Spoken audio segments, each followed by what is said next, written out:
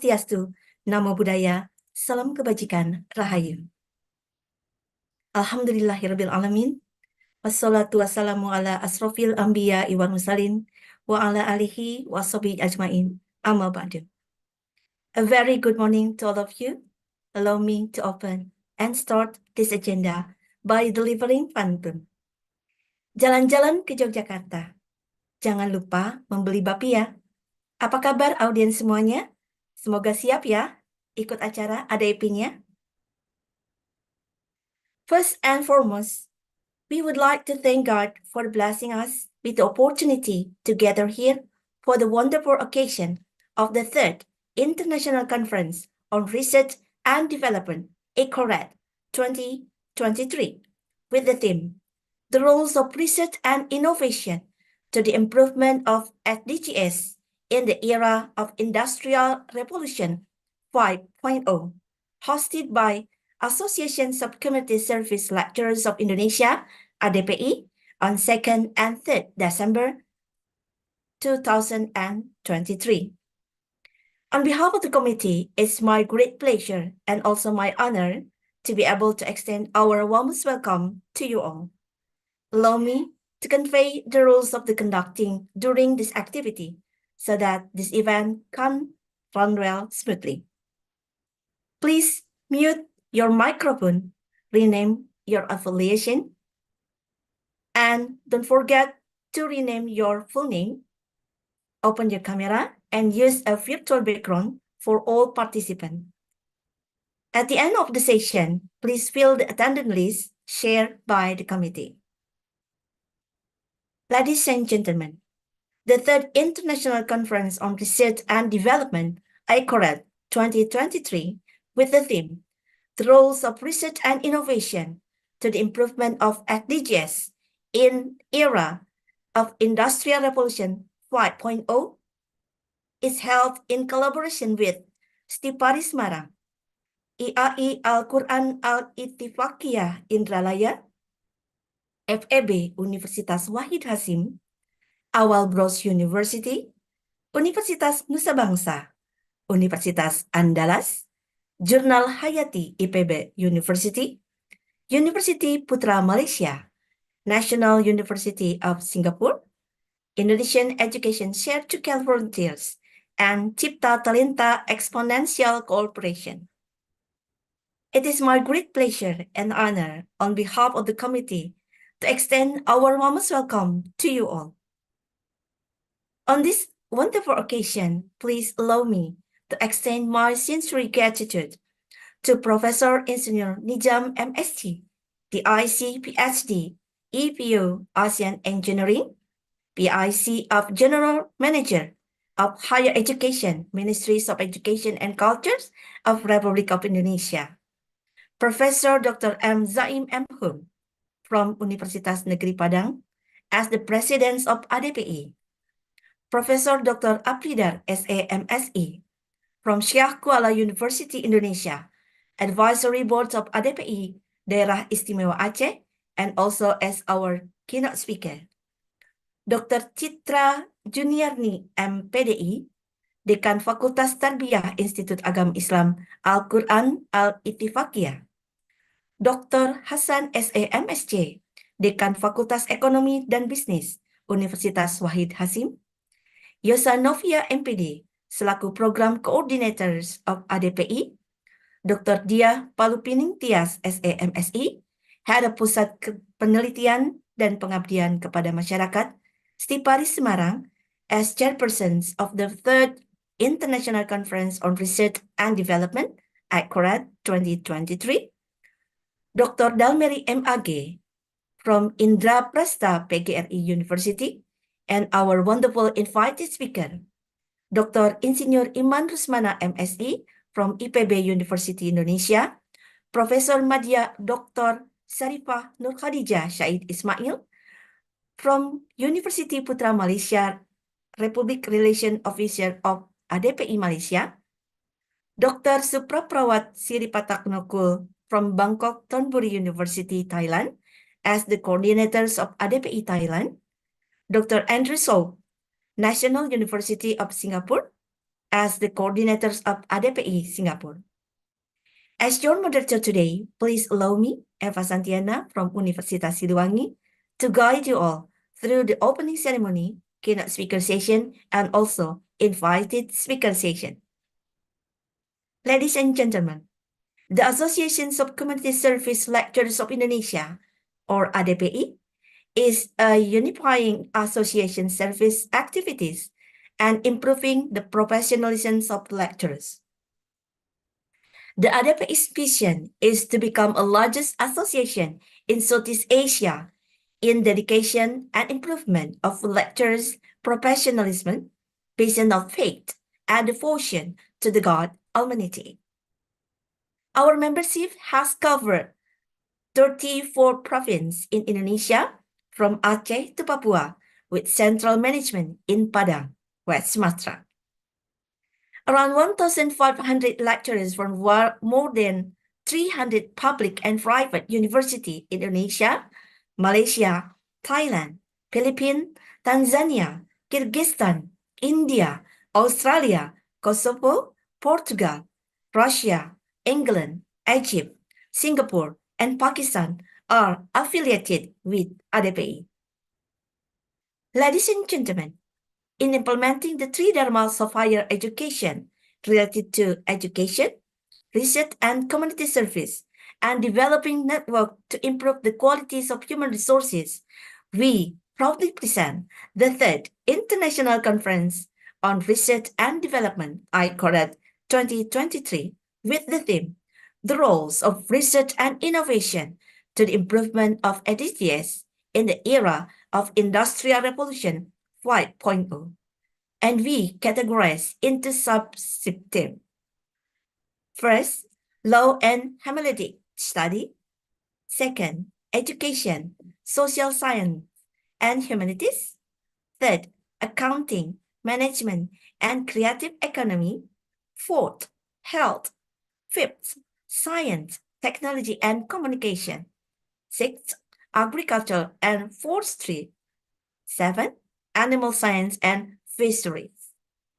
We are pleased to announce that all the selected paper will be published in international proceedings of ADPI, National Journal Sinta Accredited, Hayati Journals of Biosciences Scopus Q3 Index, and other reputable international journals. This conference will be held for 2 days, from the 2nd and the 3rd of December 2023, carry out from Zoom meeting and also YouTube live streaming. Distinguished guests, audience, and gentlemen, the third International Conference of Research and Development, ICORAD, seek to increase synergy in research and community service activities in Indonesia throughout the world, establish collaboration among stakeholders, particularly the Ministers of Education, Culture, Research and Technology, and also ADPI in contributing to the applications of lecture research to many people through community service. Recommend a policy to the ministry to improve the application of lecturers' research result, community involvement through community service activity in all Indonesian provinces, and to provide recommendation for regional development and community welfare. Ladies and gentlemen, on this special morning, we have the several agenda. The first is the opening ceremony, which includes the opening singing the national anthem, Indonesia Raya, praying, and opening speech, and then followed by the opening and welcome speech. Second, keynote speaker session, and the third, invited speaker session. Ladies and gentlemen, without any further ado, let's open this agenda by reciting Basmalah together. Bismillahirrahmanirrahim. The next agenda is singing the national anthem, Indonesia Raya. Ladies and gentlemen, are pleased to take your position.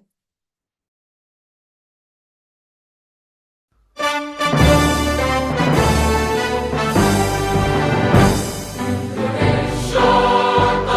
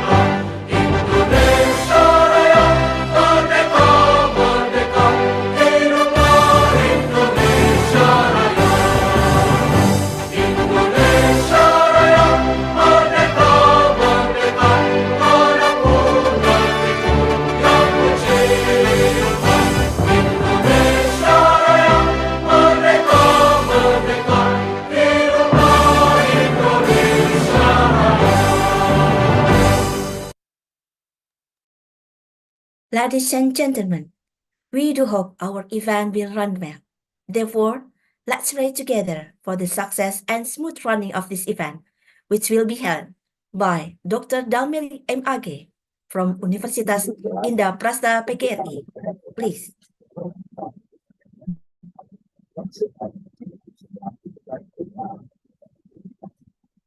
Assalamualaikum warahmatullahi wabarakatuh.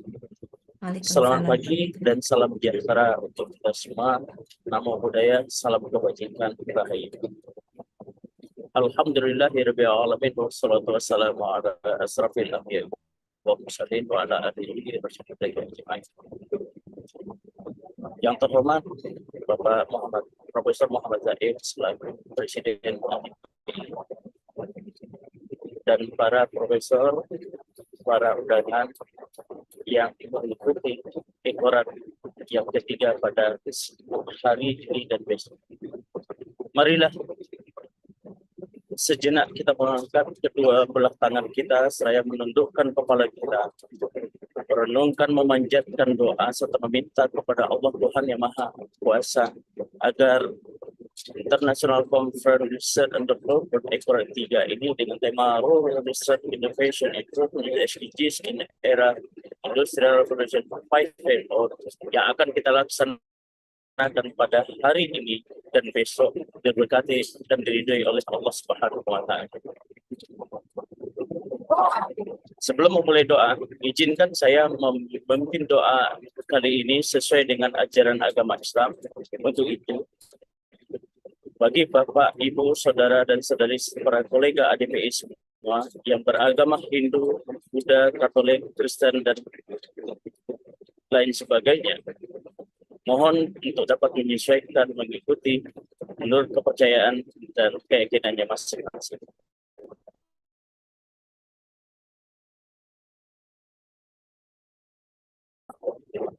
Allahumma ya Allah, tiada hentinya kami muji kebesaran Engkau dan keagungan Engkau dengan segala rahmat dan karunia-Mu yang telah Engkau berikan kepada kami semua pada hari ini dan esok harinya dengan penuh keakraban dan bahagia. Semoga dengan hadirnya kami di tempat kami masing-masing dengan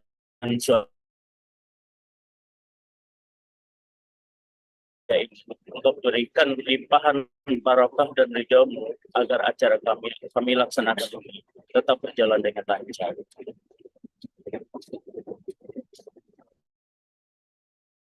ICORAD ini sangat besar artinya bagi kami. Maka agar terjalinnya hubungan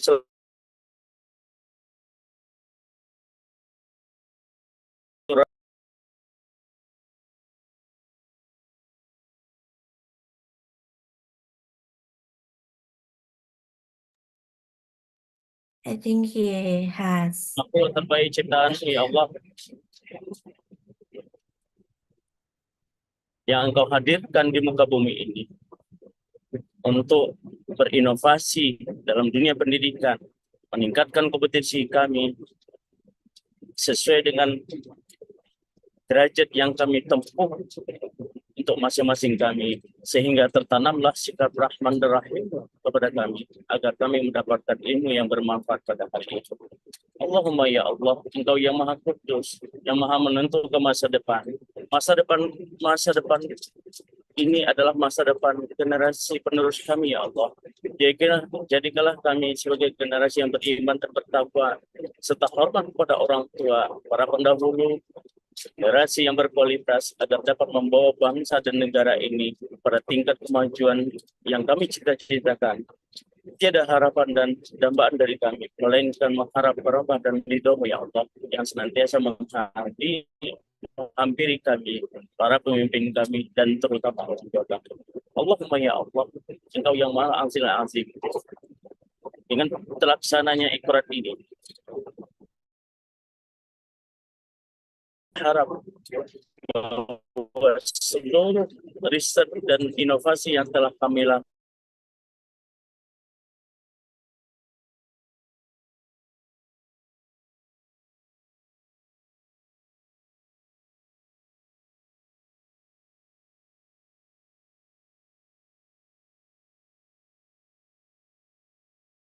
ini. Karena kita berharap bahwa tumbuhnya persaudaraan, persatuan yang kokoh di antara dan ilmu pengetahuan senantiasa kami tempatkan. Ya Allah, ya Tuhan kami, Engkau yang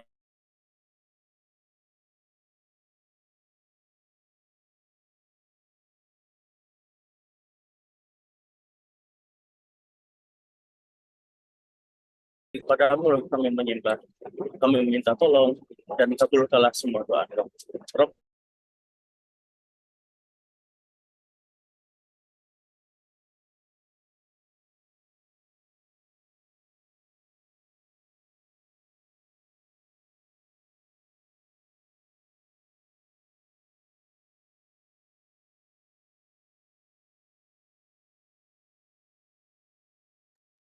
I think he has a trouble connection. Pak Dalmiri, are you there? Rabbana atina fid dunya hasanah wa fil akhirati hasanah wa qina adzabannar walhamdulillahirabbil alamin. Assalamualaikum warahmatullahi wabarakatuh. Salam, selamat Waalaikumsalam pagi, warahmatullahi salam wabarakatuh. sejahtera untuk kita semua. Nama budaya. All right, thank you. Ladies and gentlemen, step on the following agenda is the opening and welcome speech, which will be delivered by the Presidents of Associations of Community Service Lecturers of Indonesia, ADPI, Professor Dr. M. Zaim M. Hum.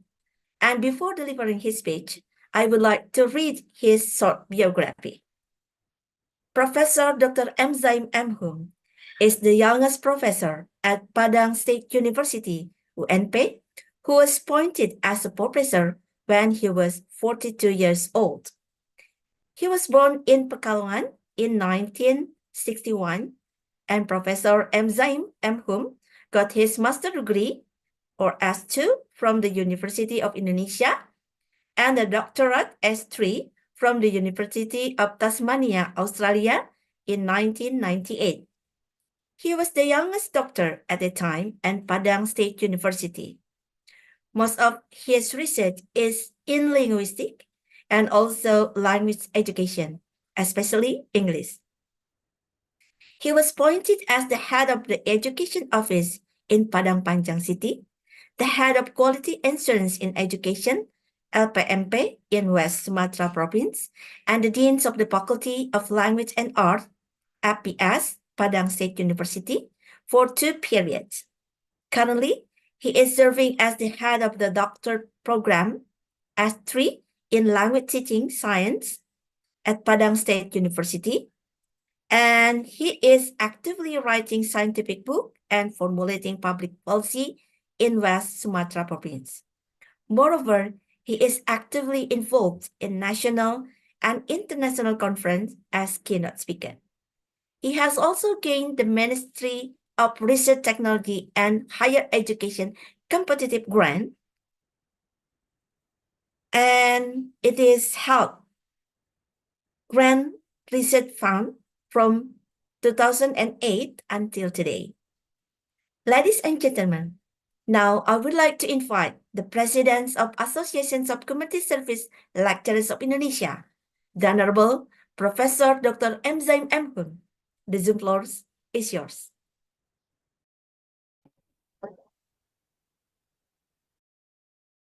Bismillahirrahmanirrahim.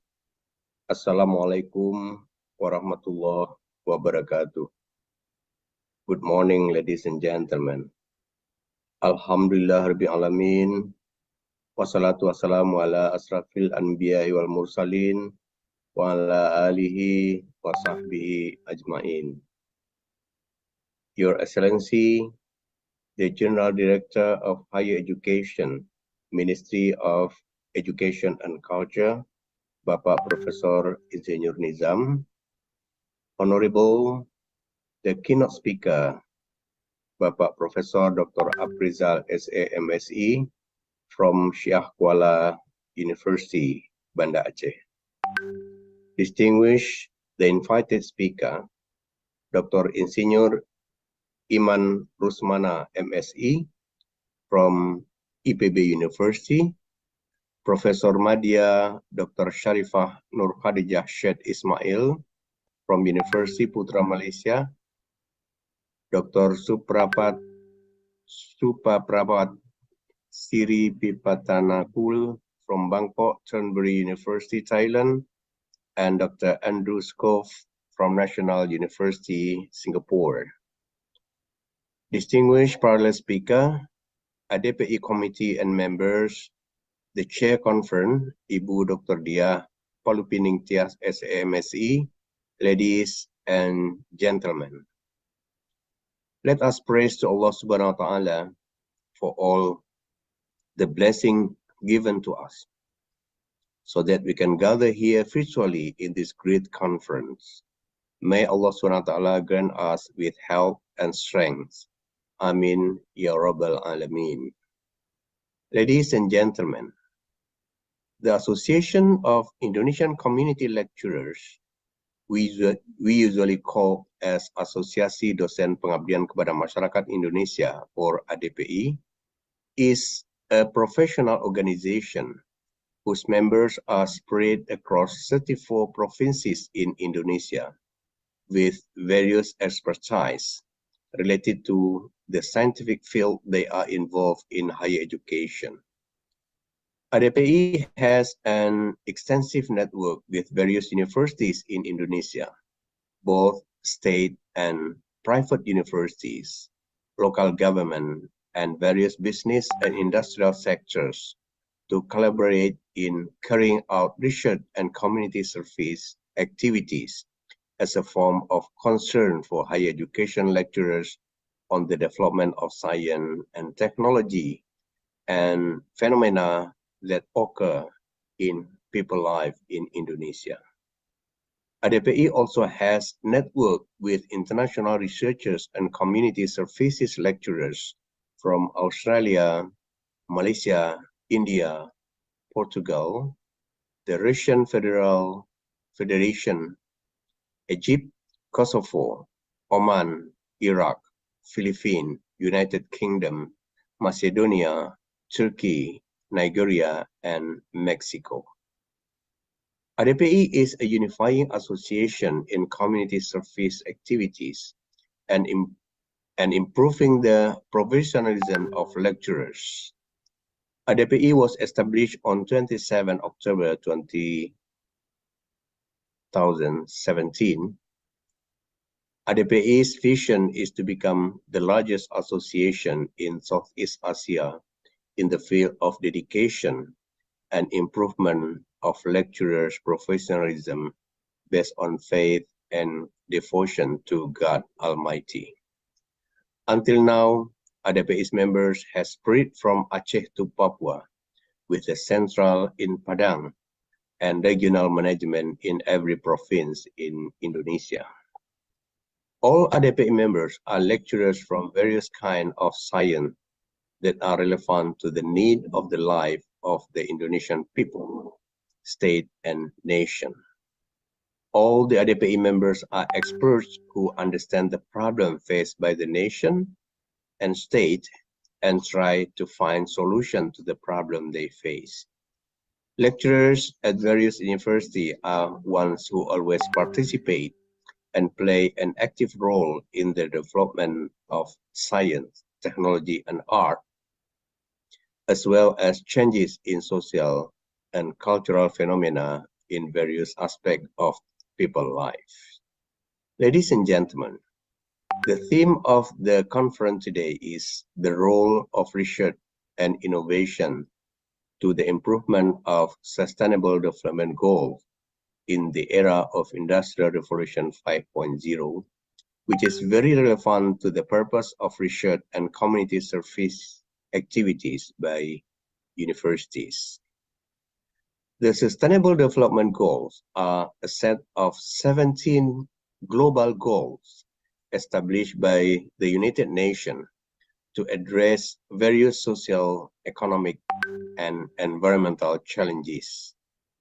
The fourth Industrial Revolution, often referred to as Industrial Revolution 4.0, and the subsequent Industrial Revolution 5.0 are characterized by advancement in technologies such as artificial intelligence, robotics, the Internet of Things, and other emerging technologies.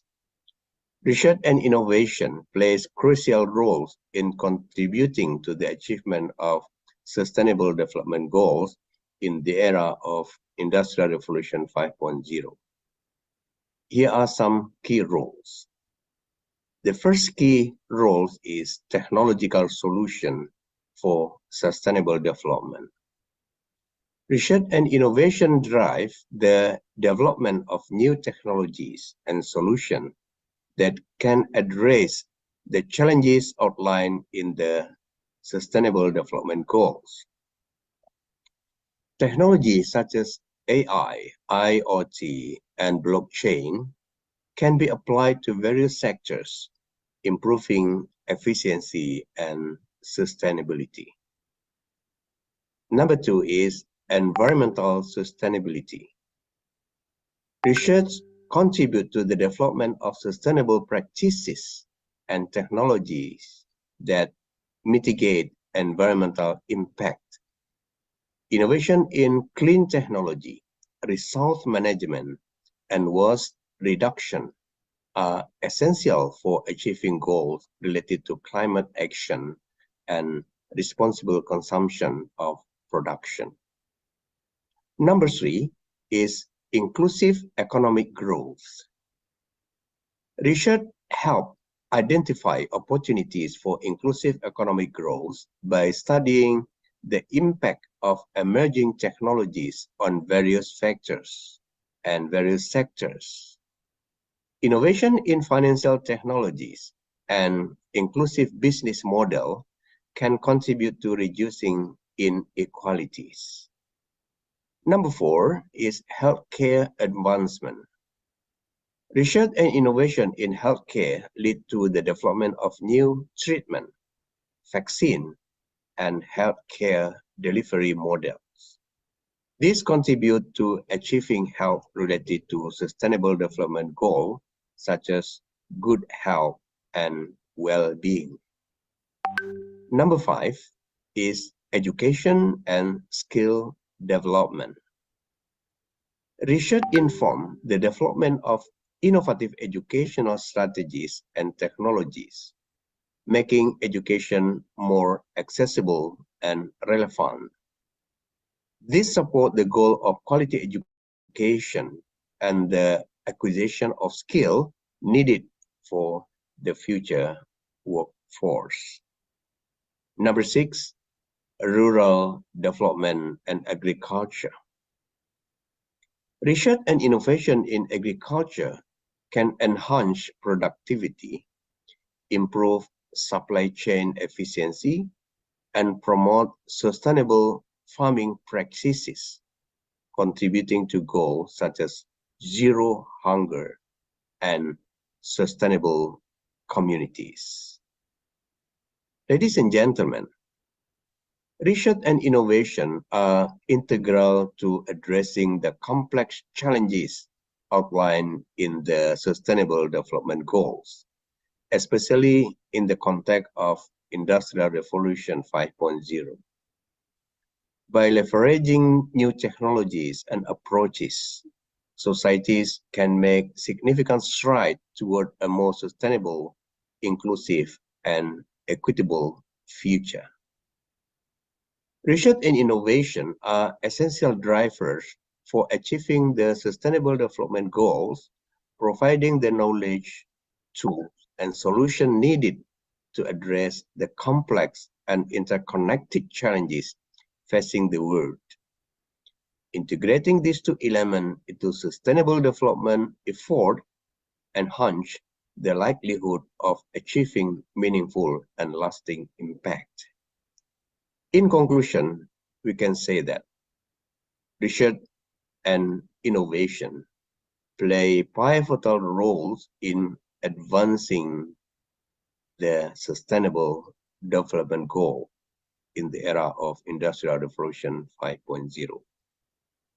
Ladies and gentlemen, As the President of Association of Indonesian Community Services Lecturers, I would like to thank the General Director of Higher Education, Ministry of Education and Culture, Bapak Profesor Insinyur Nizam. We also express our gratitude to Professor Dr. Apridal S.A. MSE as the keynote speaker at this conference, and the invited speaker, Dr. Insinyur Iman Rusmana MSE from IPB University, Professor Madya Dr. Sharifah Nur Khadijah Syed Ismail from University Putra Malaysia, and Dr. Supaprawat Siripattanakul from Bangkok Thornbury University, Thailand, and Dr. Andrew Scove from National University Singapore, who have taken the time to deliver the presentation at this conference. Furthermore, we would like to express our gratitude to the conference organizing committee, the Association of Community Service Lecturers of Indonesia, or ADPI, in collaboration with STIE Pari Semarang, IAI Al-Quran Al-Ittifaqiyah Indralaya, FEB Universitas Wahid Hasim, Awal Bros University, Jurnal Hayati IPB University, University Putra Malaysia, National University of Singapore, Share to Care Volunteer, Cipta Talenta Exponential Corporation that have prepared and organized this conference. Hopefully, this conference will be useful for all. Your Excellency, the General Director of Higher Education, Ministry of Education and Culture, Bapak Profesor Insinyur Nizam, we hope his willingness to give the forward speech after this. Ladies and gentlemen, finally, by saying Basmalah, Bismillahirrahmanirrahim, I officially open the third International Conference on Research and Development with the theme, The Role of Research and Innovation to the Improvement of Sustainable Development Goals in the Era of Industrial Revolution 05. Thank you very much. Wabillahi taufiq wal hidayah. Wassalamualaikum warahmatullahi wabarakatuh. Waalaikumsalam warahmatullahi wabarakatuh. Ladies and gentlemen, now we would love to invite the Honorable VICs of General Managers of the Higher Education Ministry of Education and Cultures of the Republic of Indonesia to deliver the opening and welcoming speech. And before he delivers his speech, allow me to read his biography. Professor Insinyur Nizam MSc, DIC PhD IPU ASEAN Engineering.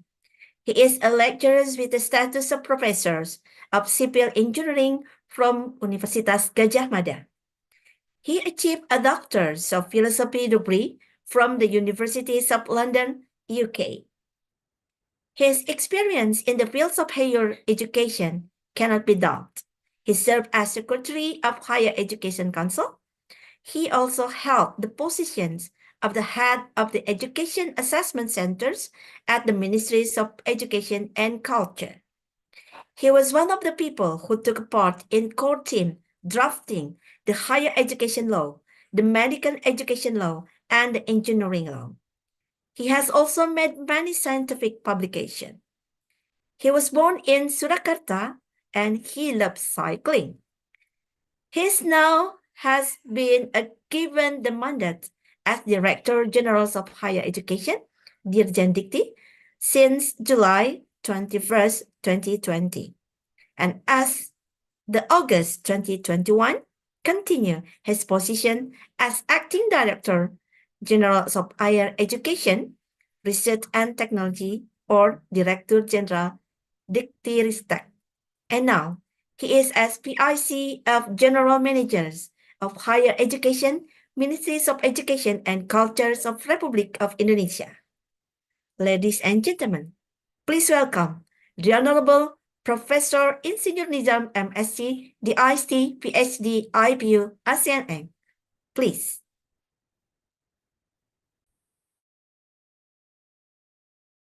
Assalamualaikum warahmatullahi wabarakatuh. Good morning, selamat pagi, salam sehat, salam sejahtera untuk kita semua. Shalom, Om Swastiastu, Namo Buddhaya, salam kebajikan. Distinguished speakers and all participants to the first international conference on research and development and the Asosiasi Dosen PKM Indonesia, ADBI, and all participants, ladies and gentlemen. First of all, I would like to congratulate ADPI for hosting this interesting seminar, the first international conference on research and development, ICORAD 2021. Please allow me to share screen.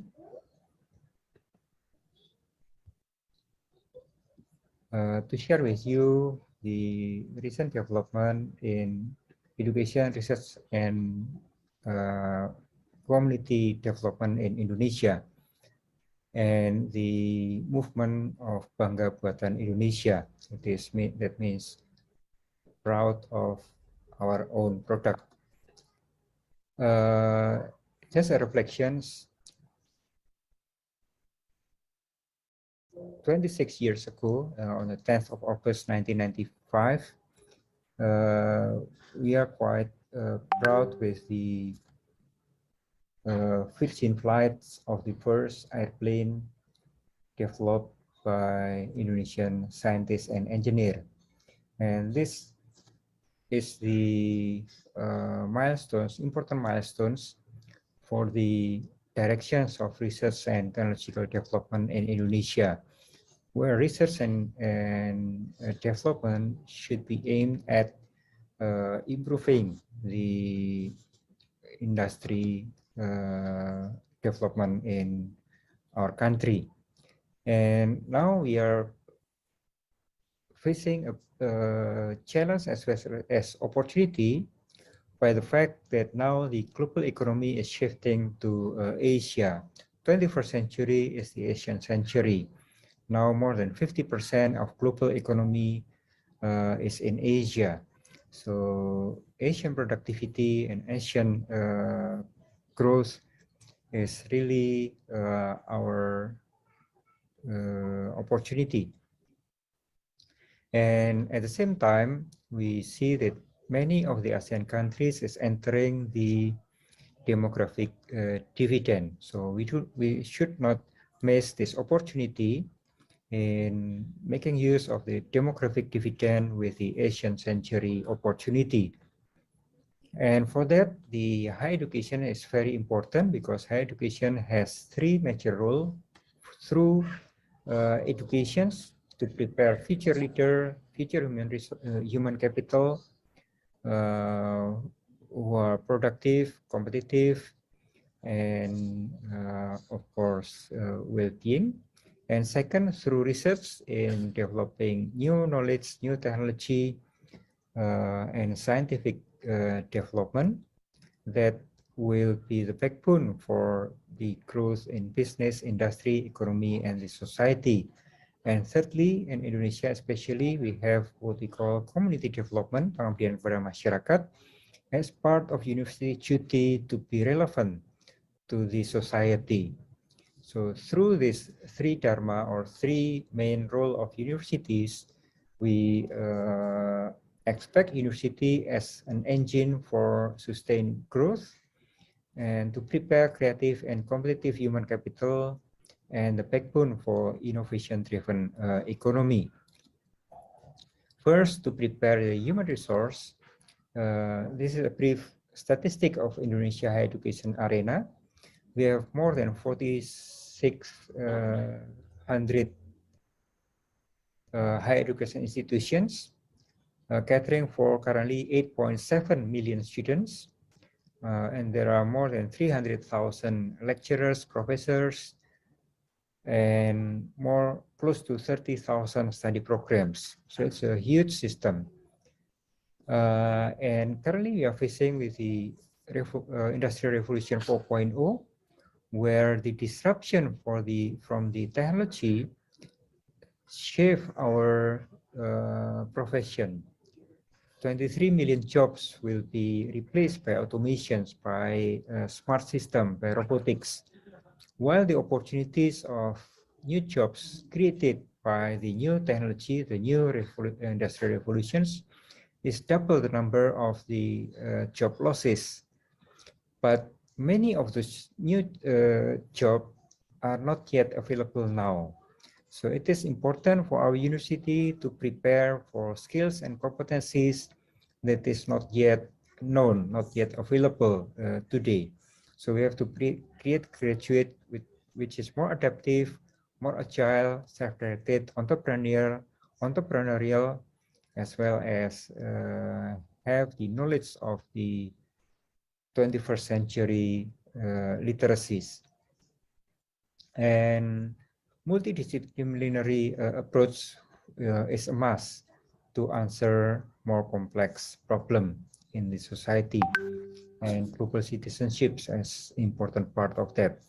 And we do not want to see our higher education system as a broken link between educations and the professional world.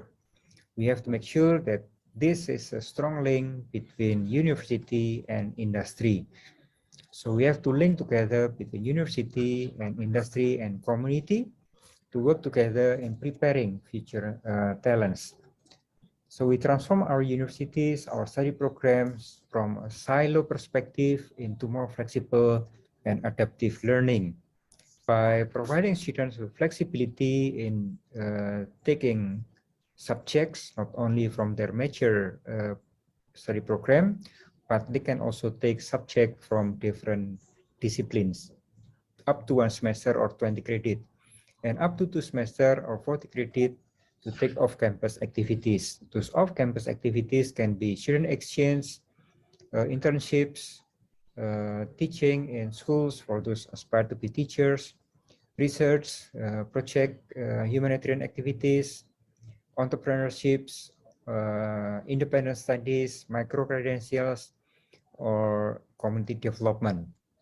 And this semester, we prepare more than 60,000 places, almost 80,000 places for our students to take those off-campus activities. All are fully credited and transferred as part of their degree. So this is a big transformation in our higher educations to make sure that we prepare future talents needed by the professional world. And secondly, to develop the innovations, we should improve the relevance of research and development in university and also community services in our university to be more relevant to answer the problems from industry, from the community.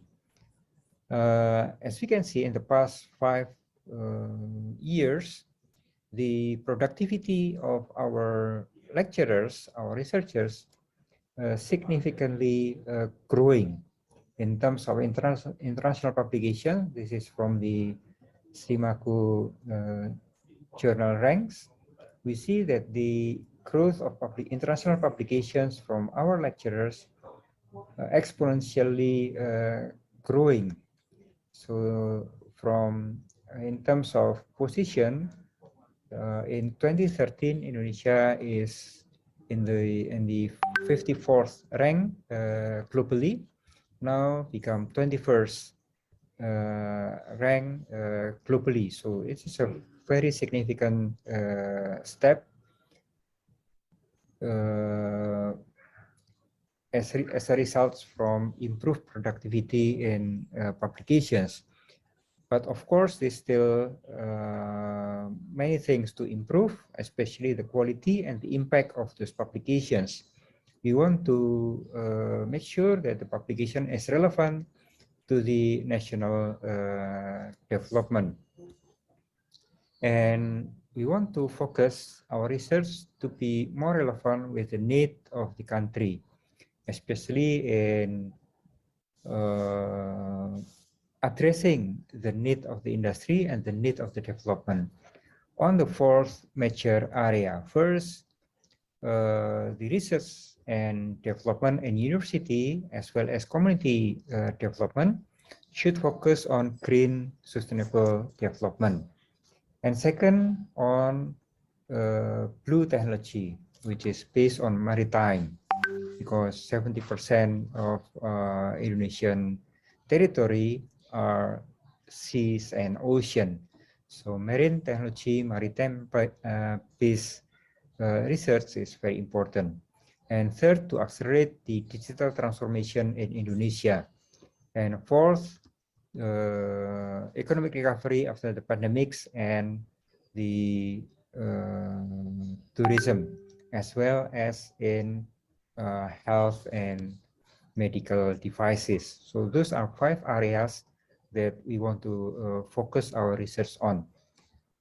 Just to give you some illustrations of the research results that go into industry, like the electric scooter from ITS. This has been now in production. So this is purely from research in university that go into industry and now being produced, mass produced by industrial manufacturer and already exported to Africa. And second, this is another example, the 4-wheel electric vehicle for light off-road and vehicles for airports and for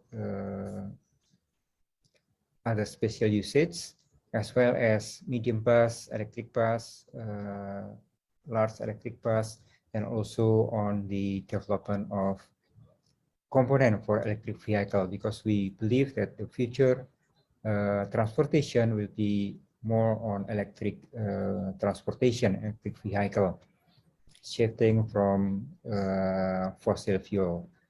And the green research on energy, new and renewable energy is also another focus, and we see quite promising development, like in the development of lithium battery, on recycling battery, on recovering lithium, and on geothermal development, and on other new and renewable energy. And on Industry 4.0, the additive manufacturing, like the 3D printers, CNC, development of CNC and 3D printers is one of the most important technology in the 4th industrial revolutions to create a creative economy, especially to accelerate the creative economy. All are home-grown industries. And also on the information technology and telecommunications, we also accelerate the improvement of local contents in the devices, in tablets, in laptops, and in PTS. And on health and medical devices, this pandemic has bring the energy to our university to develop medical devices like the ventilators. Many ventilators came out from our universities and now being mass produced by industries. So this we will accelerate further on medicine and also on medical devices, and also research on future farming, on conservations, and on transportations. Science and Technology Park as a way of doing things instead of university conducting research on its own.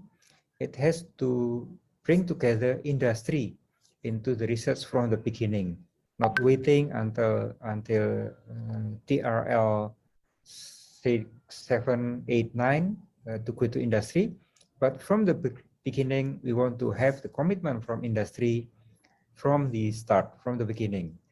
In that way, we can make sure that there will be downstreaming and upstreaming from university to industry.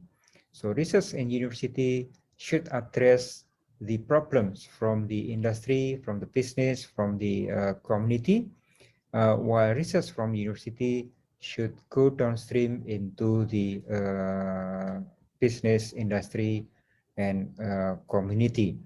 So there's no broken link between the professional world, the world of work, and the university.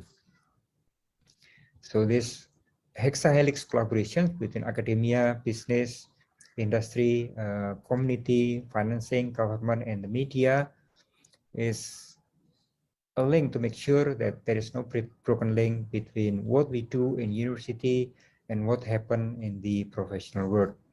And for that, we put a lot of resources to accelerate the marriage between industry and university.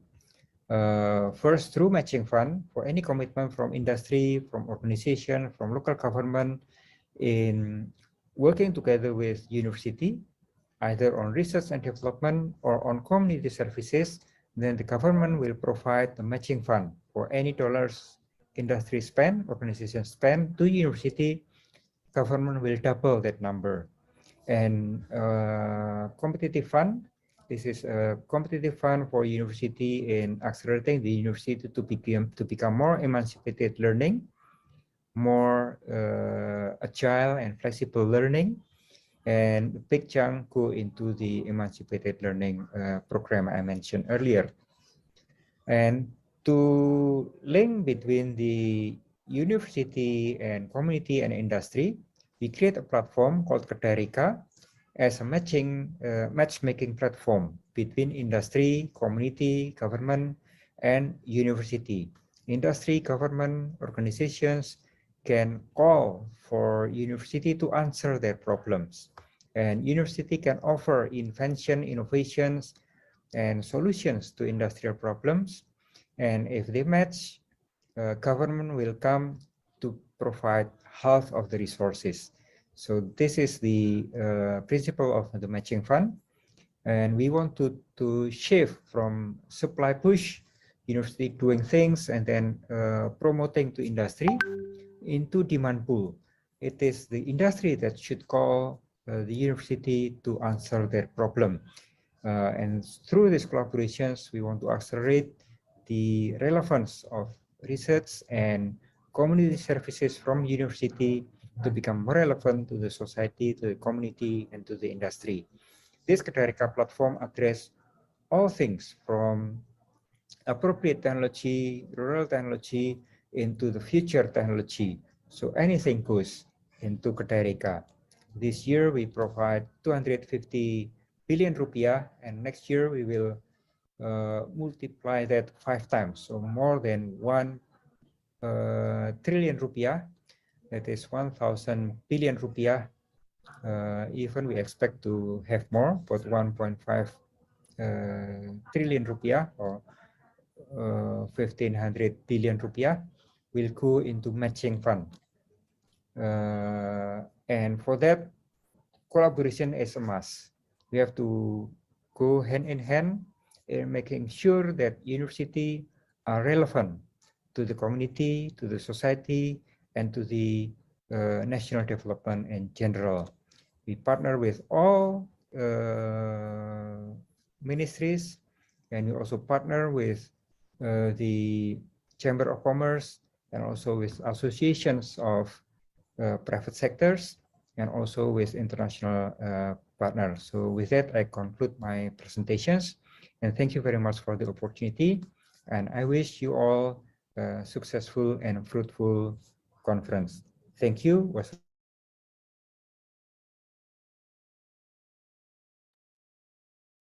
All right, thank you.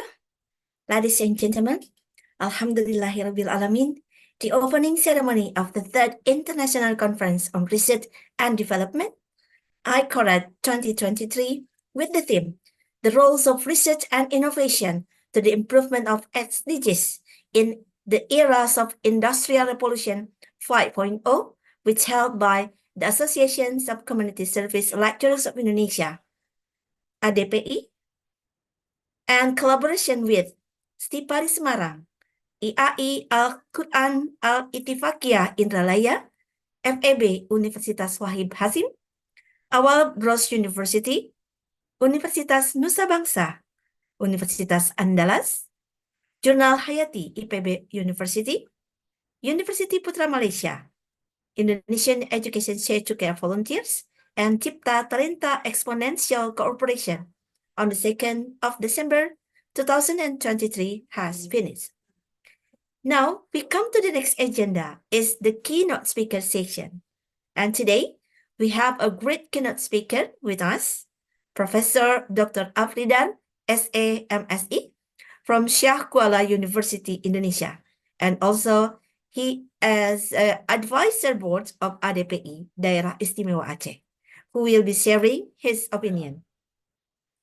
And before starting the presentation, I'd like to inform the rules of the session. The first keynote speaker will have maximum 20 minutes for delivering presentation. So please manage your time, Prof. And I will remind you if the time is mostly over. The second Q&A session will be done after the keynote speaker presentation. Third, every audience can drop the question in the chat box or can directly deliver the question by raising your hand virtually. And I, as moderator, will read the question to be answered, or I will mention the audience who delivered the question directly. Fourth, every audience member is pleased to mute the microphone during the presentation. Thank you. Ladies and gentlemen, now I will read the personal information of our keynote speaker. Professor Dr. Afridar, SA MSE. He is a lecturer at the Faculties of Economic and Business, Syah Kuala University, Indonesia. He completed his education in Economic and Development Studies from Syah Kuala University, Banda Aceh.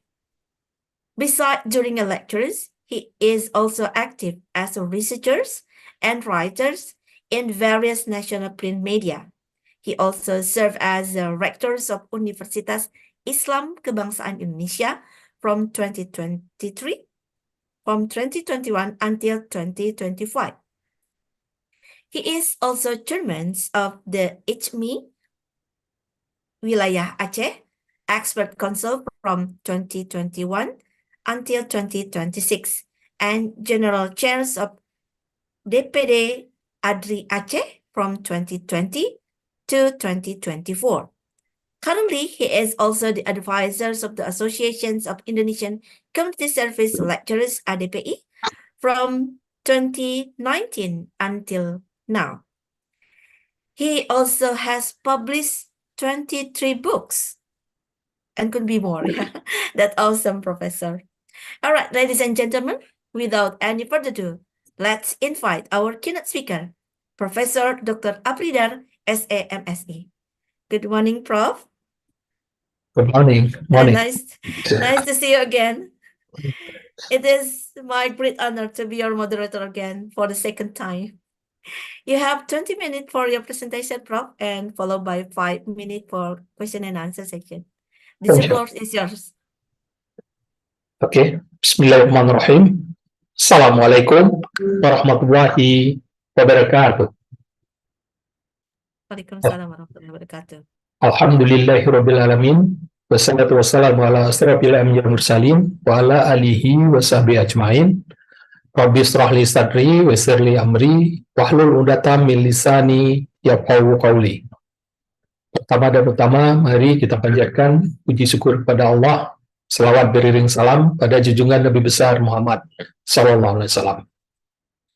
Bapak Ibu hadirin yang kami muliakan, Mbak Eva Santiana, atas kesempatan yang diberikan kepada kami, izinkanlah kami menyampaikan sedikit hasil penelitian yang sedang kami lakukan untuk tahun pertama ini, yaitu tentang model pengembangan kepala sekolah berbasis literasi dan teknologi untuk meningkatkan kualitas pendidikan dasar di wilayah marginal Indonesia. Ayat Al-Quran pertama sekali turun, yaitu ICORAD. Bacalah dengan nama Tuhanmu yang menciptakan bumi, langit, dan seluruh isinya. Hal ini menyiratkan kepada seluruh umat manusia untuk belajar dan terus belajar.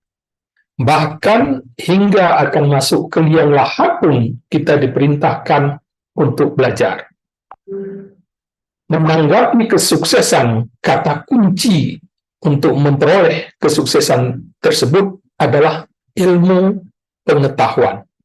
Dengan ilmu kita dapat melakukan inovasi dan teknologi sehingga kesuksesan di dunia hingga di akhirat akan kita peroleh dengan adanya ilmu. Tanpa ada landasan ilmu yang bersumber kepada kebenaran, kita akan sesat dari sunnatullah yang berlaku di alam jagat raya ini. Adalah suatu keniscayaan apabila bangsa kita tidak dilandasi dengan fondasi ilmu yang kuat terhadap generasi muda sebagai penerus bangsa untuk membangun peradaban yang lebih baik ke depan.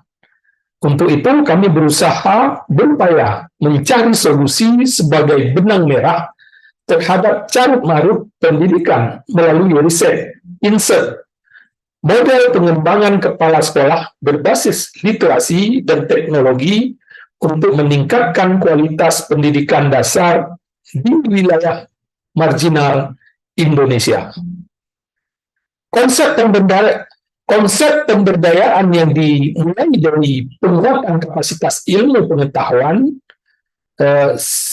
bagi siswa sekolah dasar khususnya di daerah marginal seluruh Indonesia, kita harapkan menjadi tonggak pembangunan manusia yang berkesinambungan dalam membangun peradaban bangsa yang lebih baik dan tangguh, agar tingkat kesejahteraan dapat terpelihara dengan berkesinambungan.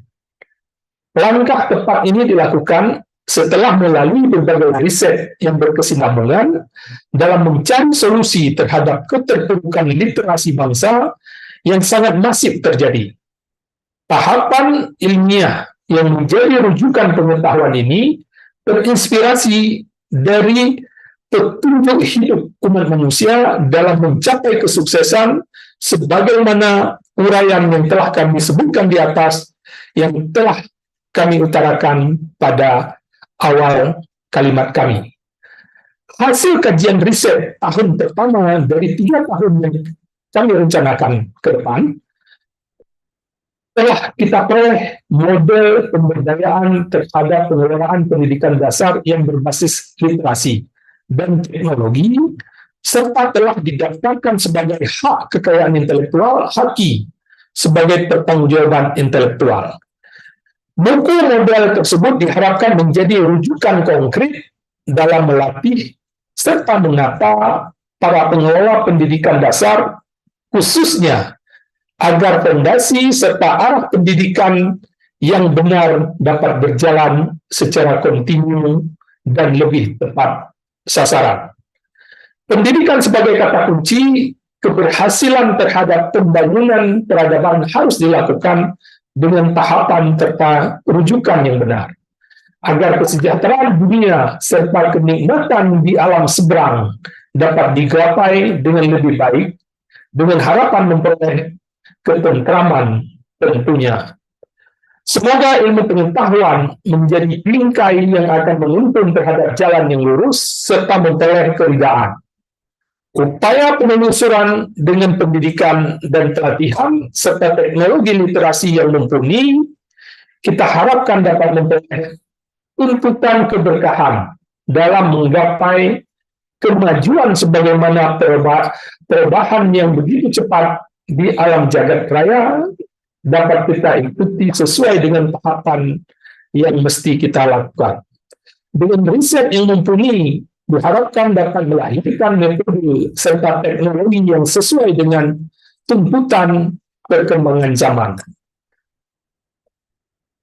Ali bin Abi Thalib pernah mengatakan bahwasanya didiklah generasi itu bukan dengan metode kamu, tetapi dengan metode zamannya. Dengan harapan dia akan bisa menyesuaikan perkembangan zaman tersebut. Semoga pendidikan kita yang inovatif sebagaimana luaran daripada penelitian yang berkesinambungan ini dapat menyahuti perkembangan teknologi yang begitu cepat terjadi. Amal ibadah serta luaran yang dihasilkan dari kerja ikhlas menjadi tiket untuk memasuki alam kesuksesan yang nantinya akan kita hadapi oleh setiap insan yang memahami terhadap kebenaran itu sendiri. Demikian, mohon maaf atas segala kekurangan. Amin ya rabbal alamin. Billahi taufiq wal hidayah. Assalamualaikum warahmatullahi wabarakatuh. Waalaikumsalam warahmatullahi wabarakatuh. Thank you very much to Professor Dr. Apridar SAMSE for sharing with us this very great insight and fruitful information. And please give him applause virtually. All right, now we have Q&A session now, and I will read the question from the chat box, if any. If you want to ask the question, please drop in the chat box, or you can also raise your hand and try to deliver directly. Still trying to find anyone who will ask Professor.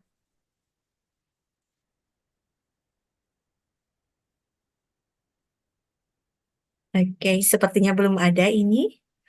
Jika belum ada, mungkin izinkan saya yang bertanya ya, Prof. Sebentar. Ada? Sudah ada? Oke, sepertinya belum. Baik. Tadi menarik sekali yang Prof sampaikan mengenai pendidikan kita ya, Prof. Bahwa ini sasarannya adalah untuk kepala sekolah. Nah, apakah bisa diceritakan kepada kami apa yang mendasari Prof akhirnya ingin melakukan penelitian tentang ini, Prof? Baik, kami dari Asosiasi ADP ketika terjadi pertemuan konven di antara kami memandang bahwasanya persoalan pendidikan yang kita hadapi di Indonesia ini sangat kompleks. Persoalan utama dari sekian banyak persoalan, kami mengambil bahwasanya landasan utama pendidikan itu dimulai dari pendidikan dasar. Pendidikan dasar, bagaimana arahannya yang telah kita laksanakan? Utamanya, kata kunci yang kami simpulkan ketika pertemuan tersebut adalah bagaimana pengelola, terutama kepala sekolah, yang mempunyai peran yang sangat penting terhadap membentuk menata landasan utama dari siswa sekolah dasar. Maka untuk itu, bagaimana dengan kondisi sekolah kita yang sangat timpang? Ada sekolah yang sangat baik, ada sekolah yang sangat terpuruk. Maka kami mengambil daerah-daerah yang termarginal sebagai salah satu contoh, dan itu kami jadikan sebagai sampel yang akan kami latih mereka dengan sebuah metode, yaitu penguatan terhadap literasi dan teknologi bagi mereka. Dengan adanya literasi yang mumpuni beserta dengan teknologi yang baik, kita harapkan mereka bisa mengayomi sekolah ini sehingga menghasilkan produk, yaitu luaran bagi peserta didik yang punya basis ilmu pengetahuan yang kuat. Ya, utamanya sudah pasti nanti mereka mempunyai karakter yang kuat. Dengan karakter yang baik ini, kita harapkan ini adalah sebuah modal utama dalam meniti nantinya terhadap tahapan-tahapan pendidikan yang akan mereka lakukan. Alhamdulillah, metode tersebut telah kami temukan, yaitu model insert yang kita katakan ini adalah sudah melahirkan suatu konsep, dan konsep ini sudah kami bukukan, dan buku tersebut nanti kami edarkan secara gratis, dan mudah-mudahan setiap kepala sekolah nanti bisa merujuk kepada hal tersebut. Namun sebelumnya, di seluruh provinsi kita jadikan ada satu sebagai sampel. Jadi dari sampel ini kami didik, dan mereka nanti yang akan menyebarkan lagi kepada sekolah-sekolah lain.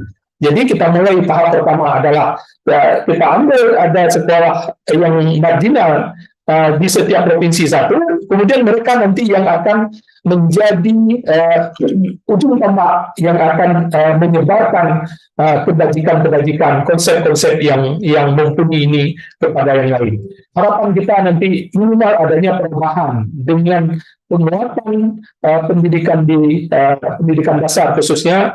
Mudah-mudahan ke depan kita akan berjalan dengan rule yang benar, tahapan yang benar, sehingga ilmu pengetahuan ini bisa membuat masyarakat kita sukses, tidak hanya di dunia, tetapi juga di akhirat. Itulah konsep utama yang kami jadikan. Demikian kami kembalikan kepada Ibu Eva. Baik, Prof. Luar biasa sekali ya.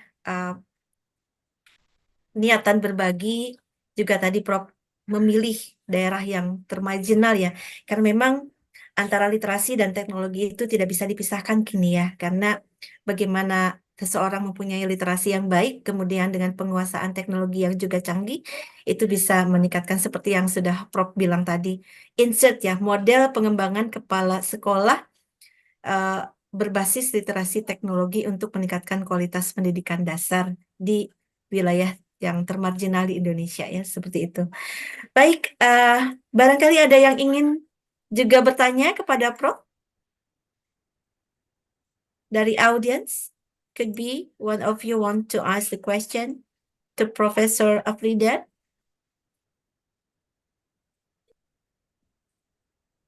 Sepertinya sudah sangat jelas ya. Baiklah, ladies and gentlemen, before I close this keynote speaker session, I would like to highlight some information from our keynote speaker.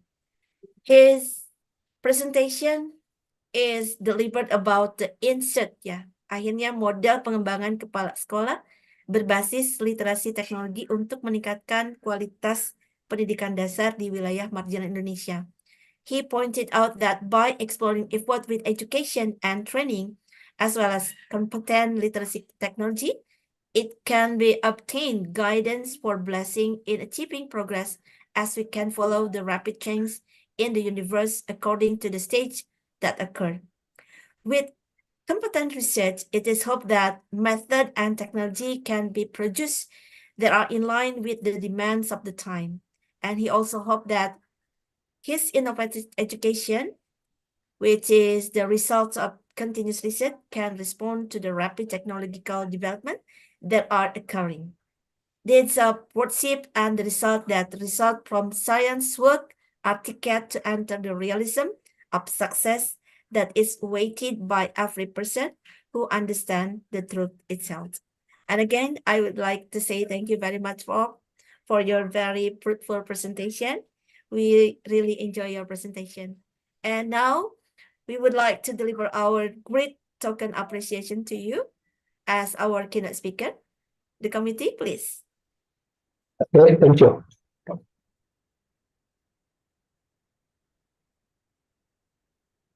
Here our token appreciation, Prof. Please receive. Thank you. Thank you, Prof, for sharing.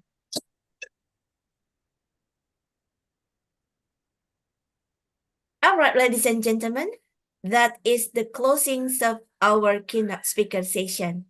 But please don't go anywhere because we still have another session, which is an invited session. And today we have 4 invited speakers who will be deliver the presentation. And the first, we have Dr. Insinyur Imam Rusmana MSI from IPB University Indonesia.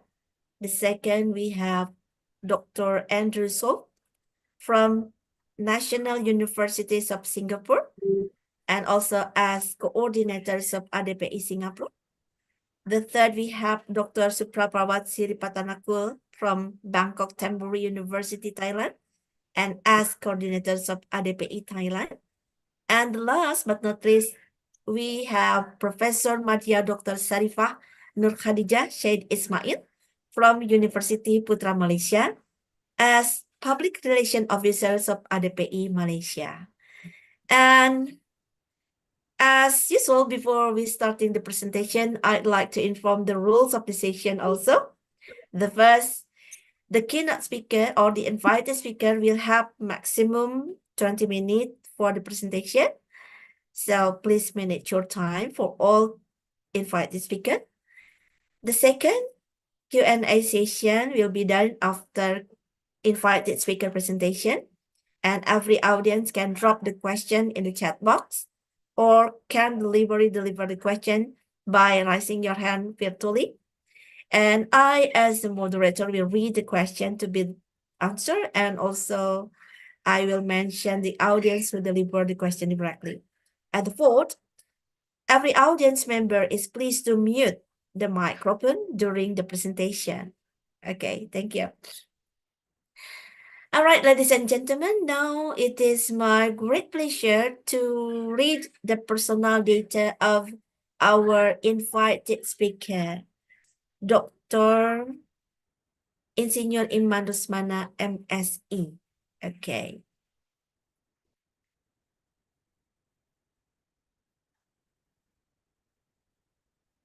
All right. The full name is Association Professor Dr. Imam Rusmana, MSE, and he is a lecturer from Fakultas MIPA Biologi from IPB University, and he has the Index Scopus ID. And would you please move the slide? Okay. And he has graduated from University of Essex, United Kingdom from microbiology concentration. And related to the pengalaman kerja, please move again. All right. He is as a docent bagian mikrobiologi, Departemen Biologi FMIPA sampai dengan sekarang, and he also advisory chief editor Hayati Journals of Biosciences, advisory editor Hayati Journals of Biosciences, and chief editor Journals of Ilmu Pertanian Indonesia sampai dengan sekarang ya. Alright, ladies and gentlemen, without any further ado, let's invite our first invited speaker, Dr. Insinyur Iman Rusmana, MSE from IPB University Indonesia. You have 20 minutes for your presentation, Doctor. The Zoom floor is yours. Thank you, moderator. First of all, I would like to thank to organizing committee, Asosiasi Dosen Pengabdian Masyarakat Indonesia, to invite me to share my work in, especially my topic is about microbiology. Let's I share my slide. Sure.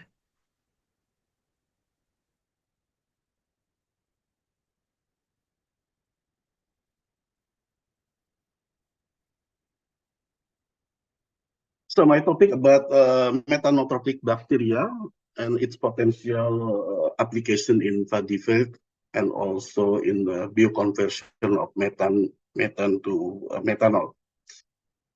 This is part of my work in IPB University, especially in my Department of Biology. As we know that methane is the most abundant greenhouse gases in the atmosphere after CO2 and H2O. The concentration have doubled since the pre-industrial time, now about 1,700 ppm, and the potential greenhouse gases of about 20 to 30 times than that of CO2. So it is the very important greenhouse gases. This is play a role in climate warming. The atmospheric methane is mainly about 80% from biological origin. Usually the most responsible organism to produce this methane is methanogenic bacteria, who live in anaerobic condition. So mostly the area covered by water. So as we know, rice field is a source of methane emission. So methane production is approximately 575 TG per year. And Indonesia was the third biggest contribution of methane emission from rice field after China and India, estimated about 7% of total methane emission from rice field.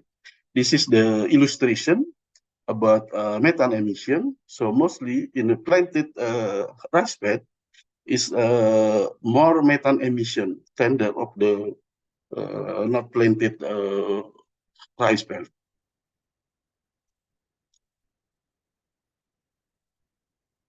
This illustration how the methane emission produced by microbial community in the bottom sediment of rice fields.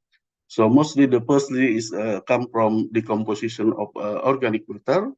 Then they are processed fermentative bacteria to be acetogenesis, and then they produce CO2 and acetate. Then the methanogen or methanogenic bacteria can produce this methane from the CO2 and acetate as a carbon sources. The production is in very anaerobic, very reductive condition. So in anaerobic condition, so this methane can become to atmosphere by evolution, diffusion, or pass through the iron kiln of paddy plant. So this some report said that the mostly methane emission is come from paddy iron kiln. So that's why very important to study this kind of emission of methane in paddy fields. The role of microbial community regarding the methane metabolism. This is the step of how organic complex become the methane. So this is very complex metabolism. Firstly, there are degradation of the organic methane from cellulose or hemicellulose by fermentative bacteria. So this fermentative bacteria can produce CO2 and organic acid carbon. Then the production come to be acetate and CO2. And the methanogenic bacteria or archaea can use this CO2 and acetate as a carbon source to produce methane. All of this process is in anaerobic bacteria. But in aerobic condition, there are bacteria who can use methane as a source of carbon. This bacteria called methanotroph bacteria. So my work is about this bacteria, methanotroph bacteria. There are some report, the content or the abundance of methanol bacteria using very conventional method, using a platform method and dilution methods. So mostly kind of anoxic methanogenic bacteria about 4.5 10 normally, and almost this study using different carbon source, CO2 format and acetate. So it's mean that in the sediment of uploaded rice paddy, there are some methanogenic bacteria. So that's why in the rice field, especially in uploaded rice field, the emission of methane is quite high. We see the diversity of the microorganism. There is a group of methanogenic bacteria. This is in a domain of archaea. But also in the domain of bacteria or eubacteria, there are also methanotropes. This is in Proteobacteria, alpha Proteobacteria group. This bacteria can use methane as a carbon source. Some report also mentioned that there are some different class of methanotropic bacteria. They said that type 1, type 2, and type X. So if we see the characteristic of this bacteria, there are two types of methanotropic bacteria who can able to fix a nitrogen N2 from the atmosphere to be as a nitrogen source for their growth, and also can convert it to ammonia. So this is very interesting phenomenon. So if we can use this methanotropic bacteria as biofertilizer and also can reduce methane emission in paddy field, it should be can be used as a environmentally friendly biofertilizer. So that's why I work in this arena. So from 100 isolate, we isolate it. Finally, we get 4 selected methanotropic bacteria isolated from rice field in West Java. So these 4 bacteria, they can fix nitrogen from the atmosphere and also can oxidize methane. This is the activity of the 4 selected methanotropic bacteria. So this bacteria then we try to implement in rice field. So firstly, we do some greenhouse experiment. So in this experiment, we use in the greenhouse, there are some bacteria, the combination of PB19, it means BGM 1 and 9, there's very low methane concentration or emission compared to the control using chemical of fertilizer.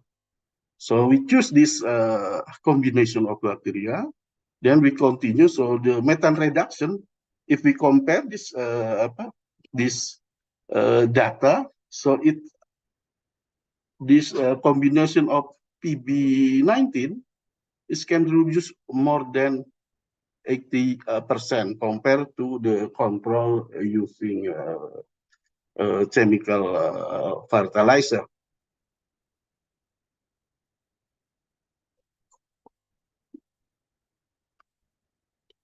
So then we did some field experiment.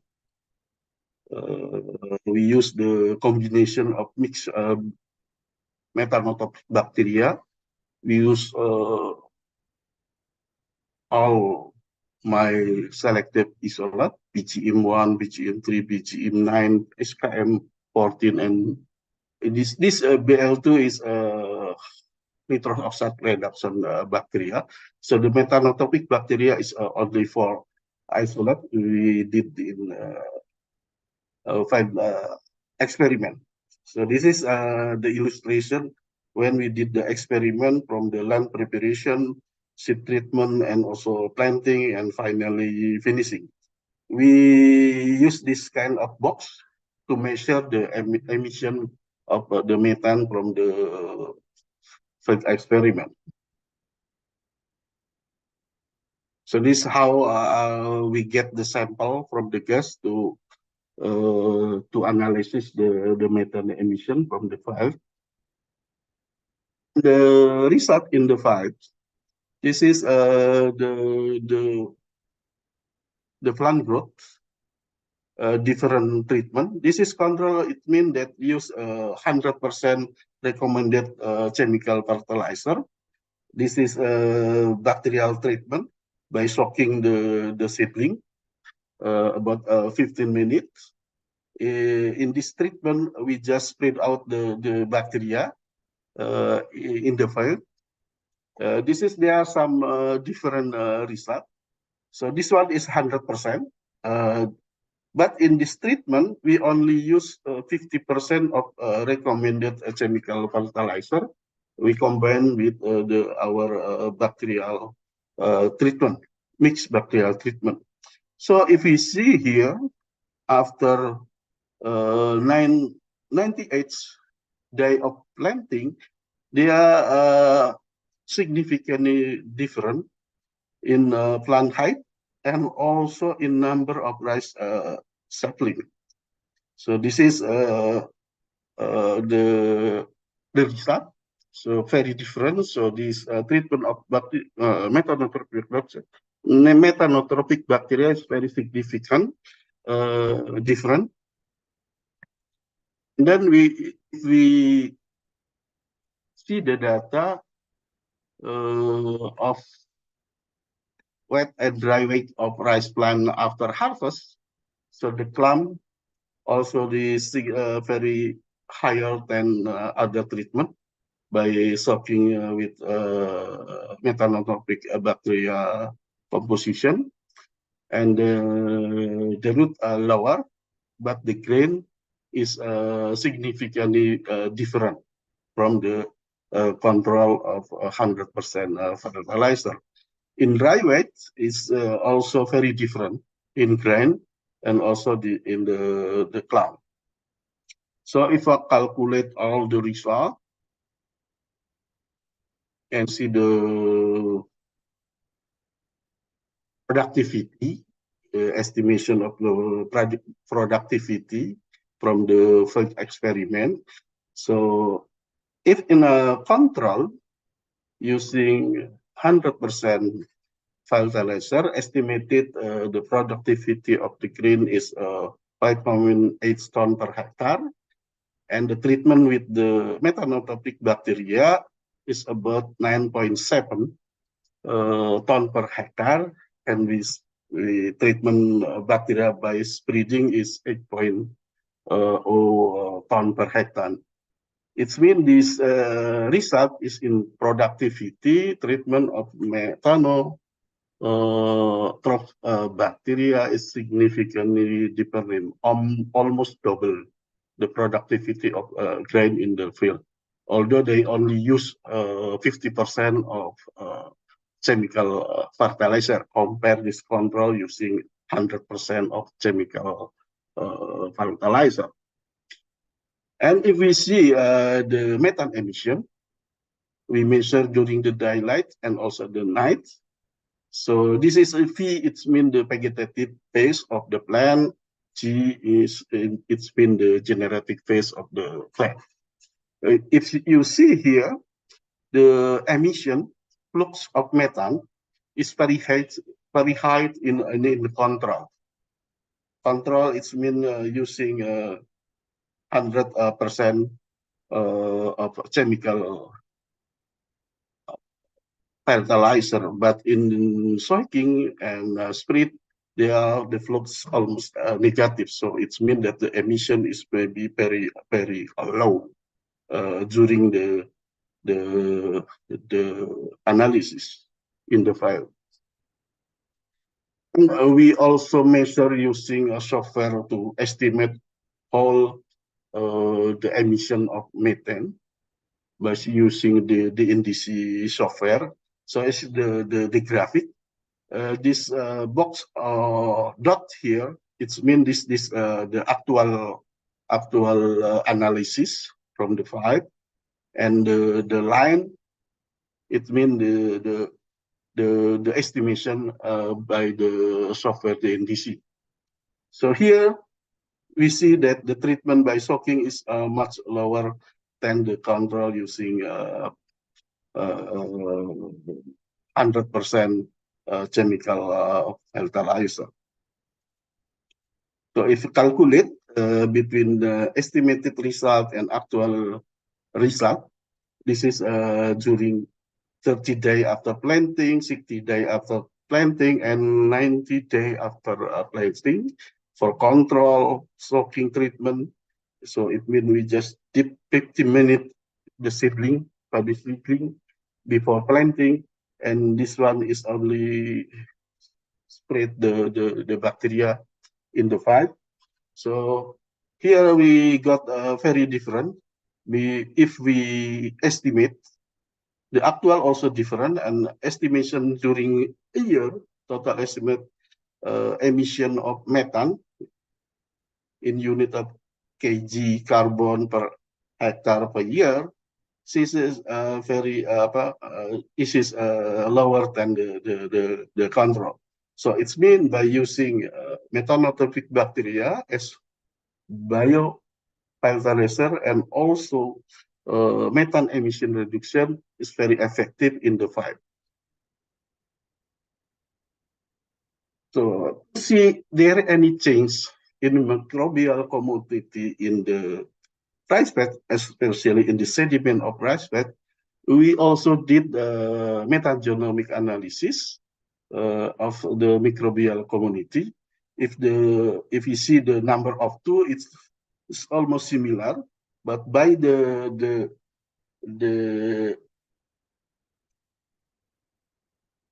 day of culture, the number of O2 is decreasing. If we see also the community, real community composition in the film level, we can see that there are some difference, but almost similar. Then we did some clustering analysis. If we see here, so in this clustering analysis, we can see that the microbial community, after we did the application of methanotropic bacteria, there are quite different clusters between treatment and the control without application of methanotropic bacteria. This is the cluster of the bacterial treatment. So it means we by soaking the seedling 50 minutes before planting, so the microbial community in the rhizosphere area and also in the sediment of rice bed is quite different. So to make sure whether there are different number or ratio between archaeal methanogen and methanotropic bacteria. So the archaeal methanogen who produce the methane in the sediment of rice bed, and methanotropic bacteria who use methane in the rhizosphere area of the rice. So this is the data. So we just try to classify the species and also the ratio, the abundance of ratio between methanogen and methanotrop. And then after we got this data, we try to calculate the data, see the relation with the rate of methane emission in rice fields. So in this data, we can see that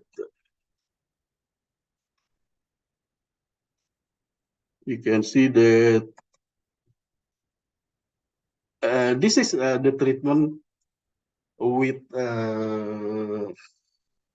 application of methanotropic bacteria. This one is without application, just only 100% chemical fertilizer. So this we see that the ratio of methanogen to methanotrop lower. So the emission also lower. This is higher, and also the emission is higher. If we see the graphic here, is indicate that the rate of emission, correlation rate of emission, methane meter per segi per day with the ratio of methanogen. This is some kind like linear like this. So this is confirmed that with application of metanotropic bacteria by soaking in the seed 15 minutes before planting, so they can change the ratio, the ratio of abundance of methanogen archaea and also metanotropic bacteria indicate the rate of methane emission is lower. This is a potential for application in the rest. Metanotropic bacteria, also when we oxidize the methane, they use enzyme, we call it methane monooxygenase. This methane monooxygenase can oxidize methane to methanol. So almost all methanotropic bacteria has this enzyme. But if we use this enzyme for bioconversion of methane to methanol, is some limitation because this methanotropic bacteria is a very slow growing bacteria. So we try to make to analyze the sequence of this gene and try to make a synthetic gene of this periplasmic methane monooxygenase, and we try to clone it in E. coli. So the E. coli is the fast-growing bacteria. So we hope that the production of the enzyme is can be fast by cloning it to E. coli. However, this periplasmic enzyme is very complex enzyme, so we try to make it soluble. So to make it soluble, we can I can cut this, but for the stability of the structure, we use add this linker. So then we can get the soluble monooxygenase methane oxidase. This subunit we call it SPOMB. So by this linker, the structure of this active subunit of the methane monooxygenase bacteria can be soluble, and we clone it to the E. coli. And we just make a synthetic bacteria, and we put it in the PGMTEC. And then this is, we confirm that in the E. coli, the gene already inserted. Then we construct for the expression of the gene to PAT, to factor PAT, and then we put it in also in the E. coli, and then we see the expression this gene in E. coli using analysis SDS page. We confirm that the gene is expressed very well in E. coli. So this is the band of the protein, the enzyme. The weight is about 38.97 kilodalton. After that, we try to isolate the protein. So because we use PET, so the protein expressed in inclusion body. That's why we try to isolate this protein.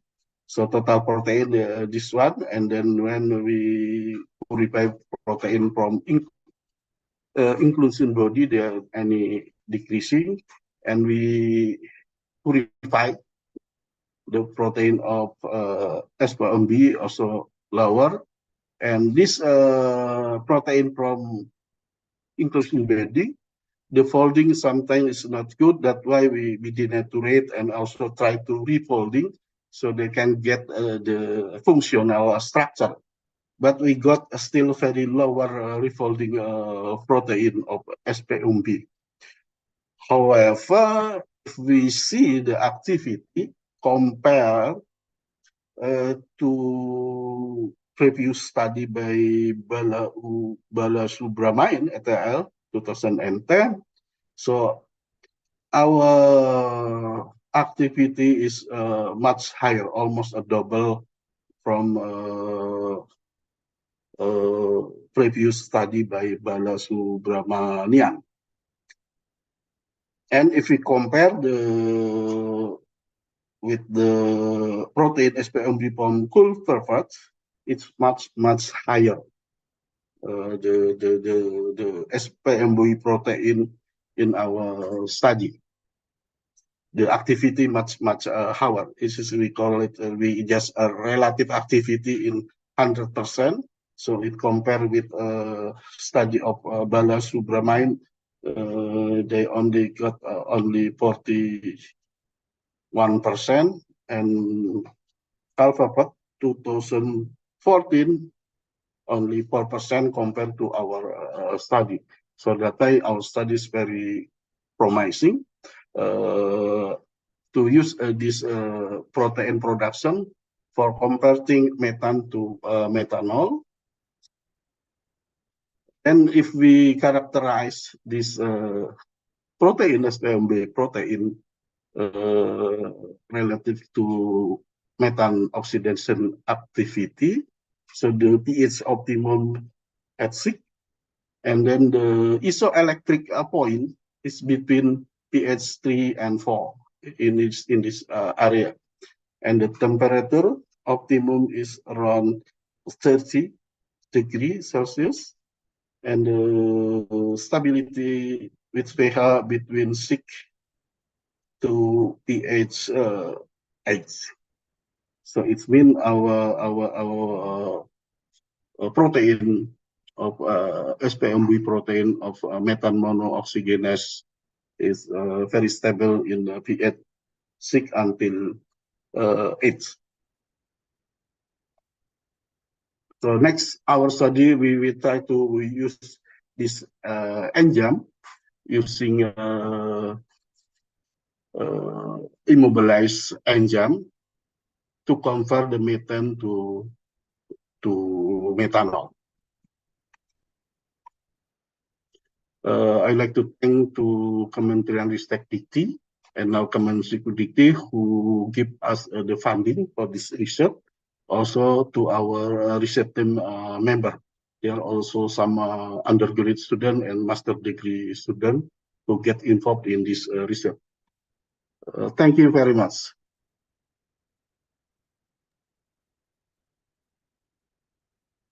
All right, thank you very much, Dr. Insinyur Imam Rusmana, MSE, for sharing with us this very fruit information and also great insight. And please give him virtually applause.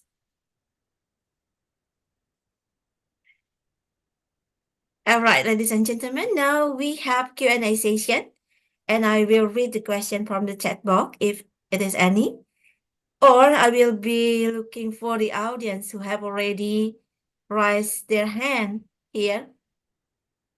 If you have any question, please raise your hand or you can type in the chat box.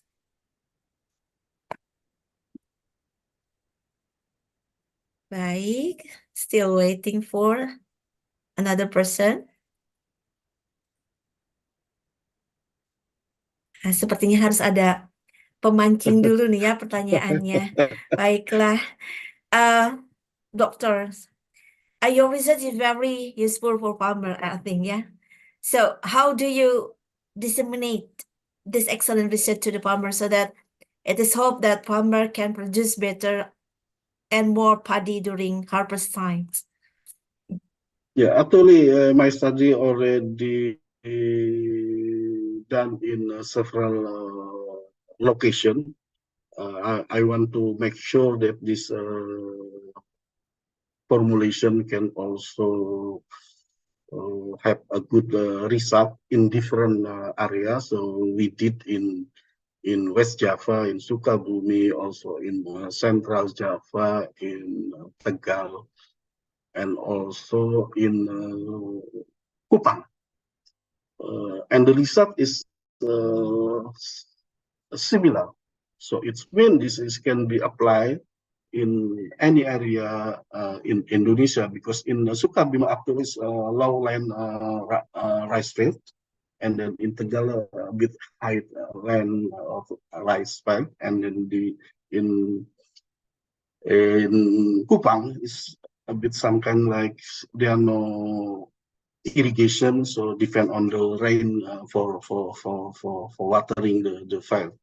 So we try to get more funding for implementation and also socialization to farmer, because quite difficult to convince the farmer to change their normal or usual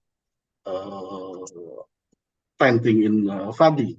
Because Yes. something different, they're also questioning. So it still need more time to convince the farmer. But if there any involving of the government, maybe they will a bit fast to implement in the farmer. I think like that. If I only convinced by our department or our institution, is quite difficult. But if the power from the government, especially from Ministry of Agriculture, I think is much faster. Because this is can also not only increase the productivity of the paddy, but also reduce the emission of the methane to atmosphere. So this is very in line with the government program, I think, for reducing greenhouse gases by 2025, or I don't know. I think that's it. My answer. Thank All you. right, doctor. Thank you. Because yes, why I asked you related to this, because yeah, in my opinion, the farmers will still use their traditional way Yes. to to plant the paddy. Yeah, so that's To quite change, it's hard. more difficult, like to change their traditional Yes. activity or usual activities a bit challenging. Okay. Do you have any places who have already implemented your research here? Yeah, actually in Sukabumi, The Sukabumi. in Sukabumi, we have several times we implement this formula, bacterial formula. Then very interestingly, there's something, I don't know, side effect or something like that. When we use this bacteria, so what we call golden snail or keong emas, in the land is disappear. Oh yeah. But without application, they're quite a lot. So several distance for our implementation, there's get a lot of the, what we call it, golden snail or keong emas. Yeah, emas. Then when we try to implement this, also we didn't use insecticide. This is a very interesting phenomenon, because the pest is not come to our area. Maybe this is because there are any trace of production of methanol that can as a repellent substance, but to keong emas or golden snail, and also to insect. Okay.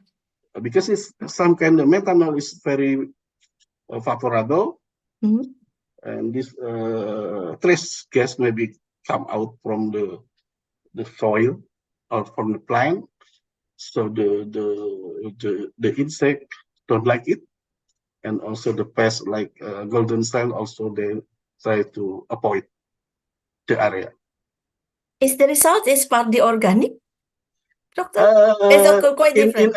In our experiment, still using 50% 50% chemical fertilizer, but this is potential to be implement in organic agriculture.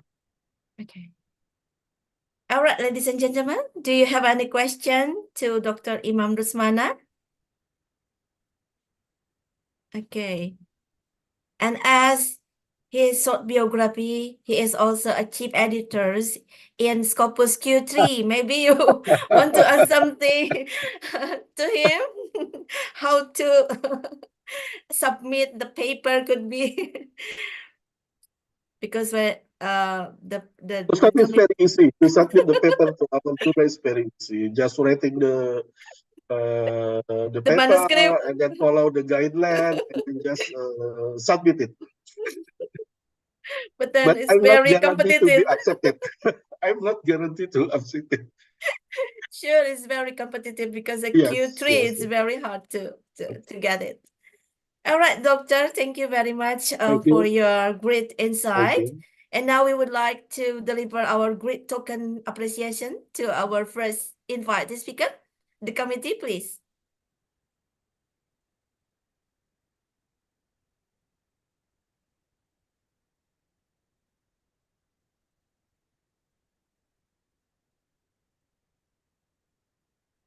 Oh, masih ada ini ternyata ya. Telat. Mohon maaf. Bolehkah, Pak Dokter? Ini It's okay. It's oke. okay. Karena ini pertanyaannya mendadak muncul ya. Mohon izin bertanya, Prof, selain lahan sawah, sumber metanol lainnya dari mana saja ya, Prof? Dan fungsinya apakah hanya untuk padi saja atau mungkin bisa untuk yang lain? Mohon berkenan, mohon maaf. Baik, jadi pada dasarnya, should I answer in Indonesian or in English? It's up to you because the question is bahasa, you can say in bahasa too. Jadi aplikasi ini bisa di berbagai area. Jadi biasanya sumber metan itu dulu dikenalnya sebagai gas rawa. Jadi gas rawa. Jadi kalau Anda lihat ke rawa-rawa itu ada gas-gas yang keluar dari tanah rawa. Kemudian dulu dikenal ada percobaan volta, rawa ditutup keluar gasnya ke ujung yang kecil, kemudian dibakar bisa menyala. Jadi pada dasarnya ini pada lingkungan akuatik yang dimana kondisinya adalah anaerobik, jadi di bottom sedimen. Karena mikroba yang memproduksinya adalah kelompok bakteri strict anaerobik, jadi kelompok archaea metanogen. Jadi semua area, kemudian di lahan gambut juga itu banyak. Cuma perbedaannya lahan gambut itu mungkin kita harus isolasi dari lahan gambut karena kondisi pH-nya dia asam. Jadi survival kalau yang di sawah mungkin metanotropik bakterianya akan beda kalau diimplementasikan di lahan gambut karena pH-nya kan sangat rendah ya, sekitar kadang-kadang 4/3 gitu. Jadi kalau mau mengimplementasikan bakteri metanotropik di gambut, kita harus isolasi di daerah asalnya itu tadi, sehingga metode isolasinya pH-nya juga disesuaikan, sehingga nanti terseleksi yang baik itu aktivitas oksidasi metan maupun kalau mau memang sekalian biofilteration dengan fiksasi nitrogennya, itu akan bisa survive di sana. Saya kira itu mudah-mudahan menjawab pertanyaannya. Baik, Ibu Novita, apakah sudah cukup? Oh, dari UNP ya? Iya, dari UMP. Karena 2 minggu lalu saya ada di UNP kalau nggak salah. Baik, seperti itu. Dengan Alright. Pak Ibnu ya, Iya. terkait jurnal. Sampai jurnal. Ya, baiklah.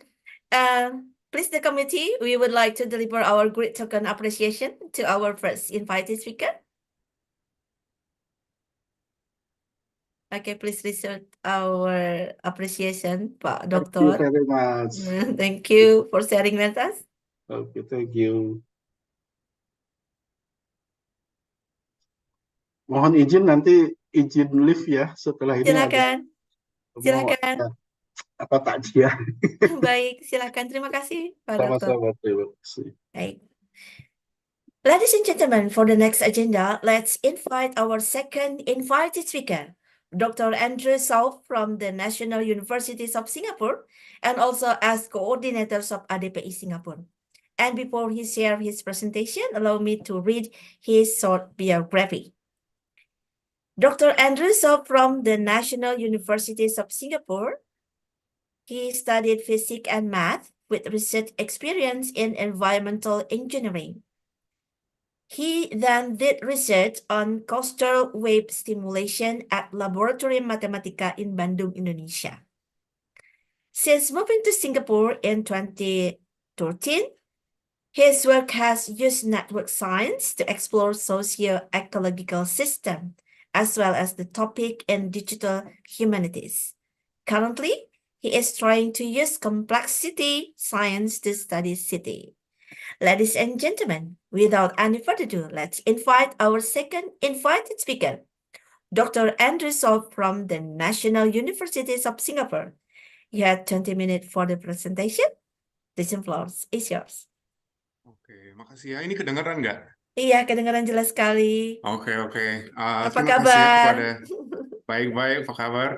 Baik juga. Ya, makasih ya udah memberi kesempatan untuk berbagi beberapa hasil dari penelitian saya ya. I think I'll use English to present, but kalau misalnya mau tanya-tanya dalam bahasa Indonesia boleh juga nanti. Oke. Sure. Yes, please. Dan saya sudah share screen-nya. Kelihatan kan? Yes, pretty clear. Okay, so today I will be talking about some different research projects I've been doing, but all of them fall under the theme of modeling human behavior and sustainability in complex socio-ecological systems. So of course our focus today is to do with the Sustainable Development Goals. So I want to convey the message that explanatory models can help us understand complex issues like those that we need to solve if we're going to address the Sustainable Development Goals. Also, multidisciplinary approaches are needed.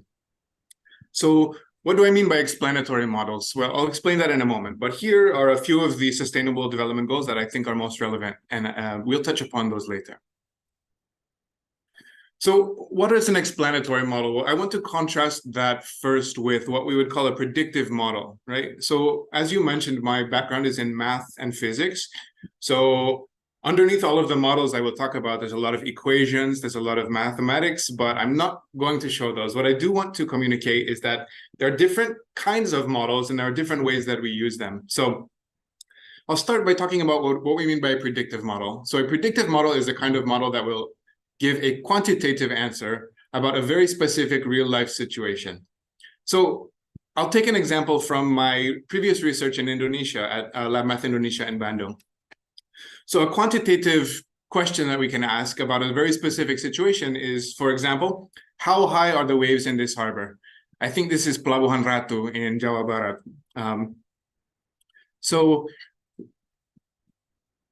to answer this question, we're going to use a predictive model, but how do we prove that the model is something we can trust? So we have to do a step we call validation. So before we ever talk about this harbor, we need to talk about a system that we really can control and measure. So this picture here is an example of what they call a shoal. So they made something in the lab yang mirip kayak pantai artificial yang ada gundukan ini. So they made this in a lab. They can control everything about it. They know how high the gundukan is. They know how much the slope is, and they can measure all of the waves. So they make a fake system in a laboratory that they are able to control and measure precisely, which of course we can't do in the harbor or in a real situation. But then we make some sort of mathematical or computational model, and we use it to simulate that system. So what you see here is the results of a simulation. You can see from the colors, but the outlines are results of the actual experiment. And you can see it matches pretty well, right? You can see the contours of the waves from the experiment, follow those that we predict with our simulation. And even in this experiment, they measured across these lines the different wave heights that they saw during the experiment. And we also looked at the same thing in our simulation. So the next step is to compare simulation with reality. If they match, then we can trust that our model is working well and that we can use it to make predictions about systems that we cannot measure. So you see here in blue is the actual measurements that were recorded in the lab, and the red line is the result of my simulation. So you can see there's a fairly good correspondence. They match fairly well, but there is some limitations. So the point of this step is not just to say, yes, our model is good. We can use this to make a very precise prediction and answer a question very accurately, but also to understand where it goes wrong. So you see in the bottom left panel, the result sort of matches the shape, but is actually not a great match. So this makes us understand that in some situations, the model might not be so good. And so we need to understand what are its strengths and its weaknesses before we can really use it. Just like in weather forecasting, for example. Okay. So next, now that we are confident that our model is giving us meaningful predictions, we go back to our original simulation and we try to simulate the harbor. So we put in all the relevant data we have. So the data you see here is what we call bathymetry. That's the depths of the harbor in all of these different places. But we also have some data about the waves. So what kind of waves are coming into the harbor? What is the wavelength? What is the height? And we input that into our simulation. And then we get some result like this. Here's the waves coming into the harbor.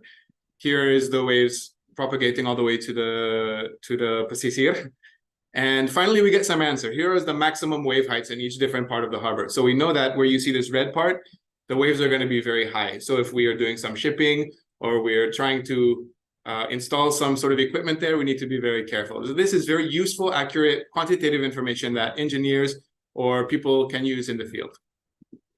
And notice that the more complicated we make our model, the more accurate the predictions can be. So the more details we put into our model, maybe we want to make our model more changi and make it include the wind or some other effects. It will actually tend to give us better predictions. Of course, this comes at a cost, right? So the more complicated we make it, the more time it takes to simulate.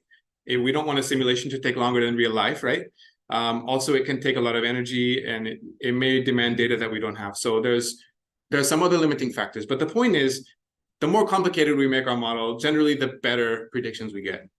I want to contrast that with the kind of models I'll be talking about now, which are explanatory models. So instead of trying to give us numbers as output, what we want to have from an explanatory model is a qualitative understanding of how a generalized system works.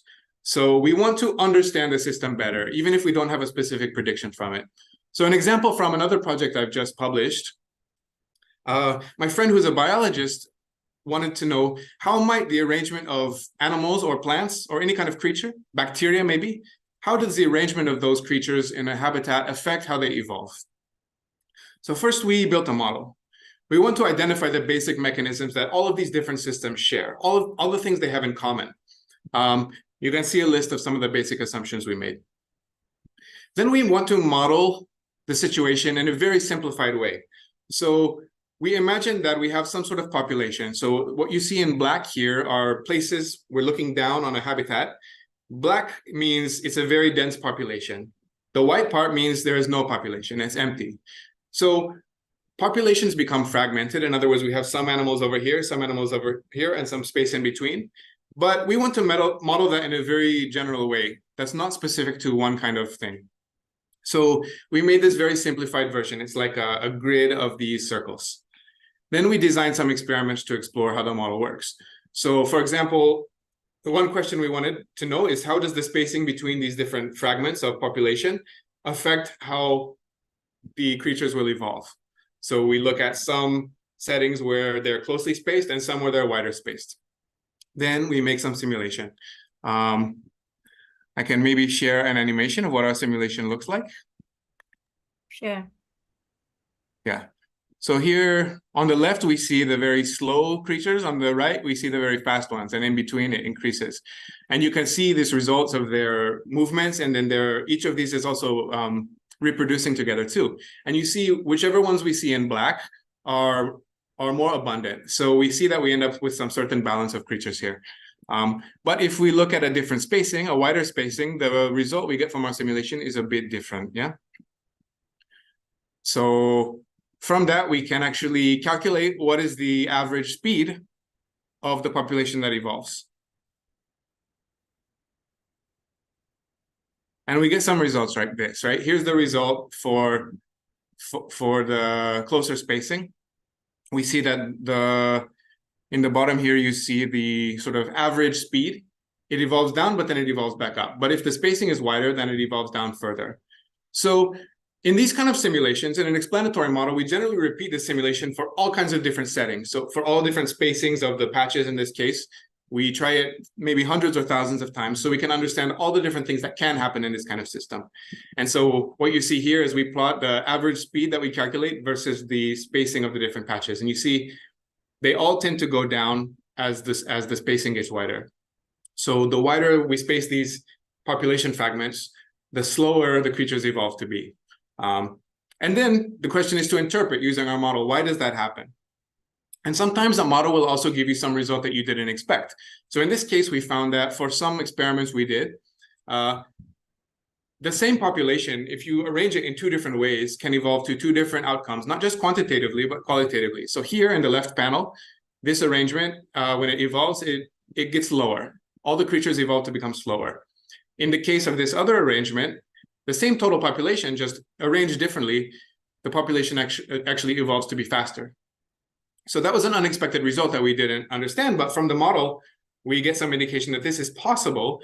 And now we can talk to our friends who are in biology and ask them, does this really happen? And maybe they can use our simulation to inspire their next step of fieldwork or research. I want to highlight here that while our predictive model, the more complicated it becomes, the more predictive it becomes, the better, more accurate predictions it gives us. In the case of an explanatory model like this, the less complicated it is, actually the more explanatory power it has, because if you have a lot of different moving parts in your model, and then you see some result, it's very hard to explain because it could be one of 10 or 20 different factors, right? So that's another contrast between explanatory and predictive models. So I'm going to tell you a little bit about one attempt in my research to make an explanatory model about common pool resource networks. So in other words, how do people cooperate in agriculture or in urban settings to share resources together? So first, to introduce the problem, I want to introduce the problem that emerged from ethnographic research. So they were talking about grazing. So how do people share grazing lands for goats here, for example? So imagine that we have a farmer who has a bunch of goats, and she has to decide where to send them to eat the grass. So she sends some of them over to the left, some of them over to the right. Now, we have so many goats on the left that something bad will happen, right? They will overeat the grass, they will overgraze. This will cause the environment to become worse. What now? How does she react to this? Well, maybe if she asks her friends who are farmers, they will give her two different answers. So farmer A, her friend, says, you should react to this situation by reallocating. What do we mean by reallocate? So she should move all the goats from the bad field to the field that's still green and healthy. Note that she doesn't actually ever reduce the total amount of goats she has grazing. So she's not giving the environment a chance to recover. She's always making sure that her goats are eating all the time, which may be a bit selfish. So you might call her selfish, short-sighted. She's not really thinking of protecting the environment. She's just concerned about getting the best result right now. So what would she do? She will move the goats one by one over to the green field. But when she does that, the green field will die. So what now? Maybe if she moved them over here, the field on the left will have a chance to recover. If it becomes green again, then of course the cycle will repeat. She will send them all over here, and maybe this will continue forever back and forth. But now give her other friend a chance to give some advice. Farmer B says, what you should do is to treat all the fields the same. So if one field turns brown and degrades, you should stop. You should really think and reduce your consumption of both to help preserve the environment. So he's willing to actually sacrifice for his goats today in order to get a better result tomorrow. So we might call him like an eco-hero. He's really concerned with protecting the environment. So if he does this, he will say, whoa, the field on the left became brown and decayed and degraded. We need to stop. We need to pull back. So maybe he will call some of his goats back home, give them a break for a day, and give the environment a chance to recover. And once he does that, he might send the goats back out cautiously. And now he has a nice arrangement where neither of the fields is being overgrazed. So this worked out pretty well. So what does our farmer do? Which strategy does she choose? Well, research that we were inspired by to do this project shows us that actually there's these two different strategies, farmer A and farmer B. Farmer A who likes to reallocate, farmer B who is more cautious and likes to actually reduce consumption when part of the environment degrades, but reduces it everywhere. So research with real-world farmers, when they were confronted with these kind of situations, it shows that actually many of them are the eco-hero. Many of them behave like farmer B, even if it involves some sacrifice. Now, some farmers in real life behave more like farmer A, some behave more like farmer B, but how they behave also correlated to where they come from. So like which country they come from or which neighborhood they come from. So the person's social context actually matters. When I heard about this, I thought, actually, we can make a model about this. But if we consider context to mean, for example, the wider surrounding environment in which this occurs. And I look at that in terms of networks because my field is network science, right? So if we look at a system like this, we can look at a network. So our main farmer might have 2 different resources that she can choose from, but the neighbor might have 4. Other neighbors might have 2. Other neighbors might have 4. And my theory was that maybe those who have 2 versus 4 or less or more, that can influence how they learn to behave, like farmer A or like farmer B. So how does someone's degree of access in the network affect how they learn to adapt? So I'll skip past this. But our point is, of course, that the evidence shows that different people adapt following different strategies, reallocation or what I call uniform adaptation. How they adapt is actually influenced by the context they grow up and learn in. And socio-ecological context can be modeled using networks. That's my hypothesis. And we look at abstracts as networks as abstract things like this. But my question is, how does someone placed within a network shape how they learn to behave? So I'm going to skip ahead, but basically we designed a very, very simple model to model how people sort of adapt and how the environment changes in response to how much they decide to take from each of their different resources. And we run the experiment under different circumstances. So if everyone acts like farmer A, what result do we get? If everyone acts like farmer B, what result do we get? And I want to convey to you, without going into the messy details, I only have a few minutes left, but a model like this, although it's very simple, it does talk about issues that we talk about in the Sustainable Development Goals. So sustainability, how is the environment affected, but also inequality. How do different people with different kinds of access get different kind of results? Is it equal? Is it unequal or not? We found that if everyone behaves like farmer A, we get a certain kind of result. I'll skip past the details here, but I will say that we are able, using a model like this, to talk about equality. So we use, for example, Gini index, which some of you may know. It's a measure of equality that's used by sociologists or economists. We're able to use that kind of thing in a model like this to measure equality. If everyone behaves like farmer B, we get a different result that we can very precisely sort of look at to try to understand how all the different parts of our model interact. So I'll speed past this, but the main thing that's interesting about this model to me is that we wrote 2 different papers. So one of them assumed that change happens gradually. So as we take more and more from a resource, or we graze more and more in the field, the quality goes down very gradually. We did another paper where we assumed that it changes very abruptly. So in other words, as we take more and more, nothing changes. But once we pass the tipping point, it suddenly degrades, like in the example I showed. Then if we back off from that resource, things won't change. But if we get low enough in our consumption, finally, it will recover in a sudden way. And in this case, we find that we get a nice explanation for why farmer B would behave like he does, or why someone would learn to behave like farmer B, even though it involves some sort of sacrifice. So what do we learn from a model like this? Can we accurately predict anything about real human beings? No, but we're not trying to. We're trying to make an explanatory model that sort of helps us think about a problem. So we understand our model's very simplified world. We were able to write 3 papers about it, and we're able to talk about issues that are realistic, like sustainability and inequality. But it's a bit of a limiting thing because actually there's no real system that I know of that have a very clear network structure like this. So it helps us think about the problem, but its ability to be useful to people is a bit limited because very few systems follow this network structure. But we did get a brand new idea, which I think is the power of an explanatory model. The idea that I showed earlier, that different types of environmental change, whether or not the environment changes gradually as we take from it, or whether it changes abruptly, this can lead to a totally different understanding of how individual behaviors relate to the overall results of the larger group. So I'm going to move on to a brief description of a project we're doing on a real situation from Indonesia that I'm working on actually with collaborators at IPB University in Bogor. So we're talking about an island called, or actually a village called Lamalera in Lembata in Nusa Tenggara Tengah. It's Indonesia's last subsistence whaling village. So traditionally they use these boats of 8 to 10 people to hunt whales. But recently they've introduced some new technology, which is motorboats. So if you have a motorboat, only 4 or 5 people can get together and they can form a crew, and it's much easier for them to fish together. But over the last 20 or 30 years, their whaling tradition is falling apart. People are moving away. and the community cohesion is disintegrating. So my question is, what is the role of the new technology in this process? We made a model where we consider how the social network, the jaringan sosial gini, connects to lingkungannya, sumber daya seperti ini. They hunt whales, they also hunt manta rays using the motorboats, and then they also fish individually. I won't go into the details, but I will show you an example of the simulation. So the simulation might look something like this.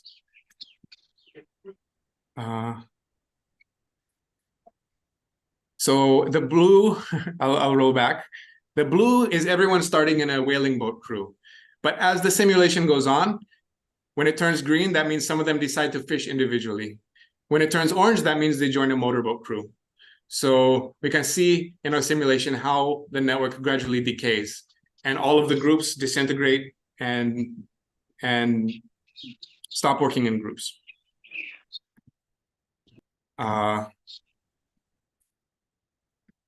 So we use this to ask some questions about the role of the new technology, that is motorboats, in this process of disintegration of the community. Again, I'm running out of time, so I won't go into details, but we find that when we compare long and short social memory, what I mean by social memory is how long do people how long do people remember their collaborations with their friends? So if I collaborate with you guys today, how long will I trust you after that? Will trust decay gradually, or will it decay very fast? We find that that matters. If we change that, we get a totally different result. So the point is that actually, if social memory is very long, if people tend to remember their friends and trust them for a long time, even if they're apart, that means that new technology like a motorboat can actually help cooperation in the long run. So just a few final words about what's the use of models that are not realistic or predictive. I love this quote that says, all models are wrong, but some models are useful. So even our predictive models are not perfect. They're approximate. They get the answer almost, but never precisely. There's some nice quote from this book by David Graeber, The Dawn of Everything, where they put this in perspective, I think. The point is that you can use a model to figure out how people are supposed to act, if they're behaving rationally, if they're behaving according to very simple assumptions. But of course, in reality, they won't behave like that. But if you have some model to compare to, it can help you understand where interesting things are happening that violate your assumptions, or that surprise you, or that lead you to some new understanding of the situation. So even without making a realistic forecast, a model can help us to understand a problem in a new way and to explore systems where experiments are impossible. So in La Malera, in this example I showed, we can't go back and turn back time and ask how things would have gone differently if we hadn't had motorboats introduced in the 1980s. But using this model, we can kind of start to investigate these kind of questions and understand them. So even where a model fails, that failure is useful to us to help understand where interesting things are happening. So with that, I want to thank you. Here's my email address. I would love to hear from any of you with questions, comments, or anything like that. So with that, I finish. Thank you. All right. Thank you very much, Dr. Andrew, for sharing with us this very wonderful information and fruitful insight. And please give him a virtual applause. Thank you so much. Okay. Doctor, because we have only limited time, so sorry we cannot open Q&A session. No worries. Feel free okay. to ask privately later. All right. If anyone has a question. Now we would like to deliver our token appreciation to you as the second invited speaker. And you, Dr. Andrew So from National University of Singapore, please receive our appreciation. The committee, please.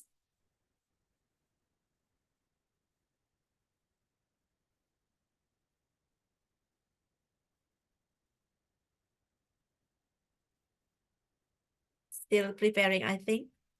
No problem.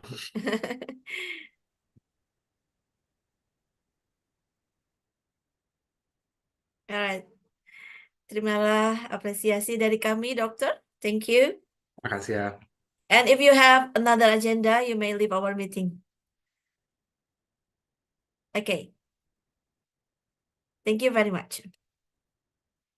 Ladies and gentlemen, now we come to the third invited speaker today, which will be delivered by Dr. Suprapawat Siripatanakul from Bangkok Thonburi University, Thailand, and also as the coordinators of ADPI Thailand. And now, please allow me to read his short biography.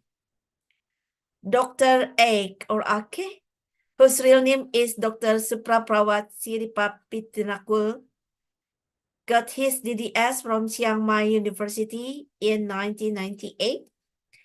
He also had degrees from Sukhothai Thammasariat Open University, including BEd, BPH, BRT, Information and Technology, BRT from Production and Management, BRT Thailand Studies. And he is also an English certificate from Public Health. He held 2 master's degrees in science, one in oral medicine from Mahidol University and another in management from Assumption University, Thailand.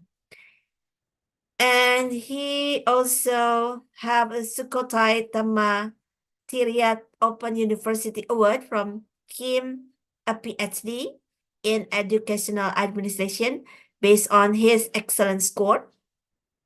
His PhD research was presented at international conference, and his PhD paper is included in Q4 Scopus USA Journal Index. Okay, very good. He has been a lecturer in education at Bangkok Thonburi University, Thailand from 1911 until now.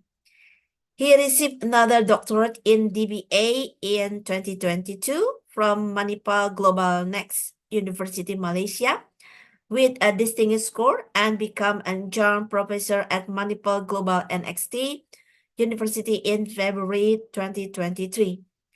He has published more than 80 papers and books in Google Scholar and has a CERFR Level 5, an English teacher certificate from ARIA Business College in Singapore, a teaching English as a foreign language TOEFL certificate, and teaching English to speakers of other language TESOL certificate.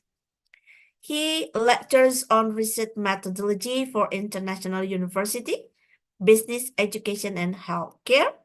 He has been invited to review many kinds of manuscripts belong to Q1, Q2, Q3, and Q4 Scopus and VOS journals, as well as the EG Books chapter for more than 35 certificate review since 2022. And his research interest is on healthcare, business, education, IT, computer science, management, and behavioral analytics, Asian study, and also English language. All right, ladies and gentlemen, without any further ado, let's invite Dr. Suprapawat Siripittanakul from Thailand. Hello, doctor. Hello, hello. Hello, nice to meet you again. Nice to meet you. Okay, you again. have 20 minutes Check my for voice. your... Yes, check my it's voice. pretty clear. It's clear? Yes, Yes, pretty clear. thank you. Please, you have 20 minutes for your presentation. The Sure, floor sure. is yours. Okay, let me share my screen. Sure.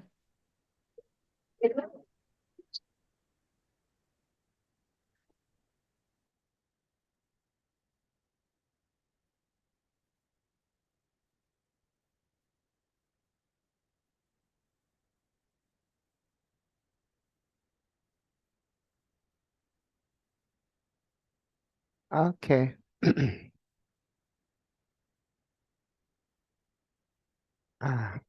Could you see my first slide? The artificial intelligence and Yes. chat GPT influence the digital economy. Yes. Okay. Yes. This is my pretty clear. first slide and include my name, Dr. Supapawat Siripittanakul. Or anyone could say Dr. Okay. Okay. Easier. Yes. For Manipal Yes, Global Next University, Malaysia, on behalf of a young professor.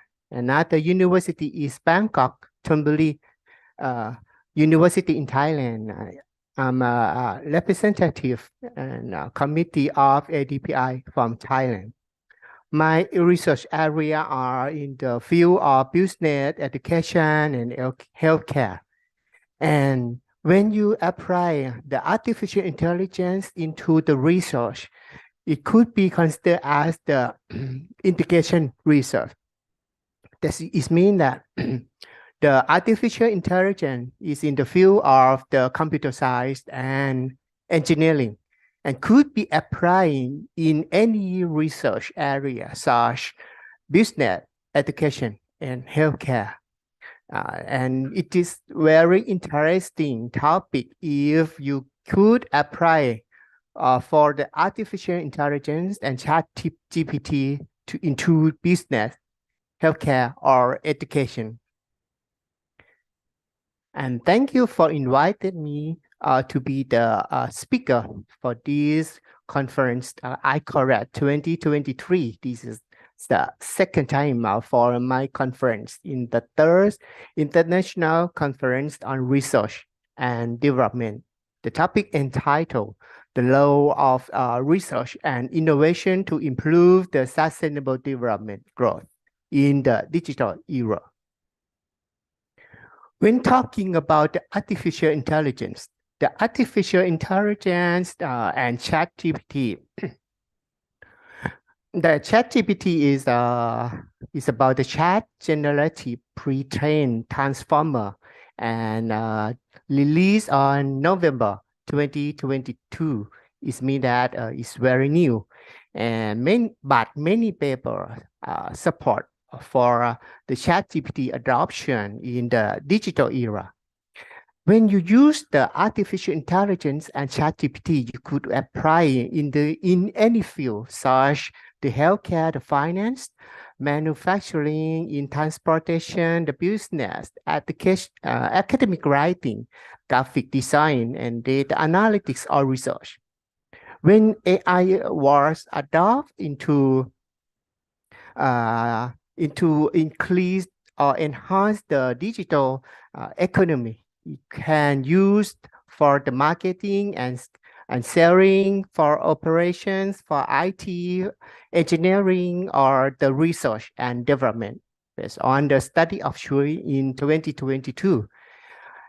Another AI and ChatGPT. AI could be related to the cryptocurrency in the digital economy era.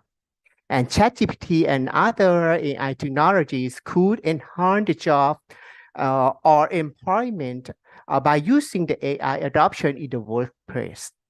And my topic is about the artificial intelligence or AI and ChatGPT that influencing or relate to the digital economy.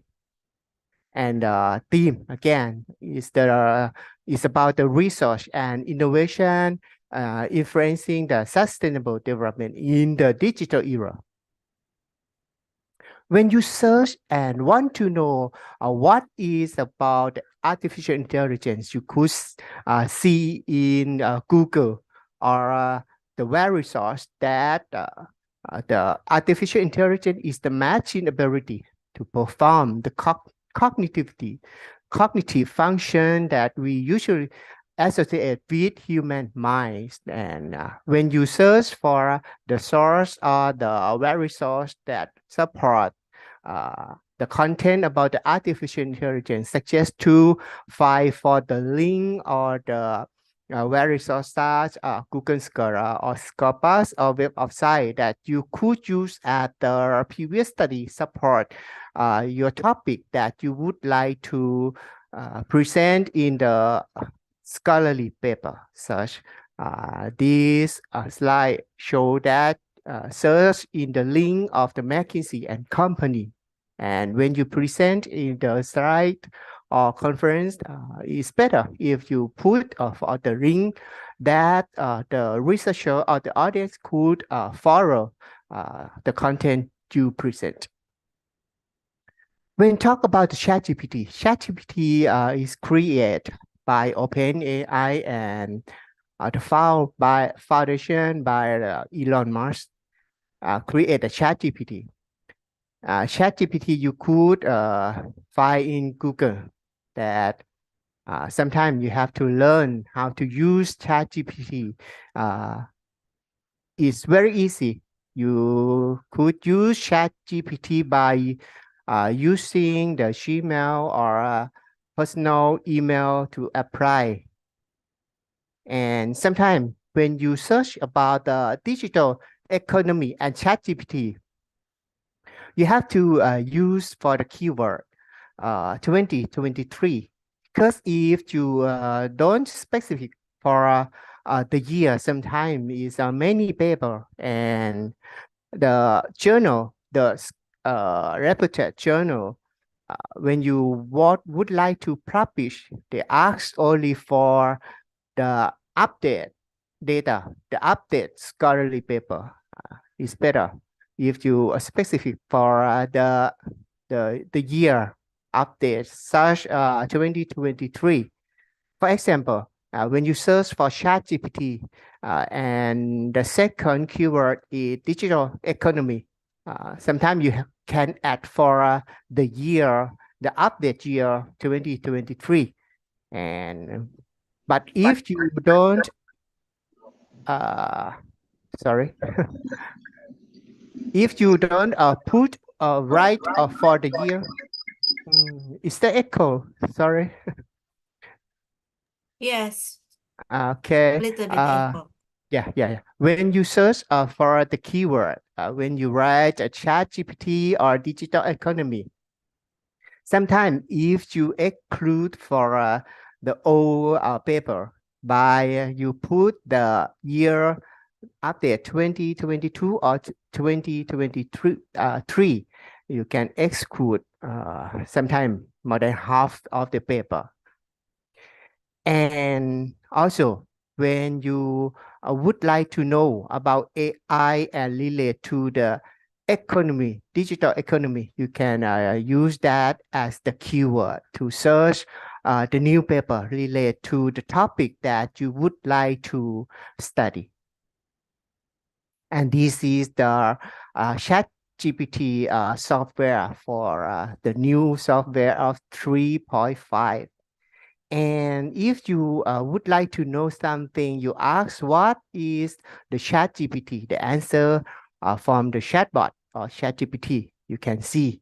But don't suggest to copy and paste what in the ChatGPT responses to you to the paper or to assignment to send to submit to the lecturer or instructor, because sometimes it could be considered as the plagiarism and is the ethical issue. In my opinion, suggest to use that guideline to search the previous study support what you want to study is better.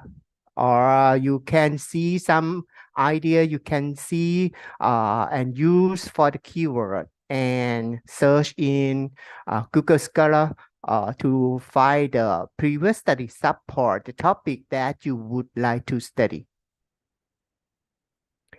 The new version of ChatGPT is GPT-4. You can upgrade. And when you use the ChatGPT, it will show your name, your surname, and you can ask what you want to know in the message ChatGPT, and you will get the answer. And you could find for the very source in internet, such Google Scholar, Scopus, or Web of Science.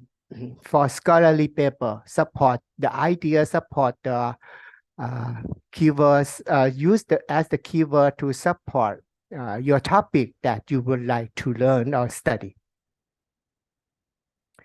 Another source that support the digital economy is not only Google. Another source, you can search for the video in TikTok or something. You can see digital economy relate to the video that you would like to know. You can search.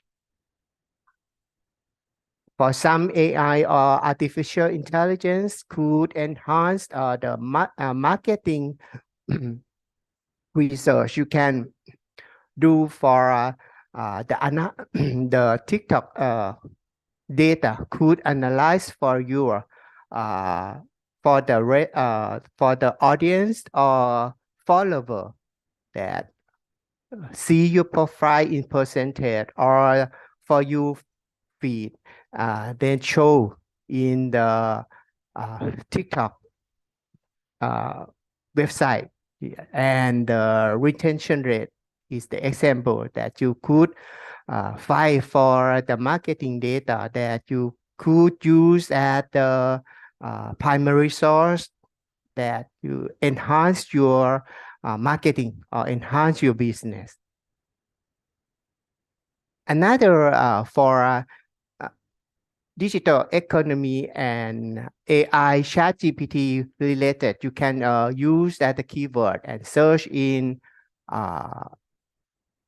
the internet, search Google, and use in Google Scholar or only Google. This is the example that you would like to know about the AI tool related to financial reporting. You can search in Google, you can search in TikTok, or any various sources that you can find in the internet.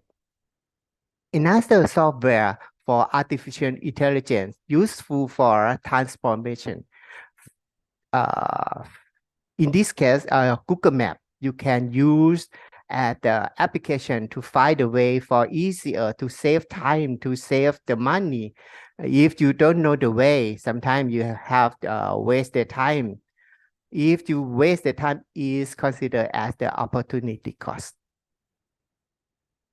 The Google Scholar, you can see in your country. If you stay in Thailand or Bangkok, you will see in Thai language, and it can speak in Thai language. The example of AI could be used in academic writing, such Grammarly and keyboard. Another is the Google Analytics for NVivo. And this is my profile. You can search in ORCID, Google Scholar, SSIN, Web of Science, preprint.org as the advisory board, or at Scientific Index. And thank you for my presentation. If anyone would like to ask the question, please. All right, thank you very much, Dr. Ake, for sharing with us this very fruit information and insight. And the audience, please give him applause virtually. All right, now we have a Q&A session, and I found one question here in the chat box. Okay, let me translate it. Using ChatGPT nowadays could have a positive impact. Is there any negative impact of this ChatGPT on the digital economy? Oh, very good question. All right. And I think it's good if you use in the right way. For example, you use for search or for the content that you would like to know. And you use the answer as the guideline for search the content or scholarly paper in Google Scholar or Scopus or Web of Science that support your idea, support your topic, support your keyword. Use as the keyword or the idea, but not copy and paste. If you copy and paste of ChatGPT answer, is considered as the ethical issue, the plagiarism, another type of plagiarism, in my opinion. It could be useful, but at the same time, if you use in the wrong way, copy and paste is not good for the academics and researcher or the student. Please don't copy and paste and send it to your lecturer or professor or teacher. All right, thank you, Doctor. Okay, thank you. Is anyone who want to ask the question again? Okay, thank you, Ibu Sri. All right. I'm so sorry, Doctor, because we only have a limited time, so maybe only one question to you. Yeah, sure. And now we would like to deliver our token appreciation to the third invited speaker, Dr. Suprapawat Siripitapanakul from Thailand. Please receive our token of appreciation, Dr. Ake. Okay. The committee, please.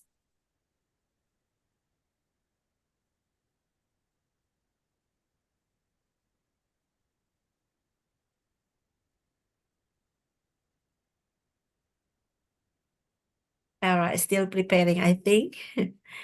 Just a moment. Yeah, I would like to thank you, All right. Doctor, the moderator, very well, always Thank- very well. Thank you, Doctor. All right, the committee is the token appreciation ready? All right.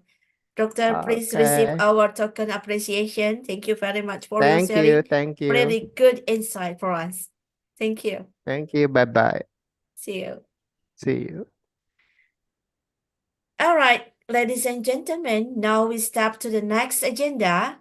Let's invite our fourth invited speaker, Professor Madya Dr. Sarifah Nur Khadijah Syed Ismail from University Putra Malaysia, and also as the Public Relation Officer of ADPI Malaysia. And before she shares her presentation, allow me to read her short biography. Professor Madya GSTS Dr. Sarifah Nur Khadijah Syed Ismail is a senior advisor in the Departments of Environmental and Occupational Health.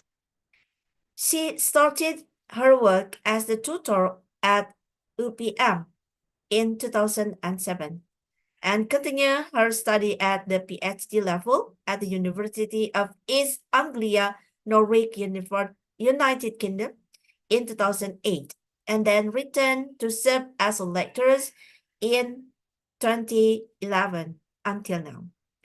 She has been appointed as a panel member in University Putra Malaysia's Code of Practice for Program Accreditation until now.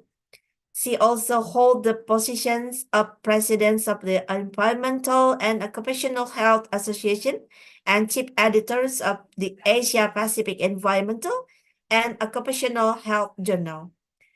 She is also the chair of the International Symposium on Environmental and Occupational Health 2020, and she has published more than 90 papers of scientific inquiry in factful publishing journals during the periods of her service until now, with a current high index corpus of 14. Wow.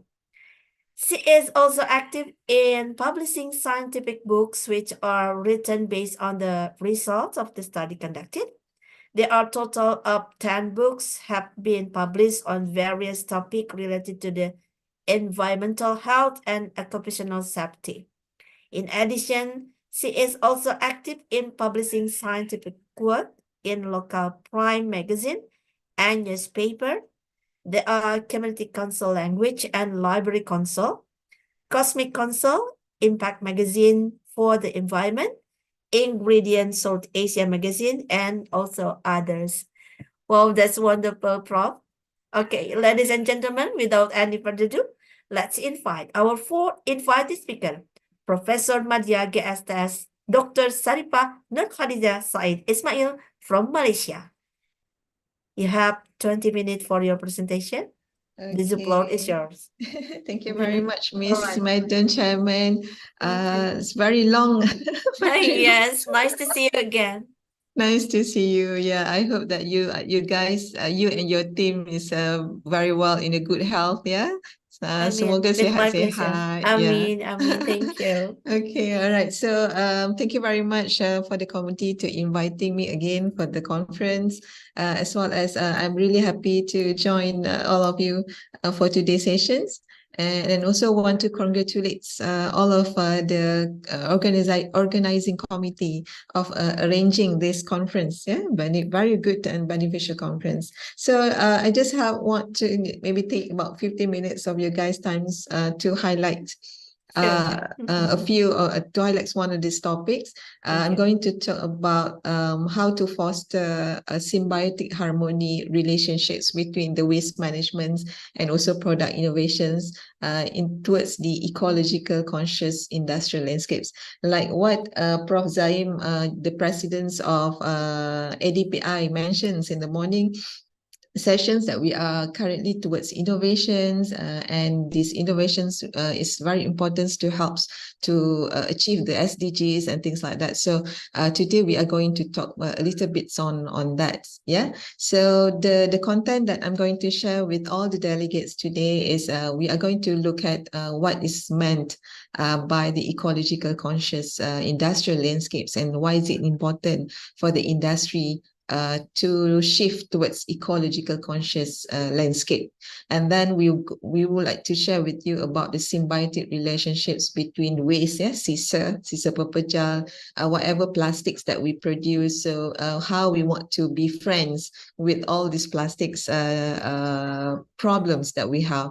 And then we are going to discuss a bit on the way forwards, on the solutions of the problems. So what is our current industrial landscapes that we have currently? As the theme of our conference today is towards Industrial Revolutions 5.0. Yeah, so we have as what you know, we have shifting from Industrial Revolutions 1.0 towards 4.0. So we have started with the mechanism, steam power, and then we are moving towards mass productions. And then in Industrial Revolutions 3.0, we are more focusing on automations. And currently we have Industrial 4.0. We have this Internet of Things. Doctor from Thailand just now mentions about AI, so we are moving towards there, and we are having that technology to help us with our industrial process. And most of this process sometimes is operated without concerns to the environment, which they produce lots of emissions. They produce lots of kind of uncontrolled pollutions to the environment. So let me bring your attentions all together towards the problems that we have currently in waste management, which is plastics waste management. So why plastic has become general concern or global concern across the globe? Because plastic is made by polymeric materials that not discarded, that very difficult to be discarded in the environment. So they will persist in the environment for a very long time. And then why it has become a global concern? Because the numbers or the waste that we produce, the plastic waste that we produce every day is increasing. For example, we produce about 1.6 million tons of plastic waste per day. And also globally, we produce about 380 million tons of plastics. And during the COVID-19, we have this 3.4 billion face masks or face shield being discarded every day. In our environment. And the problem with this plastic, they are mainly landfill. We dispose it in the landfill. And this landfill produce greenhouse gases emissions. And this greenhouse gases emission can lead to global warming, and then it can also cause climate change. So the climate change will affect, produce lots of disasters like natural hazard, like we have flood, we have drought, we have landslides and things like that. And apart from that, plastic being dumped carelessly on land and in rivers, in the oceans, and it also threatens the marine life. So plastic is not just affects human life, but it also affects the aquatic organisms as well. So what is the impacts of industrial revolution towards us? So we have so many impacts. I just want to highlight a few. For example, it produced primary pollutant gases. So these primary pollutant gases, for example, from sulfur dioxide is from the process of burning of fossil fuel. Nitrogen oxide is from the power plant. Particulate matters from our constructions, our manufacturing, and things like that. So this can have an immediate effects to our health as well as to the environment. Apart from primary pollutants, we also have the secondary pollutants, even though it does not produce from the industry directly, but it has it formed from the chemical reactions with the atmosphere, with the water, through process of chemicals reaction. For example, we have acid rain. This acid rain is not just affects human, but it's also also change the pH of the soil, the pH of the water, and it also will affect our agriculture setting. So that's one of the problems that we are facing currently. And apart from that, global warming, everyone knows about global warming. We are facing the impact currently. So everywhere is lots of landslide, lots of flash floods. It happens all the time in Malaysia, and it has created economic impacts as well, as we have to spend lots of money to help those people who are affecting with all these climate changes effects. And it also has produced plastic also has become a major concern towards our health, because it can create or it can affect our health. For example, we have these phthalates that link to hormone disruptions. We have this PPA that can be a hormone disruptor that link to a breast cancer. So this plastic is not just affects environment, but it also affects our health. So how ecological conscious industrial landscape can help us? So before we go further with that, we have to understand what is meant by ecological conscious industry landscape. Ecological industrial landscape, meaning that the industrial setting, the process of the industry, the business is operating with a high awareness on the impacts of the environment, which means in their process, they will prioritize environmental sustainability process. So they are thinking about more recycle, they are thinking about reduce the impacts and things like that. So we have several key characteristics on these kinds of industry, where this industry will focusing to reduce or to use the resource more efficiently. So they will more focus on environmental responsibility. So they also will produce eco-friendly products. They are focusing on waste management and recycling, as well as to make sure that the supply chain of the company is sustainable with the environment, as well as they will embark in innovations and technology, like the President ADPI mentions this morning. So innovations and technologies are going together, and very important for us to focus on technology and innovations that is more sustainable to the environment. So why ecological conscious important to us? Because the impact of industrial activity cannot be ignored.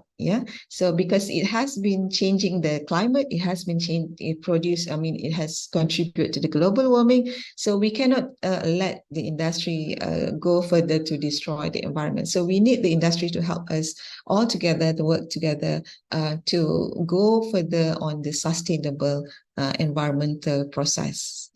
So how to foster this ecological conscious landscape?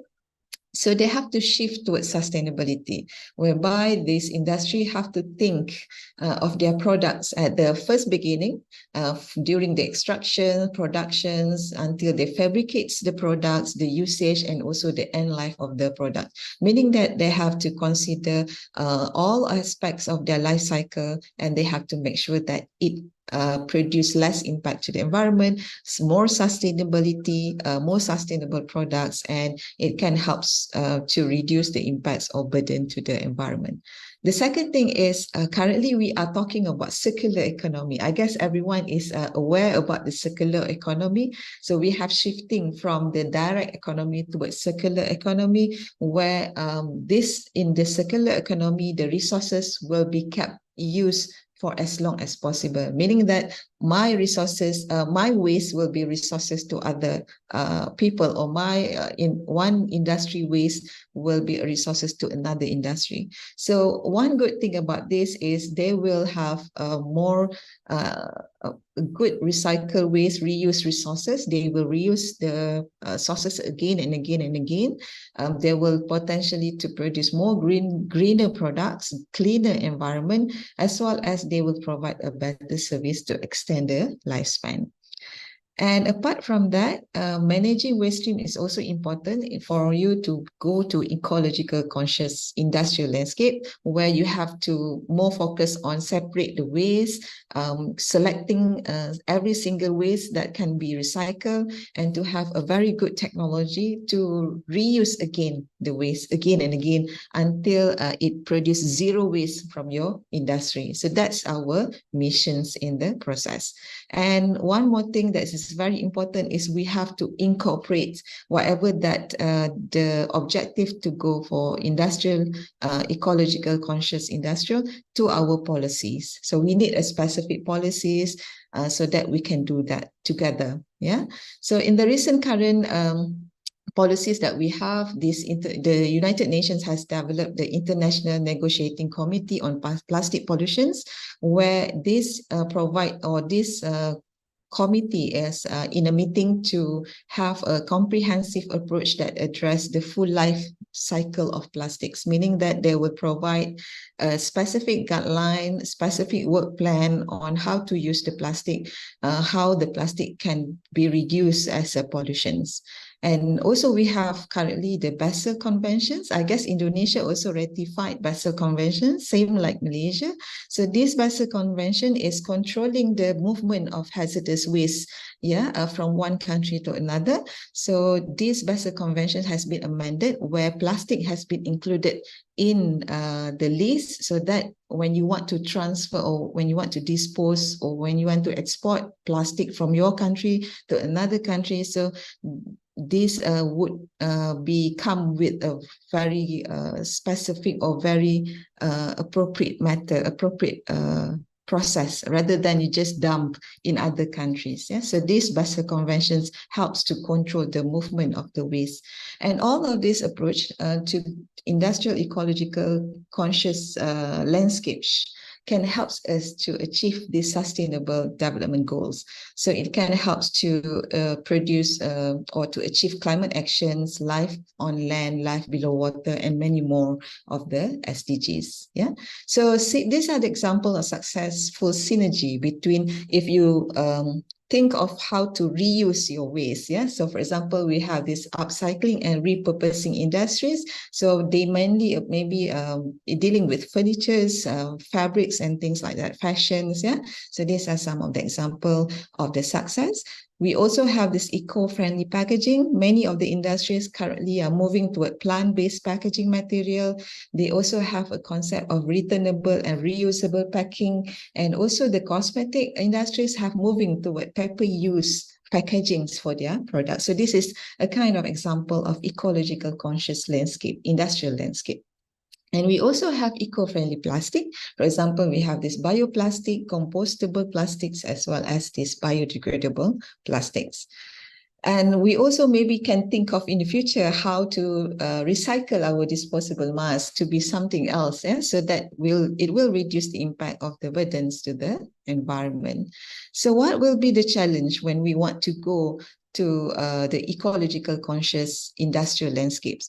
So the positive outcome, it will reduce the environmental impact, of course, when you have a very systematic waste management, a proper technology that is not going to pollute the environment, the resource efficiency, you can use the resource in an effective way, and also the economic advantages. It will be less cost, you will be do more cost saving, the revenue will be increasing, you will be reducing the dependency on certain volatile markets and things like that. So this is what will be the positive outcome. However, there also comes with a challenge. One of the challenges is technical hurdles in terms of innovations. Of course, in terms of technology, so we need a very more complicated or maybe a very good technology in terms of when you want to recycle or you want to reuse some of the plastic product, for example. And we need a collaboration. So what we have today is a collaboration between Malaysia, Thailand, Indonesia, and so many countries, so many industries, so many universities. So we work together on to produce a research and innovations that will help the environment. And also the industry need to have a holistic approach, to shift towards ecological conscious landscape, as well as they need to shift their culture in their industry. So when people asking, is this the future landscapes of the industries? Yes, it will be, because there is a growing momentum of the consumers.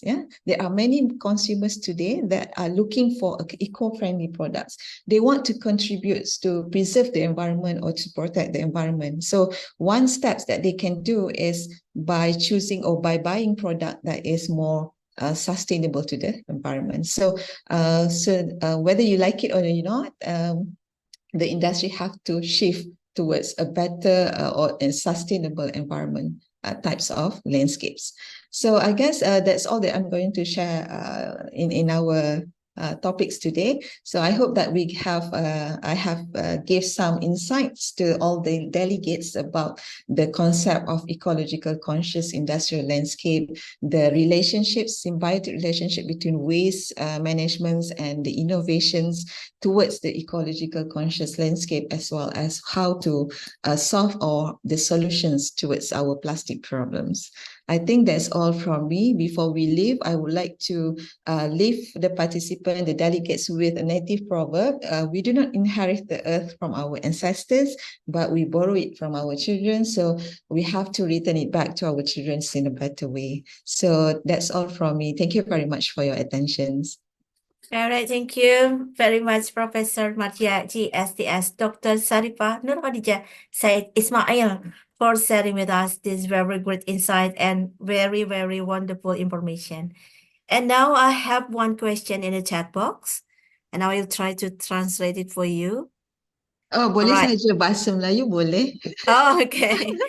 The problems of plastic waste must be the focus of the attentions of all parties, Prof. And it is a bit sad because there are still many who have not been educated regarding the dangers of the plastic waste. So how about in Malaysia? How is plastic waste handled, Prof? And is there any special program for the relevant agency? Okay, maybe Okay. like that. Okay. Terima kasih. Boleh saya Baik. jawab dalam bahasa Melayu ataupun? Sure. Okay, alright. Okay, terima kasih kepada participants yang bertanya tadi, which is Ibu Sri, ya? Sri, yes, Okay, from daripada Kuwait and IPB University. yeah. Okay, kalau di Malaysia, of course we also have the same challenges, ya. Edukasinya masih kurang, awarenessnya masih kurang. Sometimes awareness, people are aware about the plastic problem, but the practice is very low. People are not keen to recycle, ataupun mereka merasakan agak sukar untuk melakukan kitar semula ataupun menyaring sisa kerana mungkin kekurangan fasiliti ataupun ianya remeh ataupun sukar. It's very difficult for them to do that. So in terms of how Malaysia dealing with that, we have a specific laws and regulations that make a compulsory for all household to segregate their waste. So when they have this law and regulations, so they have to do the waste segregations whether they like it or not. So if they don't do it, then they have to be fined, for a certain amount. But of course, it's not easy to fine or to penalize people. So they have lots of process. But the aim is not to penalize them, but to educate them. So if there is a household that not recycle or segregate the waste, they will come to the house and try to educate the household. That is one of the ways on how Malaysia is Malaysia is for pushing or encourage the population, the community. Yeah. Right. I hope I answered the questions. Yeah. Bagaimana Ibu Sri? Is that answer Terima answer kasih your Ibu Sri question? bertanya. Okay. Alright. Terima kasih Ibu. Baik, sudah ya. Alright, because we only have a limited time, so we are very sorry. Maybe if you have any question, maybe you can deliver to us first, and then we will deliver it to you later on, yeah. Boleh, Alright. boleh. Okay. Now we will be deliver a great token of appreciation to the fourth invited speaker, Professor Madya Dr. Sarifah Nur Khadijah Said Ismail from University Putra Malaysia. Please receive our appreciation. The committee, please.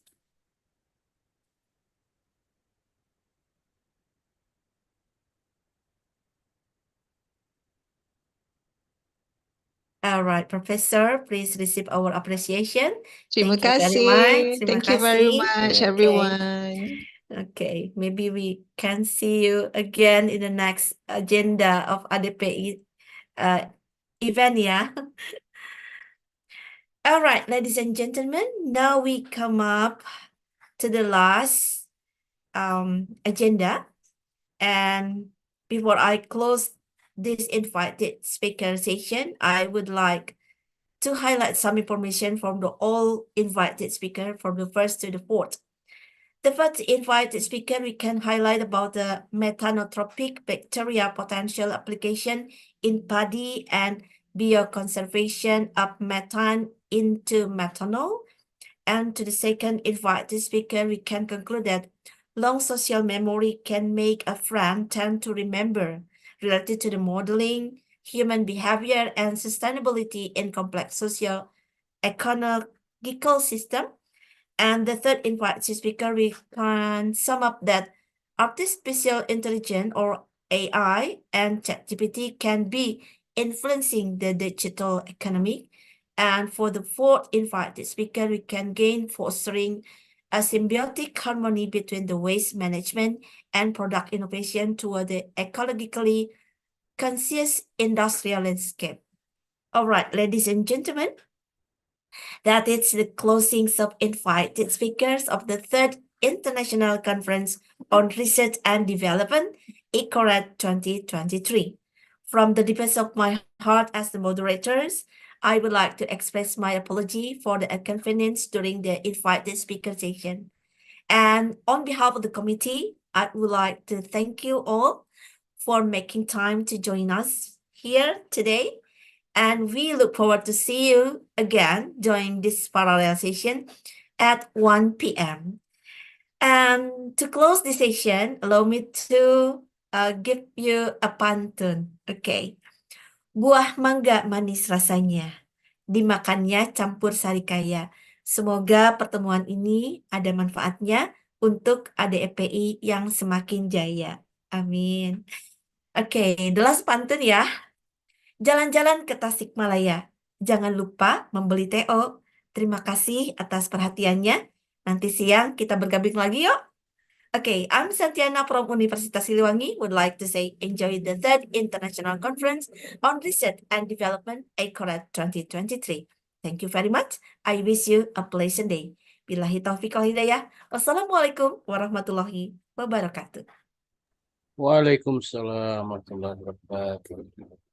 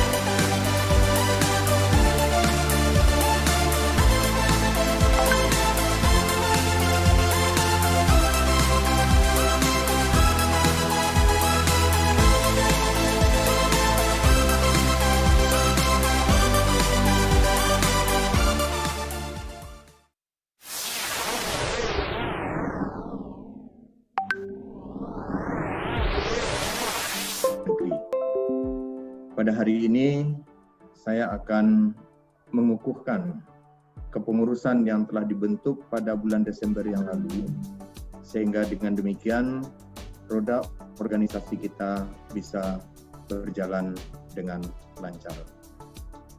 Baiklah Bapak Ibu sekalian, izinkan saya untuk mengukuhkan kepengurusan periode 2019-2023 ini.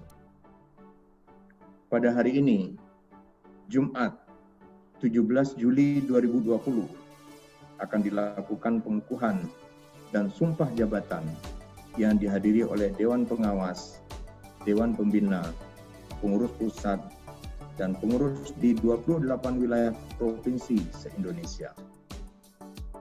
Dengan menyebut nama Allah Subhanahu wa Ta'ala dan Nyatakan Bismillahirrahmanirrahim. Nama-nama terlampir, yaitu yang berjumlah 95 nama, dengan rincian 18 pengurus pusat dan 77 pengurus wilayah provinsi, dikukuhkan sebagai pengurus pusat dan pengurus di 28 wilayah provinsi se-Indonesia. Semoga selamat memegang jabatan, semoga amanah. Baik Bapak Ibu sekalian, selanjutnya kami ingin membacakan sumpah jabatan karena ini terkait dengan amanah yang diberikan kepada kita untuk menjalankan kepengurusan ini. Oleh karena itu, mohon Bapak Ibu mengikuti apa yang saya sampaikan dengan mengulangi apa yang saya sampaikan sehingga sama-sama kita mengucapkan sumpah ini. Bismillahirrahmanirrahim. Bismillahirrahmanirrahim. Dengan memohon ridho, rahmat dan maghfirah Allah Subhanahu wa taala.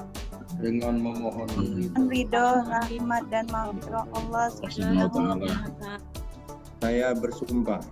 Saya bersumpah. Satu.